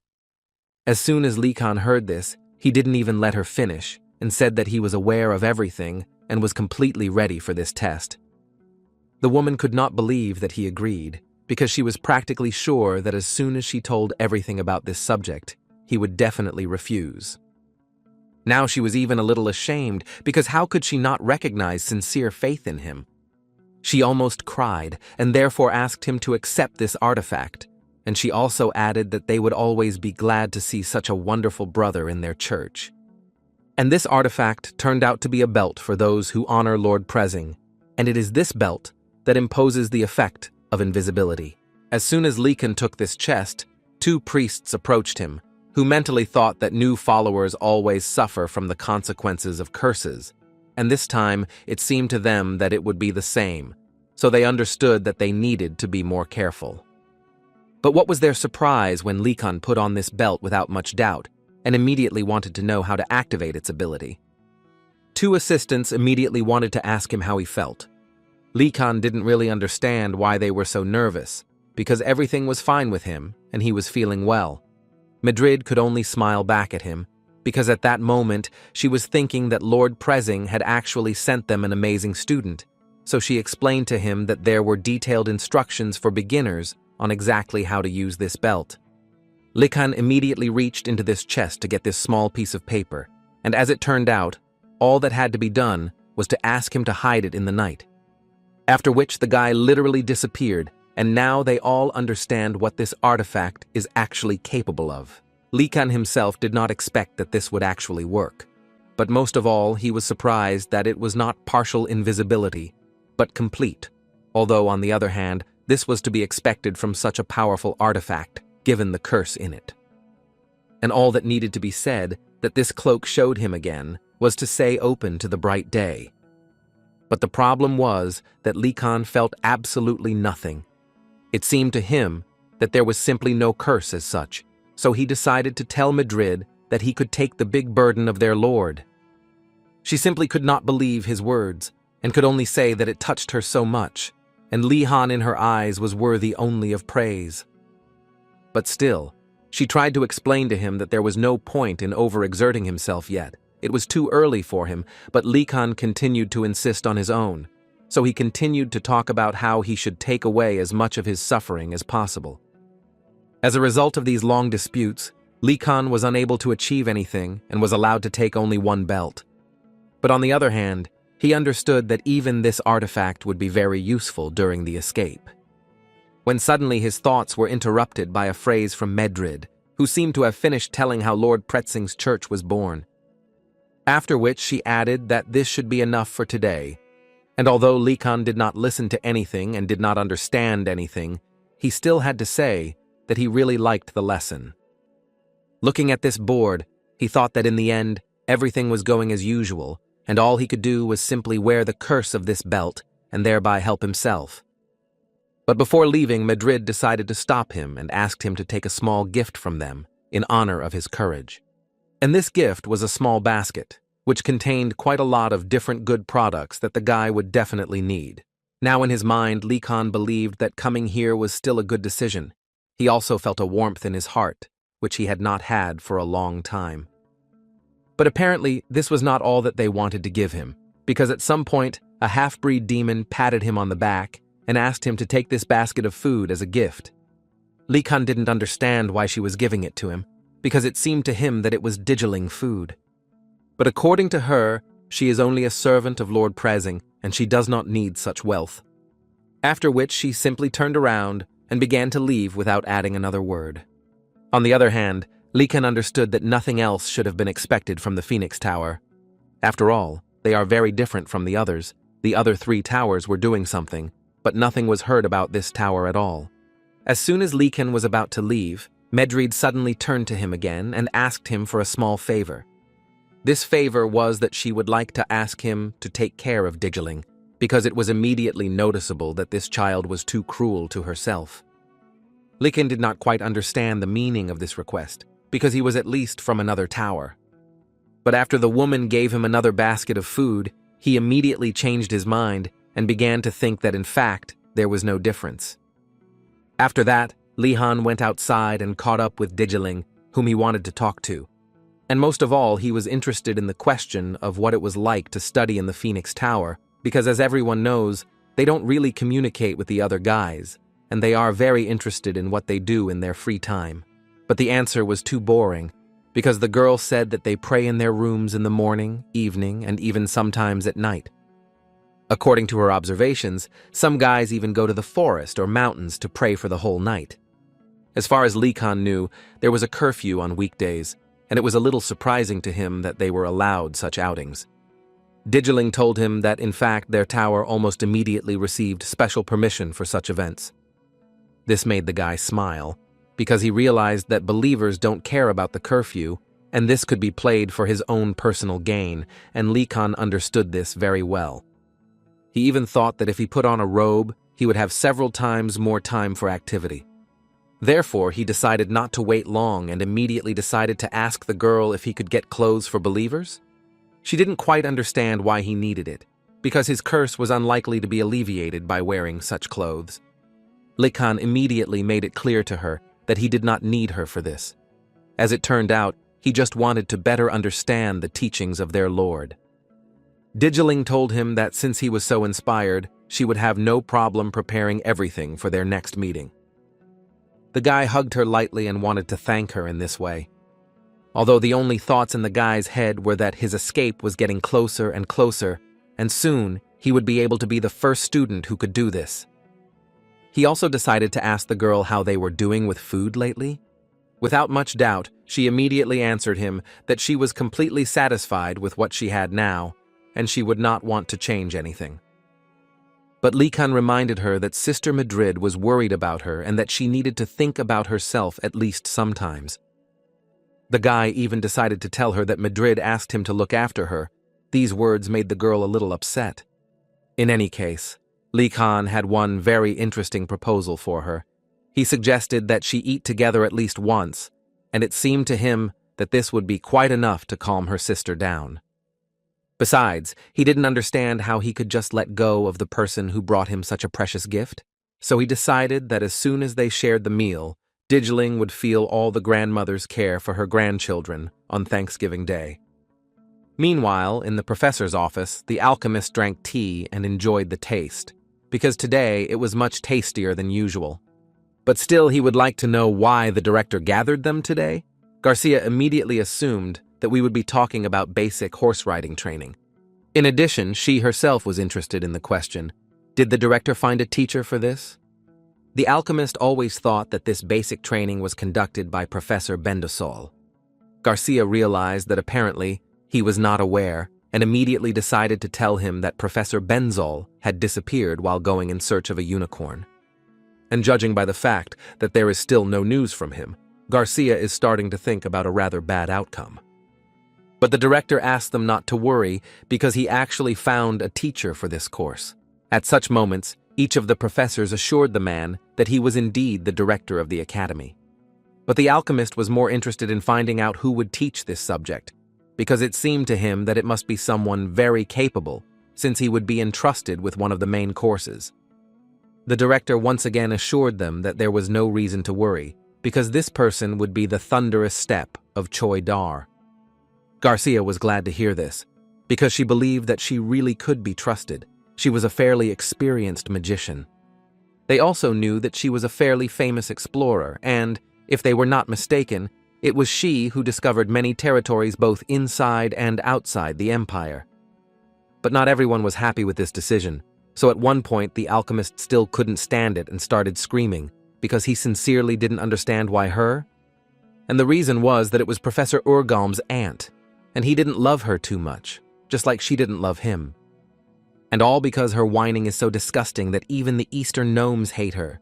The director began to say that apart from this story, the only thing he did was hire an excellent professor, so he believed that they just had to take note of this, after which they could all be free.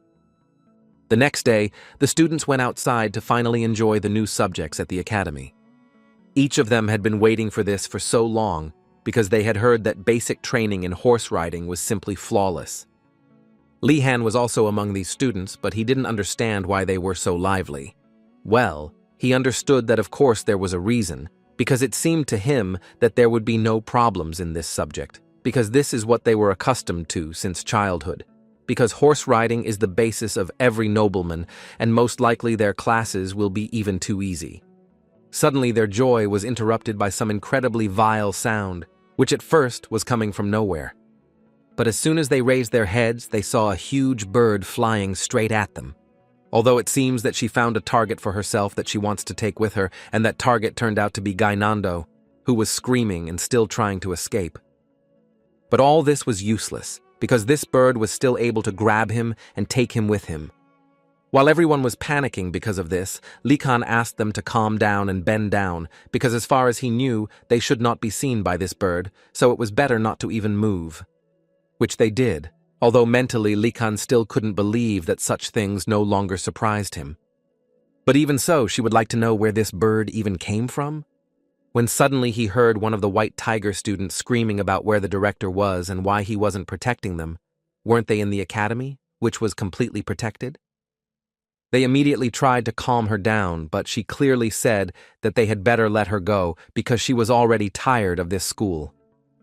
But apparently her friend was absolutely right when he told her that it was better to calm down now, because the bird's next target was this girl. Today this girl is very lucky that she has such a friend who stood up for her, and it was him who was taken away. Li Kan at that moment was thinking that this is why he asked them to be quieter, but as usual they did not listen to him.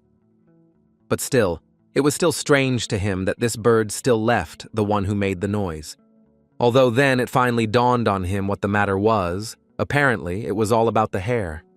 Therefore, Li Kan immediately asked them all to cover their hair with robes, because he was almost sure that the bird was taking away those with shiny hair. As soon as Li Kan said this, he immediately heard a voice behind him, which told him that the guy was truly amazing, and his prudence and quick decision-making were simply divine, and this was a student from the White Tiger Tower. But before he had time to finish speaking, the guys from the Blue Tower suddenly pounced on him and started telling him that these assholes from the Tiger Tower were attacking Li Kan again. Therefore, they decided that now was not the time to sit back and they should all get together, and before they could finish speaking, he interrupted them and said that he had nothing to do with Murata, so they shouldn't be so nervous. Moreover, the princess herself stood up for this guy, who said that she would personally be responsible for this guy. And only after that the guys realized that they really shouldn't shout at this guy anymore, since the princess stood up for him. When everything was more or less over, Li Kan entered the dialogue and decided to ask the guys how long had they known each other. As it turned out, the guy was a knight of Her Highness, and therefore they had known each other for quite a long time. Li Kan was a little surprised by this because he was sure that they were simply not allowed to take guards or assistants with them, so he didn't quite understand what this guy was doing here. But apparently every rule has exceptions. It is not allowed to come to the academy with assistants, but there is no ban on an assistant entering as a student, so all the rules can be circumvented if desired. Thinking about this, Li Han suddenly felt very sorry for Gainando, because he and the princess are both members of the same family, but their attitudes towards them are completely different. When suddenly his thoughts were interrupted by that same knight, who, as it turned out, approached Li Kan for a reason, but did it purely for the purpose that he had a separate request for him. After which he added that since the bird had now become calmer, they were relatively safe, but he immediately said that they did not know when it would decide to attack again. And he said all this in order to finally ask Li Kan to lead the students in order to lower her to the ground. For Li Kan, this was a rather strange request, because he did not fully understand who he should lead and what this strange knight actually wanted from him. Apparently, he was the only one who didn't understand what they wanted from him, because at that moment, several more guys approached Li Kan and started telling him that they trusted him and were even waiting to look at their great leader. It finally dawned on Li Kan what they wanted from him, but he didn't quite know how to tell them that managing a group of kids at school never ended well for him. But they didn't care at all what he thought, because they started chanting his name, and thus asked him to finally give the order. A few days ago, Her Highness's knight learned that Li Kan, and not Her Highness, was in charge in the Blue Dragon Tower, and this made him very angry at times. He literally did not understand how this happened, because Her Highness had always stood out for her leadership qualities, even in her distant childhood. Therefore, he decided that in this case, there must definitely be some reason, and he must figure it out himself. And now that he had gotten so close to Li Kan, the knight wanted most of all to find out his main secret. The knight did not even suspect that the student's trust was bought only by delicious food. In any case, Li Han decided that he simply had no other choice but to act, so he asked his assistants for something shiny. One of the students gave him a small mirror, which suited him perfectly. But no one even thought that Likan would decide to wave this mirror and shout to the bird to come here because she likes these sparkles so much. The first stage of his plan worked flawlessly, and the huge bird actually flew straight towards him. And now, according to him, was the most important moment, so he asked each of them to prepare carefully. And to do this, he asked them to stand in a row, as if they were building a small wall. The huge bird continued to fly at full speed towards this crowd, and it seemed that now it would simply blow away all the students, but Likan was still waiting for that very ideal moment that he so needed. And at the very last moment, he jumped right in front of this bird and used light magic to blind it. This worked great, and the bird began to scream, but now it was as if she was doing it in pain. After which, without thinking for a long time, she simply turned around and decided to fly away. Likan was very glad that he was right after all when he decided that this was a very large bird, which was actually quite easy to scare. After his plan worked successfully, some of the guys couldn't help but praise him, yet they were a little doubtful at first, but now they understood that everything was fine. But Likan was not as happy as the others because he did not understand what to do with Guy Nando and that other guy who were taken with him by the bird. But the decision came by itself when he suddenly heard the bird scream again, and then only how Gainando and the second guy fell from a great height right on them. After which this little chick flew to his true owner, who was so glad to see him, although he was scared, but now, according to the man, he is safe, and then they go to these scary students together. Then the most interesting thing begins, because the same new professor who was hired by the director appeared in front of them. Lihan at this moment immediately thought that, as expected, this strange incident was caused by the new professor. But for some reason she looked so familiar to him, and it immediately seemed to him that she was somehow connected with Professor Urgalm, or that these were just stereotypes. When suddenly his thoughts were interrupted by the same woman who put her hand on his shoulder and declared that he was really good. At that moment, the guy felt déjà vu, because the alchemy professor behaved exactly the same way in the first lesson. All the guys around were quite surprised that this was their new professor.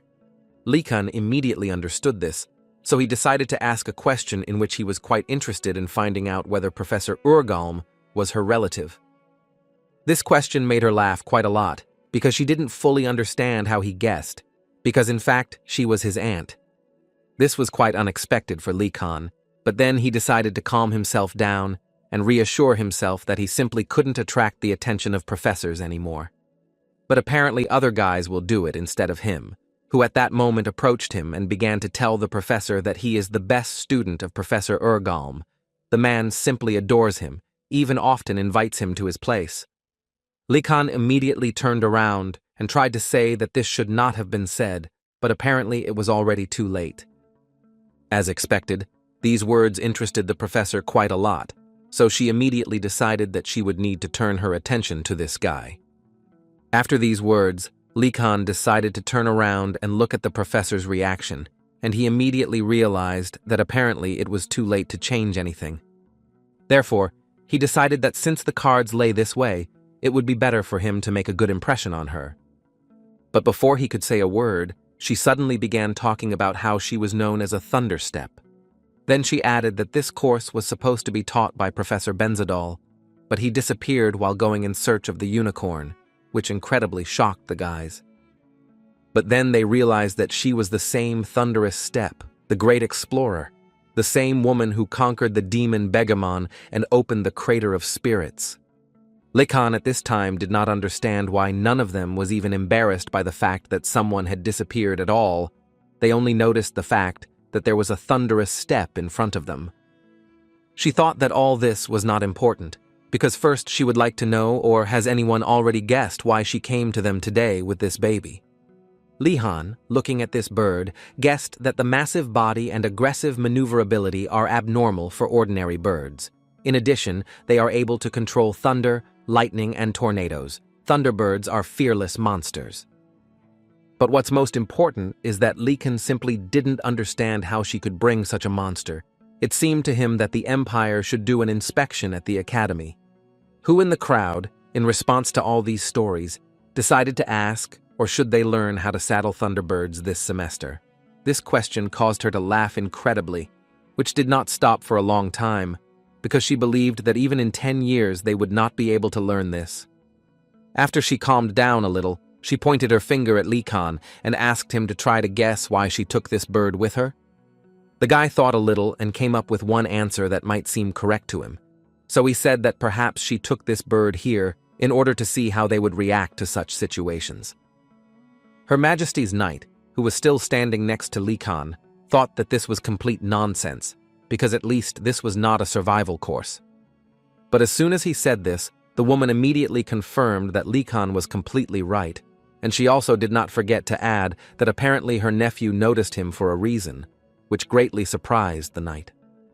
The professor believed that you never know what you might encounter on a journey, which is why constant training is needed. But she didn't tell them all this so that they would worry, because in fact, most of them were concentrating on the riding course. These words calmed the guys a little. After which, the woman turned to Likan again and told him that she would now go to the horse stall so that they could all join, and she asked the guy himself to take all the other guys there. She also hoped that Likan would continue to help her during the entire lectures. Likan didn't really understand why exactly he had to do this, but apparently he simply had no other choice, so he had to agree and take the guys away. On the way, the professor told them that the horse is the main animal when it comes to riding, and if a person cannot cope with it, then other creatures will definitely not be given to them. She also did not forget to add that if they want to handle more complex animals, then first they will have to master a horse, but for the guys it was all very boring and so understandable. Likan, looking at them, was a little surprised that they were all so calm, although on the other hand, he understood that in fact, they probably rode horses every day before that day. Suddenly, Likan caught the glance of the professor, who was smiling at the guy, and for some reason he was immediately struck by the idea that this would be far from a simple horse riding lesson. With these thoughts, they finally reached the stall where all the horses of the academy were located. The guys immediately realized that there were actually only the best horses here, and they couldn't even believe that they would be allowed near such stallions. But before the lesson began, the professor told them that in order to choose a good horse, they must also have certain skills.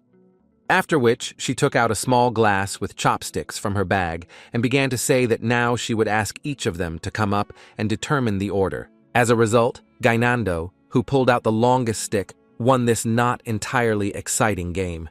The other guys simply didn't understand how he did it, because in their opinion, this guy couldn't even tell wheat from straw, but Gainando didn't give a damn about anyone's words, and all he heard were the words of envious people. In any case, he will have to choose the horse first, and therefore he decided that he would choose this big stallion. Likan and Yena did not quite understand this choice, because it was clear that the character of this horse was clearly not sugar. According to Gainando, the horse should be big, such as this one, which in his opinion is already bowing to him. But unfortunately for the guy, it was just a mistaken opinion, because the horse bent down to strike him. That's why Likan and Yena didn't really understand his choice, why they chose such a big stallion. They immediately started laughing at him, because they believed that this is exactly what happens when you choose a horse that even looks aggressive. After which one of them added that in fact, good horses are not those that are the biggest. But this guy was also mistaken, because as soon as he got closer to one of the horses, she immediately tried to bite off his head. The guy from the White Tiger actually didn't expect anything different, because it seemed to him that the people from the Blue Tower were simply not capable of anything, not even able to handle a horse. But before he could finish speaking, suddenly his horse began to show his character. Now they both simply did not understand why these horses behaved this way. They were too aggressive for them. Although Li Kan stood silently, he still didn't want to approach these horses, because they were really too aggressive for reasons unknown to him. But suddenly, he heard the professor laugh, who began to tell them that she had already told them that they would study on horses everywhere. And now each of them will receive their first task, the essence of which was that she wanted them to get closer to all these guys. The students immediately started telling her that this was dishonest and mean, because these horses were not normal, and it was simply impossible to establish contact with them. In response, the professor told them that perhaps they would open their hearts to them if they took good care of these horses. After which, she officially pointed her finger at them and said that from now on, their main task was to get along with the horses in this stall. Leekan was apparently the only one who understood that, in addition to aggression, there was something else wrong with these horses. He was almost sure that the professor was simply not telling them something, so he wanted to start by choosing the calmest-looking one. But before he had time to do this, the professor approached him again, who ordered him to follow her. Without much joy, Leekan still followed her, expecting some kind of complication of this task. But she actually led him to a horse that looked amazing and didn't seem entirely evil, after which the professor added that she simply could not give her nephew's favorite student a simple horse, so she decided to entrust Leekan with this particular horse. But still, she decided to help him a little, telling him that this is actually the wildest and most temperamental horse here, not taking into account the fact that he is the most beautiful. The professor generally believed that it would actually be easier to tame some kind of monster than this horse, and Leekan did not understand why he needed such happiness. She, of course, understood that the task was quite difficult for a beginner, but Leekan did not let her finishing it because he was interested in finding out whether he would have some kind of bonus for completing this task. The professor could only laugh at this, because she believed that this task should not be difficult for him, since he was already able to cope even with the Thunderbird. Professor Urlagam tried to pretend that he was incredibly happy to see his aunt, so when opening the doors, he tried to communicate with her politely and with a smile. But she immediately noticed the fact that he forgot to say hello, and of course did not forget to remind him about it. Before the man had time to answer anything, she decided that she could enter his house without special permission and see how her nephew had arranged everything. While the woman was examining everything there, the alchemy professor had questions for Leekan.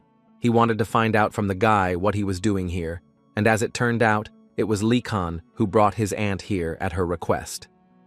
Urgalm couldn't do anything about it, so he just listened to his aunt talk about how he had dust everywhere, and given all this, she was interested to know when was the last time he cleaned here, after which she immediately moved on to her favorite topic, that it was time for him to find himself a good, sweet girl, because she did not understand how he was going to live further. The professor decided to interrupt this scene by saying that it seemed like it was time to finally eat, and asked Leekan to play along with him, which the guy successfully did, although he was actually hungry. At least the woman completely agreed with him on this, because Leekan is a growing organism, which under no circumstances should skip meals. But she also had good news for Urgalm. According to her, they both can relax, because today Aunt will feed everyone with Oriental cuisine. Although this was not entirely good news for the man because he does not like Oriental food, but when his aunt took out a knife, he realized that in fact, he had no choice as such. His terrible dreams literally became reality today, how he wanted to wake up now, but apparently, this is really reality. In any case, nothing can be done, so the man decided to at least talk to Leekan and ask how he was doing. But he didn't have time to do this, because he noticed something special on his chest that literally shocked him. His left shoulder literally sparkled, and it looked like a small tree branch. As it turned out, this was the result of the fact that on this side, he kept his artifact, which he received in the forest.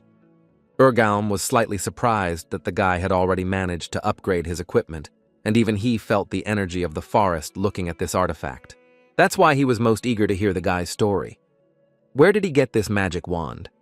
Leekan understood that he could not tell how it really was, so he decided to say that he ended up in the forest completely by accident, also accidentally met the spirit of a tree, and just as accidentally received a staff from him, which Urgalm did not quite believe. But the guy couldn't come up with anything better, so he tried to the end to prove that life is just a series of coincidences. But both professors who listened to this story immediately realized that the guy was just trying to escape, but apparently this attempt failed. Moreover, Urgalm decided to ask the guy if that tree had given the guy any riddles. Leehan was slightly shocked that the man knew about all this, but according to him, this spirit is actually quite popular. He also added that the spirit of this tree is very smart and far-sighted, but its complex nature is quite difficult to ignore. Therefore, Leekan decided that this staff had special capabilities and wanted to ask the man if this was true. Although the guy himself knew that, judging by what the spirit was telling him, there was clearly something hidden in this staff, and therefore he was interested to know what ability was hidden in it. It seemed to him that this should be something like becoming invisible while holding a staff or spirit magic. The aunt put her soup on the table and decided to answer the guy's question, saying that this staff really has a special power. Li-han was so happy to hear this, and therefore he quickly wanted to know what kind of power he had. The woman was not going to keep him waiting and immediately said that he would be very useful in farming. This was not the answer Li-kan expected, and it was not strange to see that he was upset. Urgalm completely agreed with his aunt, because in fact this is exactly what one should expect from the gifts of tree spirits. They are good at work related to growing things. Only the man didn't understand why Li-kan was so upset, because it was so great that he would be able to grow something. Li-kan thought differently, but could not help but agree with the professor. But in fact, Li-han really wanted to try to grow some edible crops, and after hearing this, Auntie decided to tell him that she would help him with this. After they had eaten and refreshed themselves with new strength, she immediately went out into the backyard so that the woman would give the guy instructions. First of all, she suggested that he plant sweet potatoes and potatoes, although he would have to wait a little for the harvest, but she assured him that when his time came, he would be incredibly grateful, and Li-kan did not argue with her. And mentally, he tried to do everything so that his positivity would not disappear, because he wanted to do a little different things. But since his staff was designed specifically for this, he didn't mind growing different crops. The students of the Blue Tower were dying of hunger again because the last time they ate was a few days ago, when suddenly their whining was interrupted by some unexpected ray of light, which in their heads was God, who descended to them in order to save them. But it was just Li-han, who went away for a few hours, but now he is back with them. And how glad they were that he came to them again, because they immediately saw a basket of food in his hands. Li-kan received this food a few hours earlier. It was the professor's gratitude for his help. They were all so happy to see him, and in fact, they did not expect anything less from him, and they also did not forget to say that his family was the greatest that had ever existed in the empire. Li-kan, listening to all this, believed that they had changed a lot over the past couple of weeks. They became just like little chicks waiting to be fed.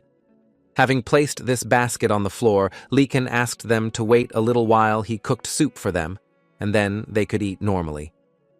Yenna watched Li-han so closely while he was preparing this soup. It seemed to her that he looked like an experienced alchemist in action, although in fact he was just making soup. After some time, the soup was ready, and the guy asked the guys to carry their plates, because now they would start eating this delicious soup.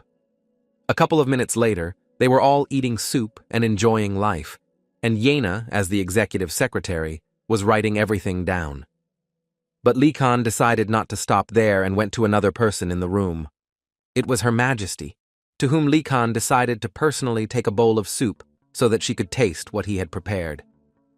Li-han also did not forget to add that everyone had already received their portion, so she could eat without worry.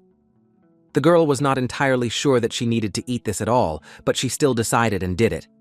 After which she is unlikely to regret it, because this soup was the best work of art she had eaten in a long time.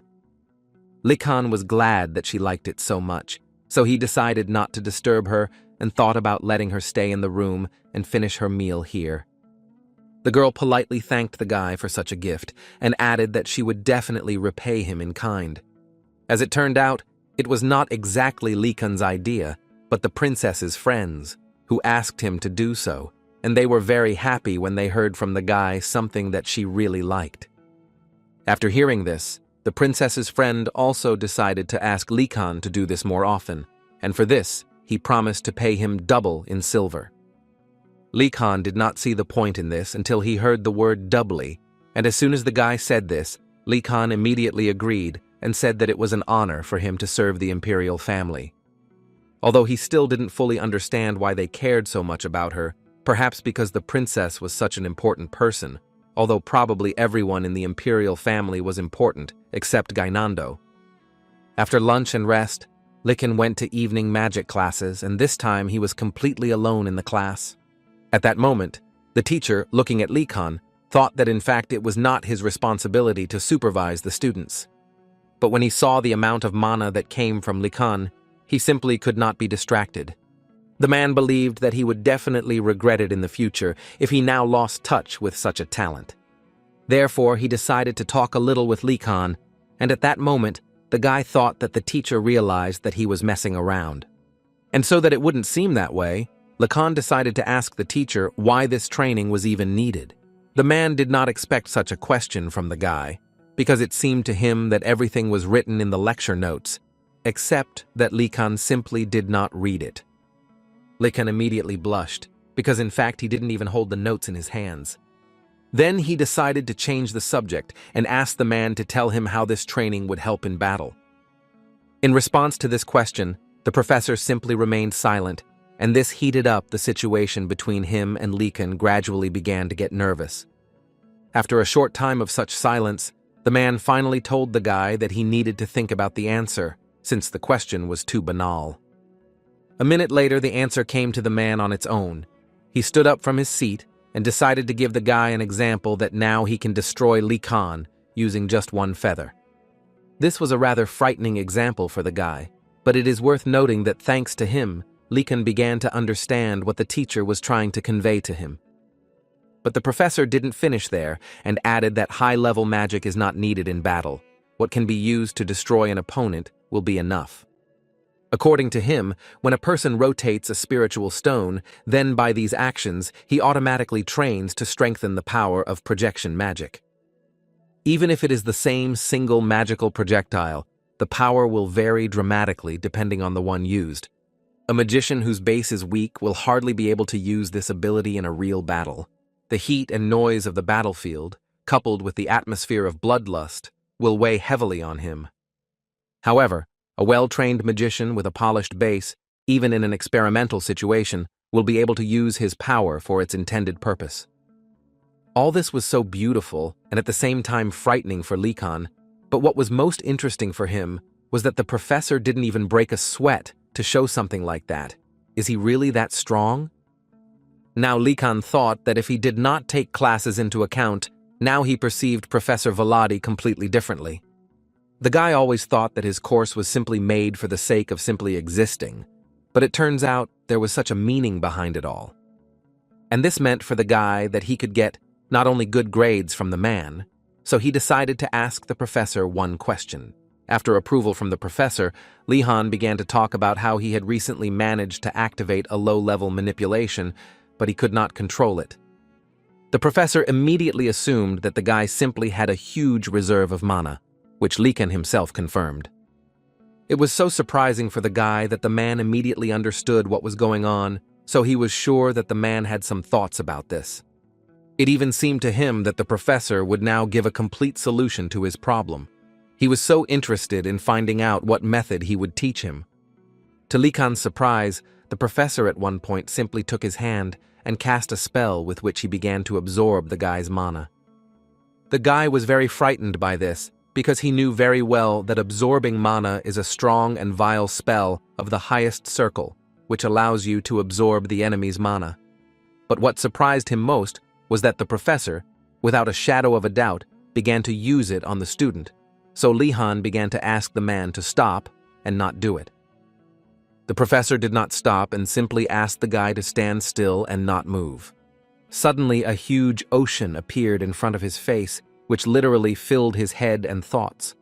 Apparently, that's why the man fainted from this sight, which frightened Likan even more, who now didn't understand what was happening at all. As it turned out, the professor wanted to reduce his mana volume to make it easier for him to control, but he didn't succeed, because Likan has much more mana than he could imagine. Usually, those who have more mana than they can withstand cannot change the power of the spell and simply lose consciousness, which is exactly what happened to the professor. But it cannot be that the Einrogard professor does not know his mana limit that he is allowed to use. Then Likan thought that he had enough mana to knock out the professor, and this scared him a little, because now he didn't even know how much mana he had. After which the guy began to say that if such an experimental method did not work, then most likely there was simply no way out. But the professor suddenly interrupted him and said that in fact, there is one way. But first, the man would like to know from Likan whether the object he was trying to control was flying towards him. The guy immediately thought about this, because he wasn't completely sure, but still he was more inclined to believe that the object was not flying in his direction. In response to this, the professor told him that instinct is the most important thing. It may seem to him that this is impossible, but if the will of the wizard and the object are connected, then he is controlled by simple instinct. According to the man, instinct is a great power, and if you can use it, then Likan will be able to train the manipulation of objects. This gave answers to many questions that interested Likan and others from an expert he did not expect. It was not in vain that he asked the professor about this. When suddenly his thoughts were interrupted by a professor who wanted to find out if the guy was ready. Likan didn't quite understand what he needed to prepare for, but still answered that it seemed like yes.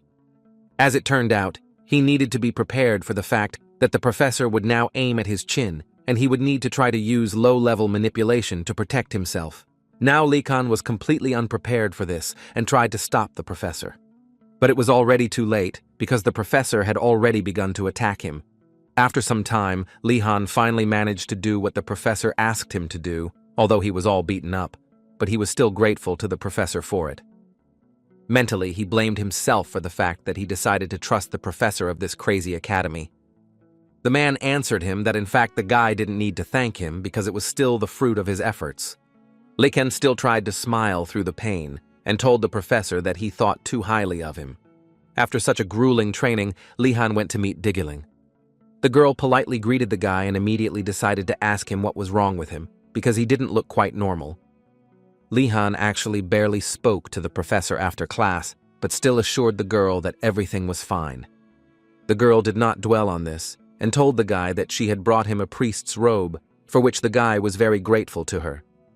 And as a token of gratitude, he prepared a small pie for her. But the girl immediately began to refuse this and assured him that she did not need it, because she was still sure that Mr. Pressing was suffering, and it seemed to her that it would be dishonest for her to enjoy such excellent food. Now Likan was beginning to gradually regret that he had agreed to help his sister Merid with this girl, because it was not so easy to convince her. No matter how Likan tried to persuade her, she still continued to repeat that she did not need it, and continued to invite him to give it to someone who needed it more. She thought that tea would be more than enough for her. Then Likan decided to invite her to prepare this tea. She was a little unsure about this, but the guy assured her that everything would be fine because he was really into teas. Lihan knew that most priests preferred bitter drinks such as green tea or coffee, so he was sure that she thought he would prepare something like that. But the guy had something more insidious in mind and was going to cook something that would awaken her taste buds. She noticed something was wrong and reminded him that he told her that he would make tea. But he turned to her with a serious face and wanted to know what was the matter, because as it turned out, this is how they prepare tea in his family. The girl realized that apparently she had said too much, so Digelin immediately asked him to continue. She just wanted to say that he puts too much sugar, to which Likan answered her that she really wanted to say that his family's way of preparing tea was so bad it hurt him to the very heart. But the girl tried to immediately convince him that that's not what she really meant. And to prove this to him, she still decided to drink this tea, which was just what Likan was waiting for. After a short amount of time, Lihan put the tea on her table and only added that it was a special milk tea, which he advised her to try. Until the last moment, she doubted drinking this, but still she had to take at least one sip. And in fact, after the first sip of this tea, she realized that it was not so bad, and it was actually really tasty. At the top of the faint sweetness spreading across the tongue, the girl quite clearly felt the sharp, refreshing notes. It reminded her of some kind of tsunami of new, wonderful tastes. This is what Likan actually wanted to achieve. But he was not going to stop there, and therefore was going to prepare the next tea that would finish off this quiet one. He decided to add sugar, nuts, and cocoa to boiling water, then milk, after which, according to the recipe, you need to mix it well. This tea Lihanu always resembled corn, and called this tea special at their house. It seemed to the girl a little that it was more reminiscent of some kind of soup rather than tea. Likan, in response to this, began to cry again and pretend to be a sissy who did not understand how the girl could call his family traditional drink an ordinary soup. She realized that apparently she would have to try it after all, but not to say that she was too against it, because the taste was actually very good. Likan guessed that the girl would like this taste. It seemed to him that now she would open up a new world of tastes. And in this rather cunning way, Likan was going to feed the girl little by little and thereby fulfill the request of Sister Merid. After a short amount of time, the tea was finished, and the girl was incredibly pleased, and she also did not forget to thank the guy for this treat.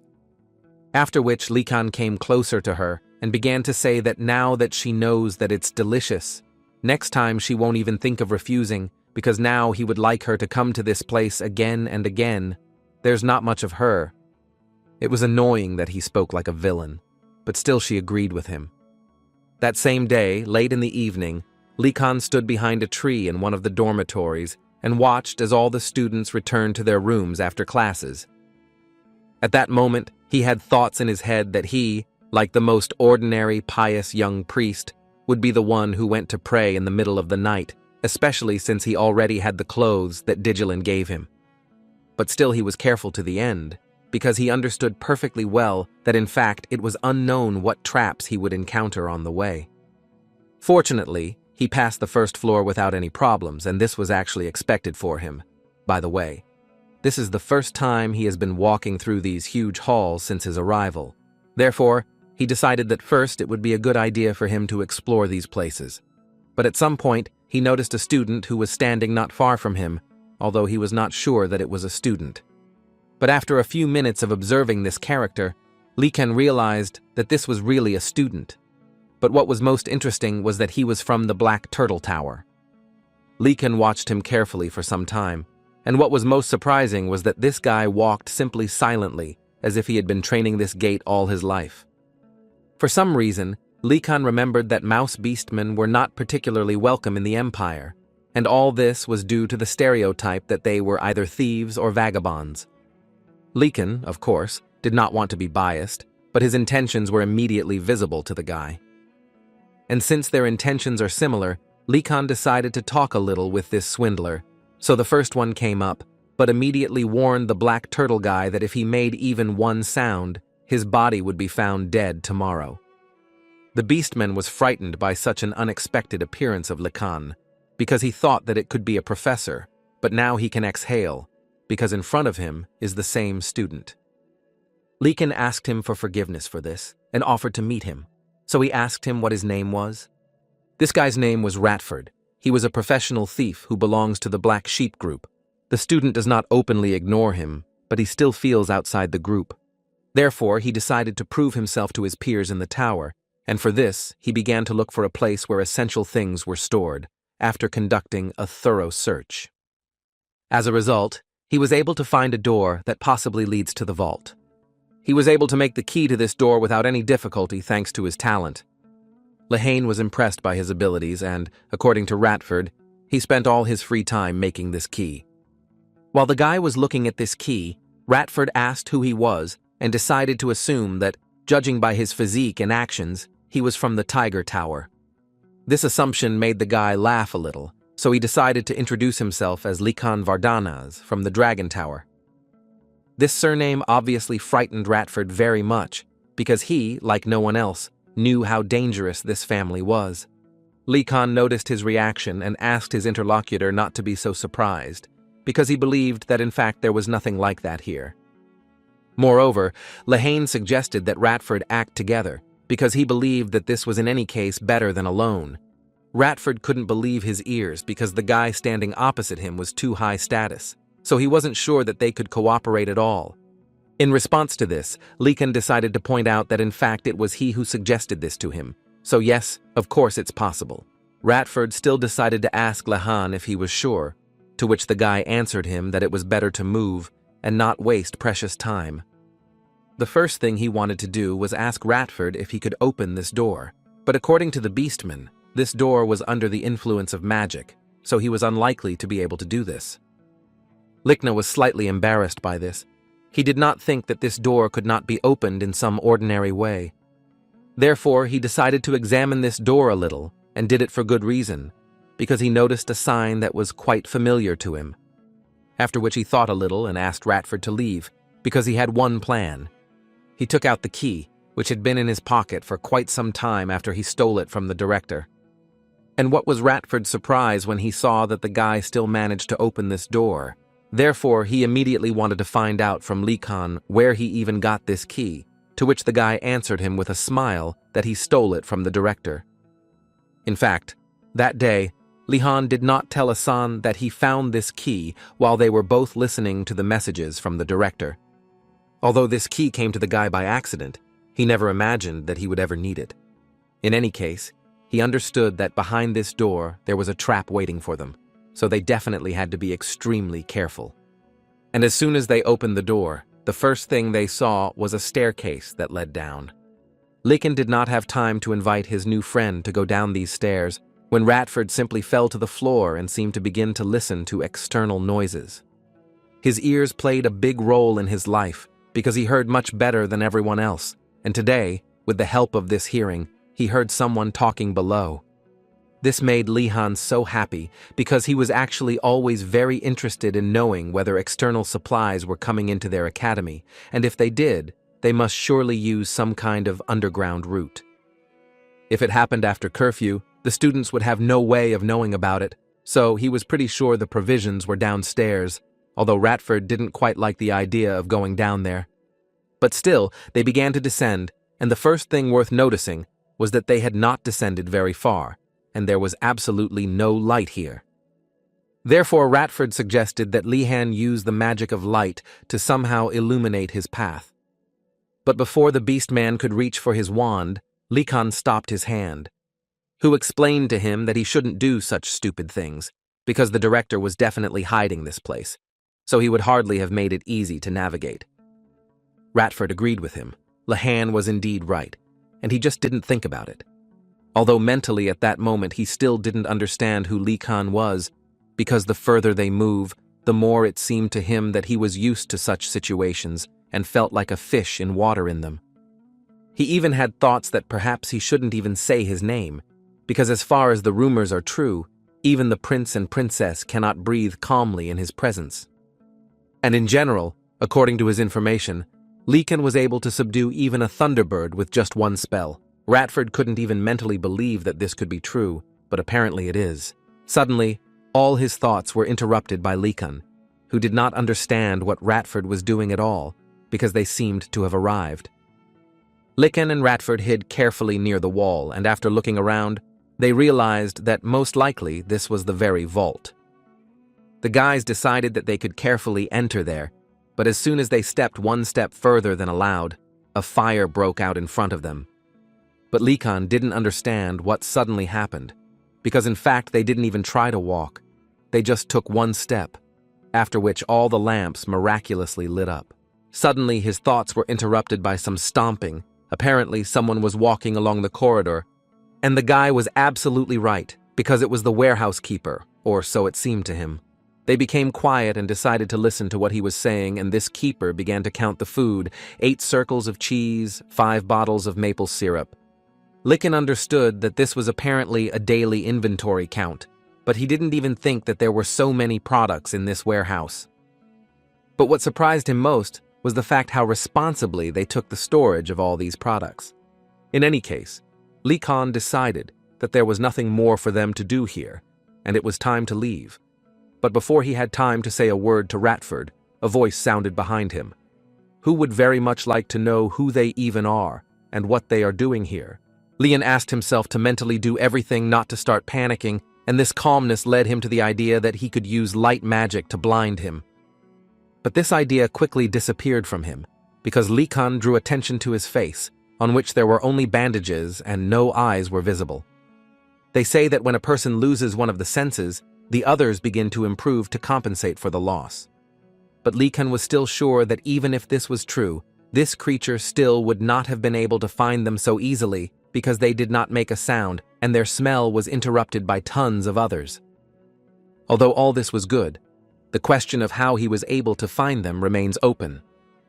Meanwhile, the Guardian, looking at Lee Khan, noticed a huge energy inside the guy, inside his body, which later created just a huge ocean in his head, and this could only mean one thing, that in front of him was a very powerful magician. Therefore, this creature decided to show respect and bow to Lee Khan, which was quite unexpected for the guy.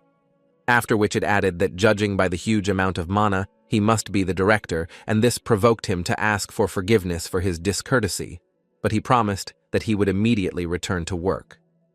Lee Han couldn't believe his eyes. Would this guard really just leave right now, and that would be the end of it all? Although the fact that he confused them with the director meant something to the guy, although he did not fully understand how this was even possible. In any case, what was much more important was the phrase that he had a huge amount of mana, and it turns out that they were spotted precisely because of it. The guy, of course, guessed that it wouldn't be entirely easy, but he didn't even suspect that it would be so easy, although in any case, he tried to calm Ratford as much as possible and told him that everything had been resolved and they could calmly continue on their way. And Lee Khan also believed that they would have to leave all the food in place, since there are those who count it. He suggested that it would be better to look for the passage through which it is delivered here. Suddenly, Lehane's speech was interrupted by Ratford, who began to run away because he heard too many steps in that direction, and they were approaching very quickly. They made an immediate decision to run away, and Lee Khan could not help but notice that Ratford knew his way around here perfectly, although this was his first time here. Now Lehane didn't understand at all why Ratford was so nervous before this, if he knew his way around the area perfectly. But after a few minutes, Lee Khan will apparently have to take back his words because they reached a dead end and there was no further passage. Ratford simply did not understand how this was possible because they had come not just to a dead end, but to the very place from which they had started to flee. Lee Han, after standing and thinking for a while, realized one thing that was causing them such a problem. There were thoughts in his head that, unlike Raftord, who was a thief in a small village, Lee Khan grew up on many stories. And thanks to this, his imagination works better in such situations, which is why he was able to find the secret button that was among the wall. As soon as he pressed it, the dead end suddenly turned into a new passage, which Ratford felt, but still did not understand where it was. The only thing in the beastman's head was that judging by the fact that there was so much space and light here, this must be that same passage. But most of all, he wanted to know how Lee Khan knew about this passage. Was it really just that he was from the Vardana's family? Lee Khan at that moment simply didn't think about anything, because in his head, there was the thought that he would finally be able to escape from this hell. How much suffering he had to endure during this time, but now it all paid off. There are several rules for Einrogard workers. They should not talk about what they see, initiate conversations, ask questions, and the like. That is why if priests or students from the other end of the road appear in front of them, they most likely will not say anything to them. Lycan was simply amazed by their interest. To Ratford, it seemed that these people simply did not see them. And this made it clear that since everything is so simple, then they don't even need to try to seem suspicious, because this employee doesn't care at all. Therefore, the first thing Lee Khan decided to do was approach one of the workers and ask him to give them a ride, to which the man gave him a positive answer, especially since they had already finished work and were ready to go. The guy and his new friend sat down in the back seats of this carriage without any problems, and now it seemed to Lee Khan that he could calmly exhale, because all the problems were long behind him. Except that Ratford's gaze makes him feel incredibly awkward. All the people in this karate are silent. This world was too complicated for him. Einrogard is a symbol of the Empire and magicians, so he had so many enemies, and living like this seemed incredibly difficult for the guy. And all this was only confirmed when they were driving, and Lee Khan noticed that they were transporting not only food, but also politically important things. In any case, he still just couldn't believe that they were luring students in and not letting them just leave. When suddenly Lee Han's thoughts were interrupted after they had stopped quite suddenly. As soon as he decided to look out the window to see what happened, to his great regret, he saw Professor Garcia there, who for unknown reasons was also here. Judging by the atmosphere, Lee Khan understood that they were unlikely to be caught. But then what was she doing here? Ratford's face became even paler when he saw Professor Garcia. Now he simply has no idea what they should do next, but Lee Han immediately tried to calm him down because it seemed to him that the woman had no idea that they were here. Therefore, for now it seemed to him that the best thing would be to just observe and only then make some decisions, which Ratford eventually agreed with. And after he managed to calm his friend down, he decided to think about what brought Garcia here. Garcia at this moment was thinking about the words of the director, who told her that people from the families of the Imperial Inner Circle would be waiting outside the school, and therefore he would like her to deliver this small package to them, and it was quite inconvenient for her to deliver artifacts every month. In addition, her traveling companions were usually workers who were frightened even by Garcia's smile. Suddenly, one of them even pulled out a sword, and Garcia was quite surprised that they were ready to go so far just because she smiled. But as it turned out, the matter was not about her at all. One of the workers told her that the head was sounding the alarm, which meant that some kind of incident had occurred. As it turned out, it was a matter of some two unfamiliar guys who were caught on the road and asked to immediately identify themselves. They immediately replied that there was no need to react so seriously, because they were just merchants who were passing by. This answer caused them incredible laughter, because everyone noticed that they had weapons behind their backs. These guys realized that there was no point in hiding. Apparently, even the porters at this school were unusual. One of the main workers immediately ordered everyone to line up, because he immediately realized that these were either mercenaries or ordinary soldiers. They decided that there was no point in playing children's games, so they immediately prepared their crossbows and fired. In response, the mercenaries immediately told them that this was all just nonsense and not an attack, because they came here for a reason, but prepared before it. The workers realized that these were far from ordinary guys, and they immediately wanted to know who they were.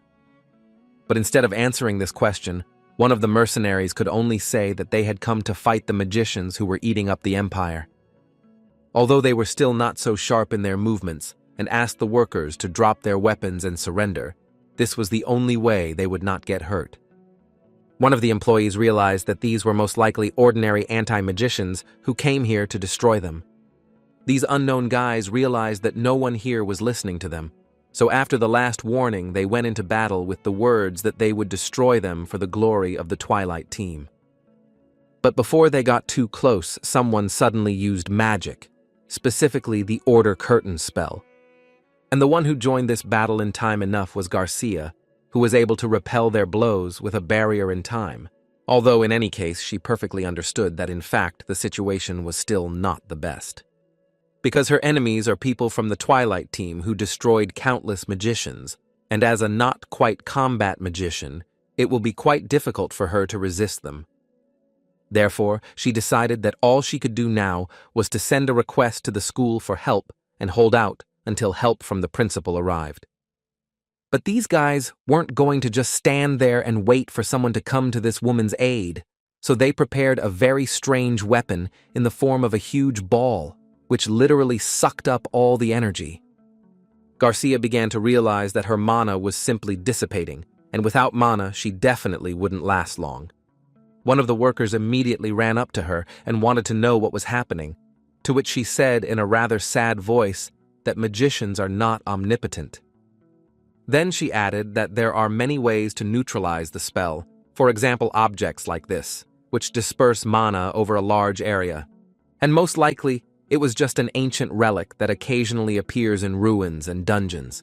But the most amazing thing is that no one even approximately understood how these guys even managed to get it. Now this was actually not the main question, because she perfectly understood that since her mana was absorbed every time she tried to use it, then in this way she simply would not be able to hold the spell, and frankly, she simply did not understand what to do next. Before she had time to think anything, an anti-mage suddenly appeared behind her, who was going to do everything to make her finally feel retribution. But at some point, this warrior simply fell unconscious on the floor, and it was so surprising for Garcia, because what could have happened? Because she was absolutely sure that there was no one here. 10 minutes ago, Lehane and Ratford were carefully watching what was happening, and for some reason, the guy was sure that this was just one of the director's traps. But still, he decided to do something, and asked his friend to hide here and not stick his head out anywhere. Lee Khan himself had heard a lot about the Twilight team, and if the guy was not mistaken, then it was a group of anti-magicians, and most likely the situation would worsen if he did not stand in their way. But he also cannot reveal himself, So he decided to use his spell, which was called Hiding in the Night, which helped him become invisible. Although after that blow, from which one of the anti-mages fell unconscious, Likan still decided to open himself and tell Professor Garcia that it was him. But at that moment he never lifted his spell, which helped him remain invisible, and the woman at that moment simply did not understand where he was, and most importantly, what had he forgotten in this forest. Likan answered her that this was the magic of invisibility, and also advised her to first give orders to the others, and only then continue the dialogue with him. She agreed with him, because in fact, they really didn't have much time, so she asked everyone who could fight to take a weapon and hold out for a while, because she had already sent a request for help to the school, and people should arrive here soon. Until then, she asked Likan to remain invisible so that he would not get hurt. Although watching who they had to fight, Likan realized that they were all experts in martial arts, and most likely, they would not be able to defeat them without his help. But first, he would like to know from Garcia why she doesn't use magic, to which she told him that they use an ancient relic that absorbs all the magic. And at that moment, she suddenly realized that Likan still remained invisible, although this artifact should also affect him. Although then she remembered that this guy simply has an unlimited amount of mana, and apparently even such ancient artifacts are not a hindrance for him. But the most important thing is that now Garcia can borrow some mana from Likan because he still has too much of it. He was not against such an exchange, so without thinking for a long time, he extended his hand to her. And after a few seconds, Garcia was able to completely restore all her energy and mana, which gave her the opportunity to continue fighting. This time, she decided not only to defend herself, but also to go into battle, and for this, she decided to use an indestructible spear. Likan liked this much more, because this is such an amazing opportunity for him, in fact. The anti-magicians couldn't believe their eyes because they had just taken all the mana from her. How was she even able to use magic? Garcia decided that she should make her strike first on that old artifact that continues to weaken her, and only then deal with the criminals. Apparently, her blow worked, because this magical artifact exploded, which caused just a huge explosion. After which Garcia felt that her mana had finally returned and she couldn't help but be happy about it. And since she can fight again, she saw no reason to finally end these guys once and for all. And for this, she has one very good spell. The anti-mages realized that they most likely lost this battle, so they decided that the best option in this case would be to simply run away. Although this was good news, Likan still couldn't rejoice, because he felt that the professor's mana was still going somewhere, even though it was not much. After a short inspection of the area, he noticed that that ball was still intact, and apparently it continued to suck out mana. Without thinking for long, he informed the professor that the relic was still functioning and needed to be destroyed as soon as possible. But she didn't have any time for this, because at that moment 4 anti-mages decided to start attacking her at once. Therefore, Likan had to join the battle, and in time he was able to repel one of the attacks of the anti-magicians. These guys simply did not understand what was happening here, why their second partner also fell unconscious, because they were sure that there was no one here. One of them was apparently the smartest, because he began to calm them down and talk about what was actually obvious to him. There is clearly another magician here who uses invisibility. Lihan couldn't believe that they were able to react to an invisible person so quickly. But what interested him most was the aura of the person who was fighting against them, because it was definitely different from the others. Although Likan understood for sure that he simply could not let this person near the professor. Therefore, he uttered the cherished words that revealed his identity, and now he was visible to everyone. That same guy immediately stated that he did not expect that the boy would deceive them, but now he was going to do everything to make the guy pay for everything he did. Likan was not going to bend under the words of this villain, so he asked him just not to think that he was a fool, because this was far from the case. After all, he at least did not understand why he should fight with them at all, if he could destroy the relic, and that would be the end of the battle, so he ran straight to her. But he was well aware that it would actually be quite dangerous to face them directly, so he used his invisibility again. The head of the anti-magicians ordered his guys to stop, after which he added that he would deal with this guy himself, and let them deal with the woman. In this case, Likan prepared another plan that was supposed to help him, and its essence was to use the very balls that helped him train magic.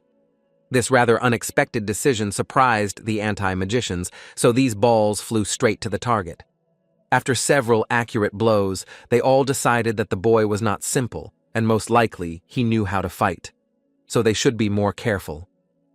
At that moment, Likan noticed to himself that the sensations he was feeling right now were very different from what he had in class.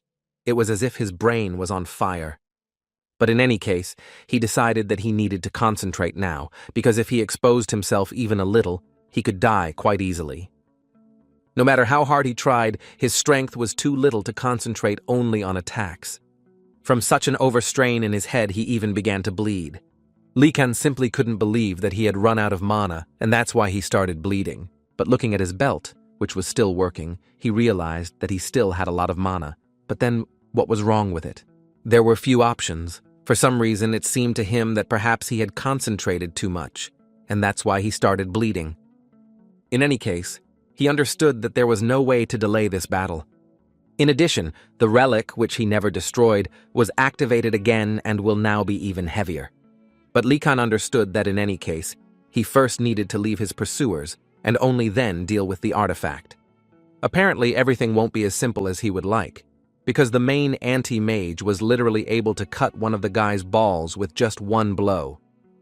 Likan still had a little time left to finally get to his treasured relic, but apparently he won't be able to do it, because these guys can smell the blood that comes from Likan very well. Therefore, he decided that since this was the case, he should strike first, so that they would begin to fear him. Immediately after he struck one of them, the head realized that these wounds were from a sword, and as a result, he decided that the guy had changed his weapon. But it also gave him a clue that the guy was apparently somewhere nearby, so he ordered his men to throw some dust of light towards the relic, which one of them did without any problems and practically hit Likan. But the dust, unfortunately, got into the drops of blood that flowed from Likan. At this moment, Likan decided that he would apparently have to abandon the idea of destroying the relic. After all, these mercenaries at one moment began to literally shout to their leader that they saw the blood of this boy. But this was still not enough for him, and he ordered them to immediately calm down and continue to follow his scent. Although after this phrase, he realized that in fact, he no longer distinguishes smells, because they are all mixed up. This was too bad news for them, but in any case, no one was going to give up. So the leader ordered each of them to be on alert and not let this vile magician attack them from behind the scenes. Before he had time to finish this, suddenly two of his people literally fell unconscious at the same time. At that moment, the man finally understood everything, and even he decided to admit that this was quite an excellent decision, but he still believed that the guy could not defeat him. As soon as they surrounded him, Likan decided that the best option would be to hide among the wounded, and as you can see, this decision has brought good results so far. This made the man admit that the guy was a very strong opponent, and so he took off his mask and introduced himself as Garax, and from that moment he assured Likan that he would fight with his full strength. After which, he attacked the guy with the words that if he hid his smell, this does not mean that he hid perfectly thanks to his poetic spell. Although Likan was able to block his blow, the guy did not fully understand how the man managed to do it. Garax at this time began to say that the guy was actually very easy to catch because he could very clearly hear his trembling breathing. According to this madman, he can identify Likan not only by smell, and he was also very grateful to him for interrupting a couple of people, and now he can hear him even better, so it's time to finish with him. Lihan did not expect such a fast attack, so it was quite difficult to dodge his attacks. Although Likan managed to dodge, he understood perfectly well that if he made even one mistake, he would most likely have serious problems. Garax's skill with the sword was simply excellent, clearly better than Likan, who only completed fencing courses with his teacher in childhood. Likan couldn't believe that all he could do was block the blows of a man who couldn't even see him. At one point, the man knocked him down, but the guy still had a smile on his face, and in his mind he thought that apparently he had finally found himself in real danger. Garax slowly but confidently approached the guy, as if he saw him and knew exactly where he needed to go, simultaneously saying that the guy's breathing betrayed his fear. But most of all, he wanted to see what the guy's face looked like, distorted with fear. Likan understood that he had few options, and perhaps none at all, but he was sure of one thing. He definitely couldn't die like that. At that moment, for some reason, he remembered the words of his master, who told him that experienced swordsmen can fill their sword with mana and make it several times more powerful. And if this is so, then he will finally be able to justify all the training he has had. And this seemingly not the best idea actually worked, and the guy was finally able to figure out where he could spend all his mana. He simply put a huge amount of mana into his sword, and with this, he was able to land a good blow on the man, who was already practically celebrating his victory. Garax lay on the floor and understood perfectly well that a simple sword swing could not be so powerful. So he wanted to at least find out what this brat just did, but Likan was not doing as well as he thought, and as soon as he tried to get up, he realized that he actually couldn't do it. The guy looked carefully at his hands and realized that apparently this was just an effect from the fact that he used too much mana.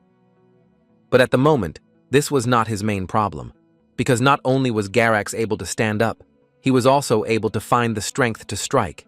Likan at that moment could not do anything, and it seemed to him that this was how his life would end. But at the last moment, something clearly went wrong for Garax, because he simply fell instead of delivering the final blow. It was not completely clear what happened to this guy, but Likan suggested that perhaps he was simply vomiting blood, and that's why he passed out, which means that his attack using mana worked perfectly.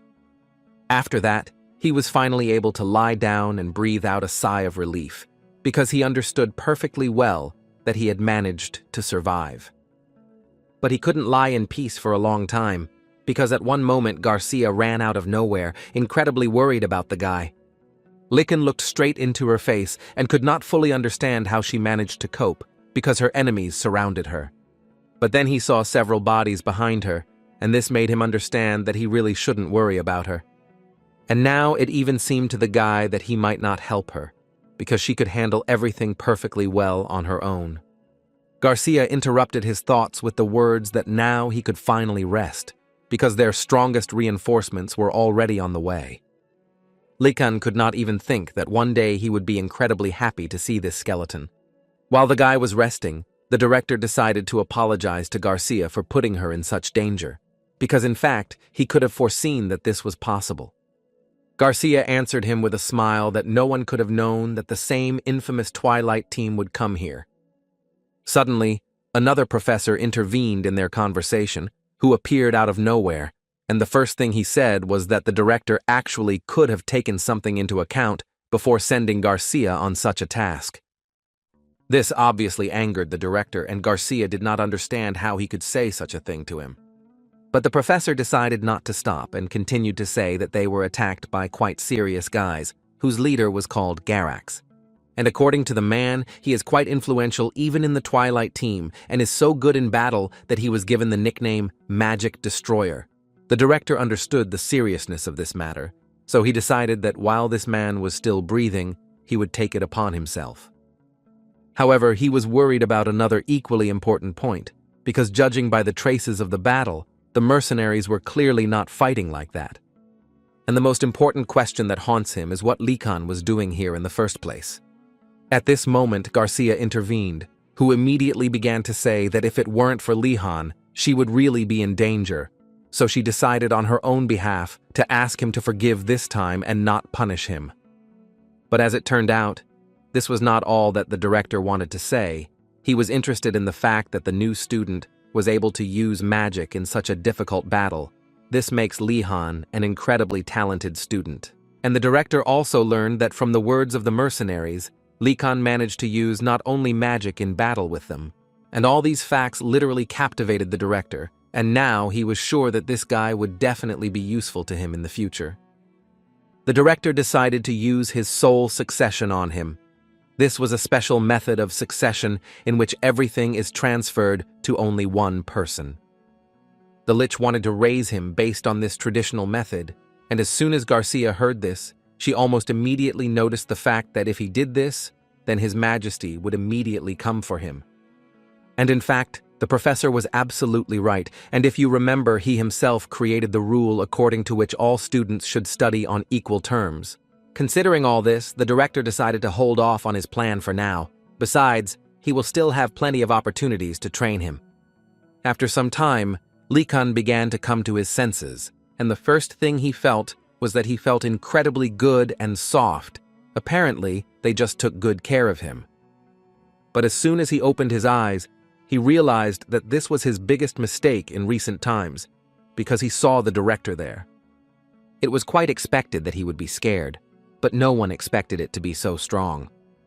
Lee-kun immediately began to look around because he didn't understand where he was, until Garcia came out to him, who asked him to calm down and reminded him of that terrible attack, which he actually coped with well. Now Lee-kun began to remember that the professor had approached him before he lost consciousness, and now he listened to the director praise him. But most of all, he hoped that he would get away with all this. After all, he helped the professor. But before he had time to think about it, the director suddenly announced that he had not forgotten that the guy wanted to leave school. The director immediately wanted to know how he managed to get through the vault. Before the guy had time to answer him, the director said that he had probably picked up one of the keys that he had left for him. At that moment, Lee-kun only confirmed his theory that it was a trap after all. The director was also sure that it would probably be difficult for the guy to throw the vault guard off his tail. But Lee-kun to the end pretended that he simply did not understand what the director was telling him. But this only caused negativity from the director, and he asked him not to pretend to be stupid because it was a shame. In addition, the director assured him that the guy would not be able to use this route again, and this was already serious for Lee-kun. But as it turned out, all this was just a lead-up to saying words of gratitude to Lee-kun for his courage in protecting the professor and workers. And as a thank you, the director decided to give the guy a gift, which was the famous Morning Star sword. But Lee-kun immediately noticed that this was a sword quite familiar to him, and it took him a few minutes to guess that this sword was owned by the Twilight team, and this confused him most of all.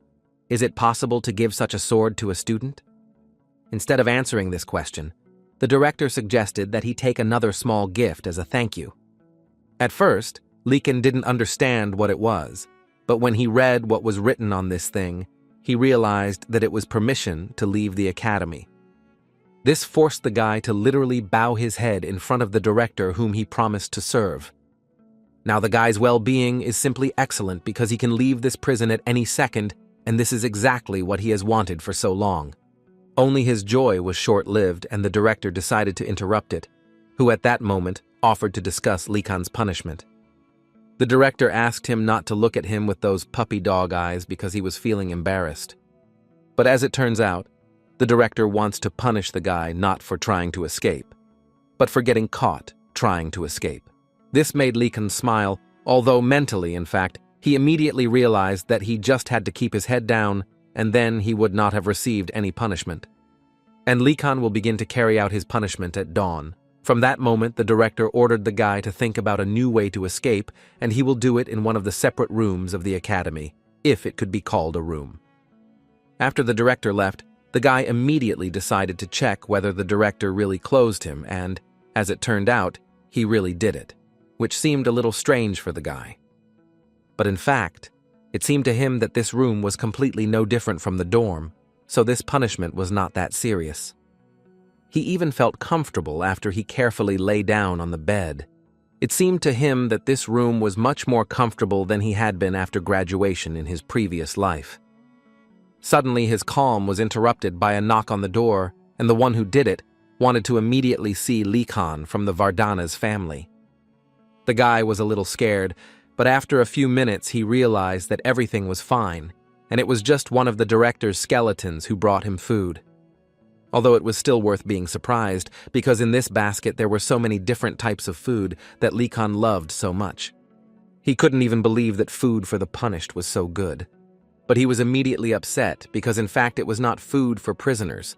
Lee-han was simply lucky that Professor Garcia decided to thank him in this way, for which the guy was actually very grateful to her. There were many more different products in this basket than might seem at first glance, but this only made Lee-kun happy. Lee-kun began his meal, and in his head, there were thoughts that it was a fierce battle, and now he remembers and realizes that he barely managed to actually survive. He understood that if he had not gone to combat classes, then perhaps he would no longer be on this planet. But all this is in the past, and now Lee-kun has finally learned to describe a perfect circle with the help of a metal ball. There is definitely progress. Lee-kun realized that then the professor did not lie to him that staying in extreme situations is the shortest path to progress. Although there was still one drawback, if Lee-kun decided to pump up his abilities like this again, then most likely he would simply die. Therefore, he decided that he would never put mana into objects again, because this time he survived purely by luck. At the very least, he wouldn't want to end up on the pages of an imperial newspaper by doing something hasty. At this point, he decided to complete his introspection and do the only thing that was possible in this place. Before entering the testing room, the director handed the guy this book, so that Lee-kun could do at least something while he was sitting there. But Lee-kun delayed until the end so as not to read this book, because in his head there was the thought that perhaps this was just another trap that the director was using.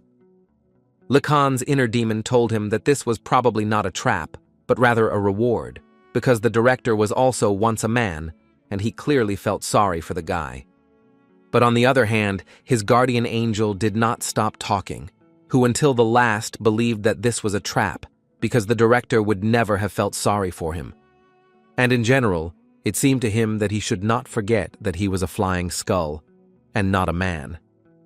This provoked Lee-kun to decide not to open this book, and not to read it under any circumstances, but he managed to do nothing when suddenly this book opened by itself. No matter how strange it was for Lee-kun, the words literally tied him up and began to climb right into the guy's head. Apparently he was right after all. This is indeed a trap into which he safely fell. The knowledge from this book literally filled all the free space in his head, and he did not fully understand what was happening and how to get out. Lee-kun understood that this book was not here by chance, and now he would like to know what the director wants to teach him. Suddenly, he heard the director's voice, who asked him a question in which he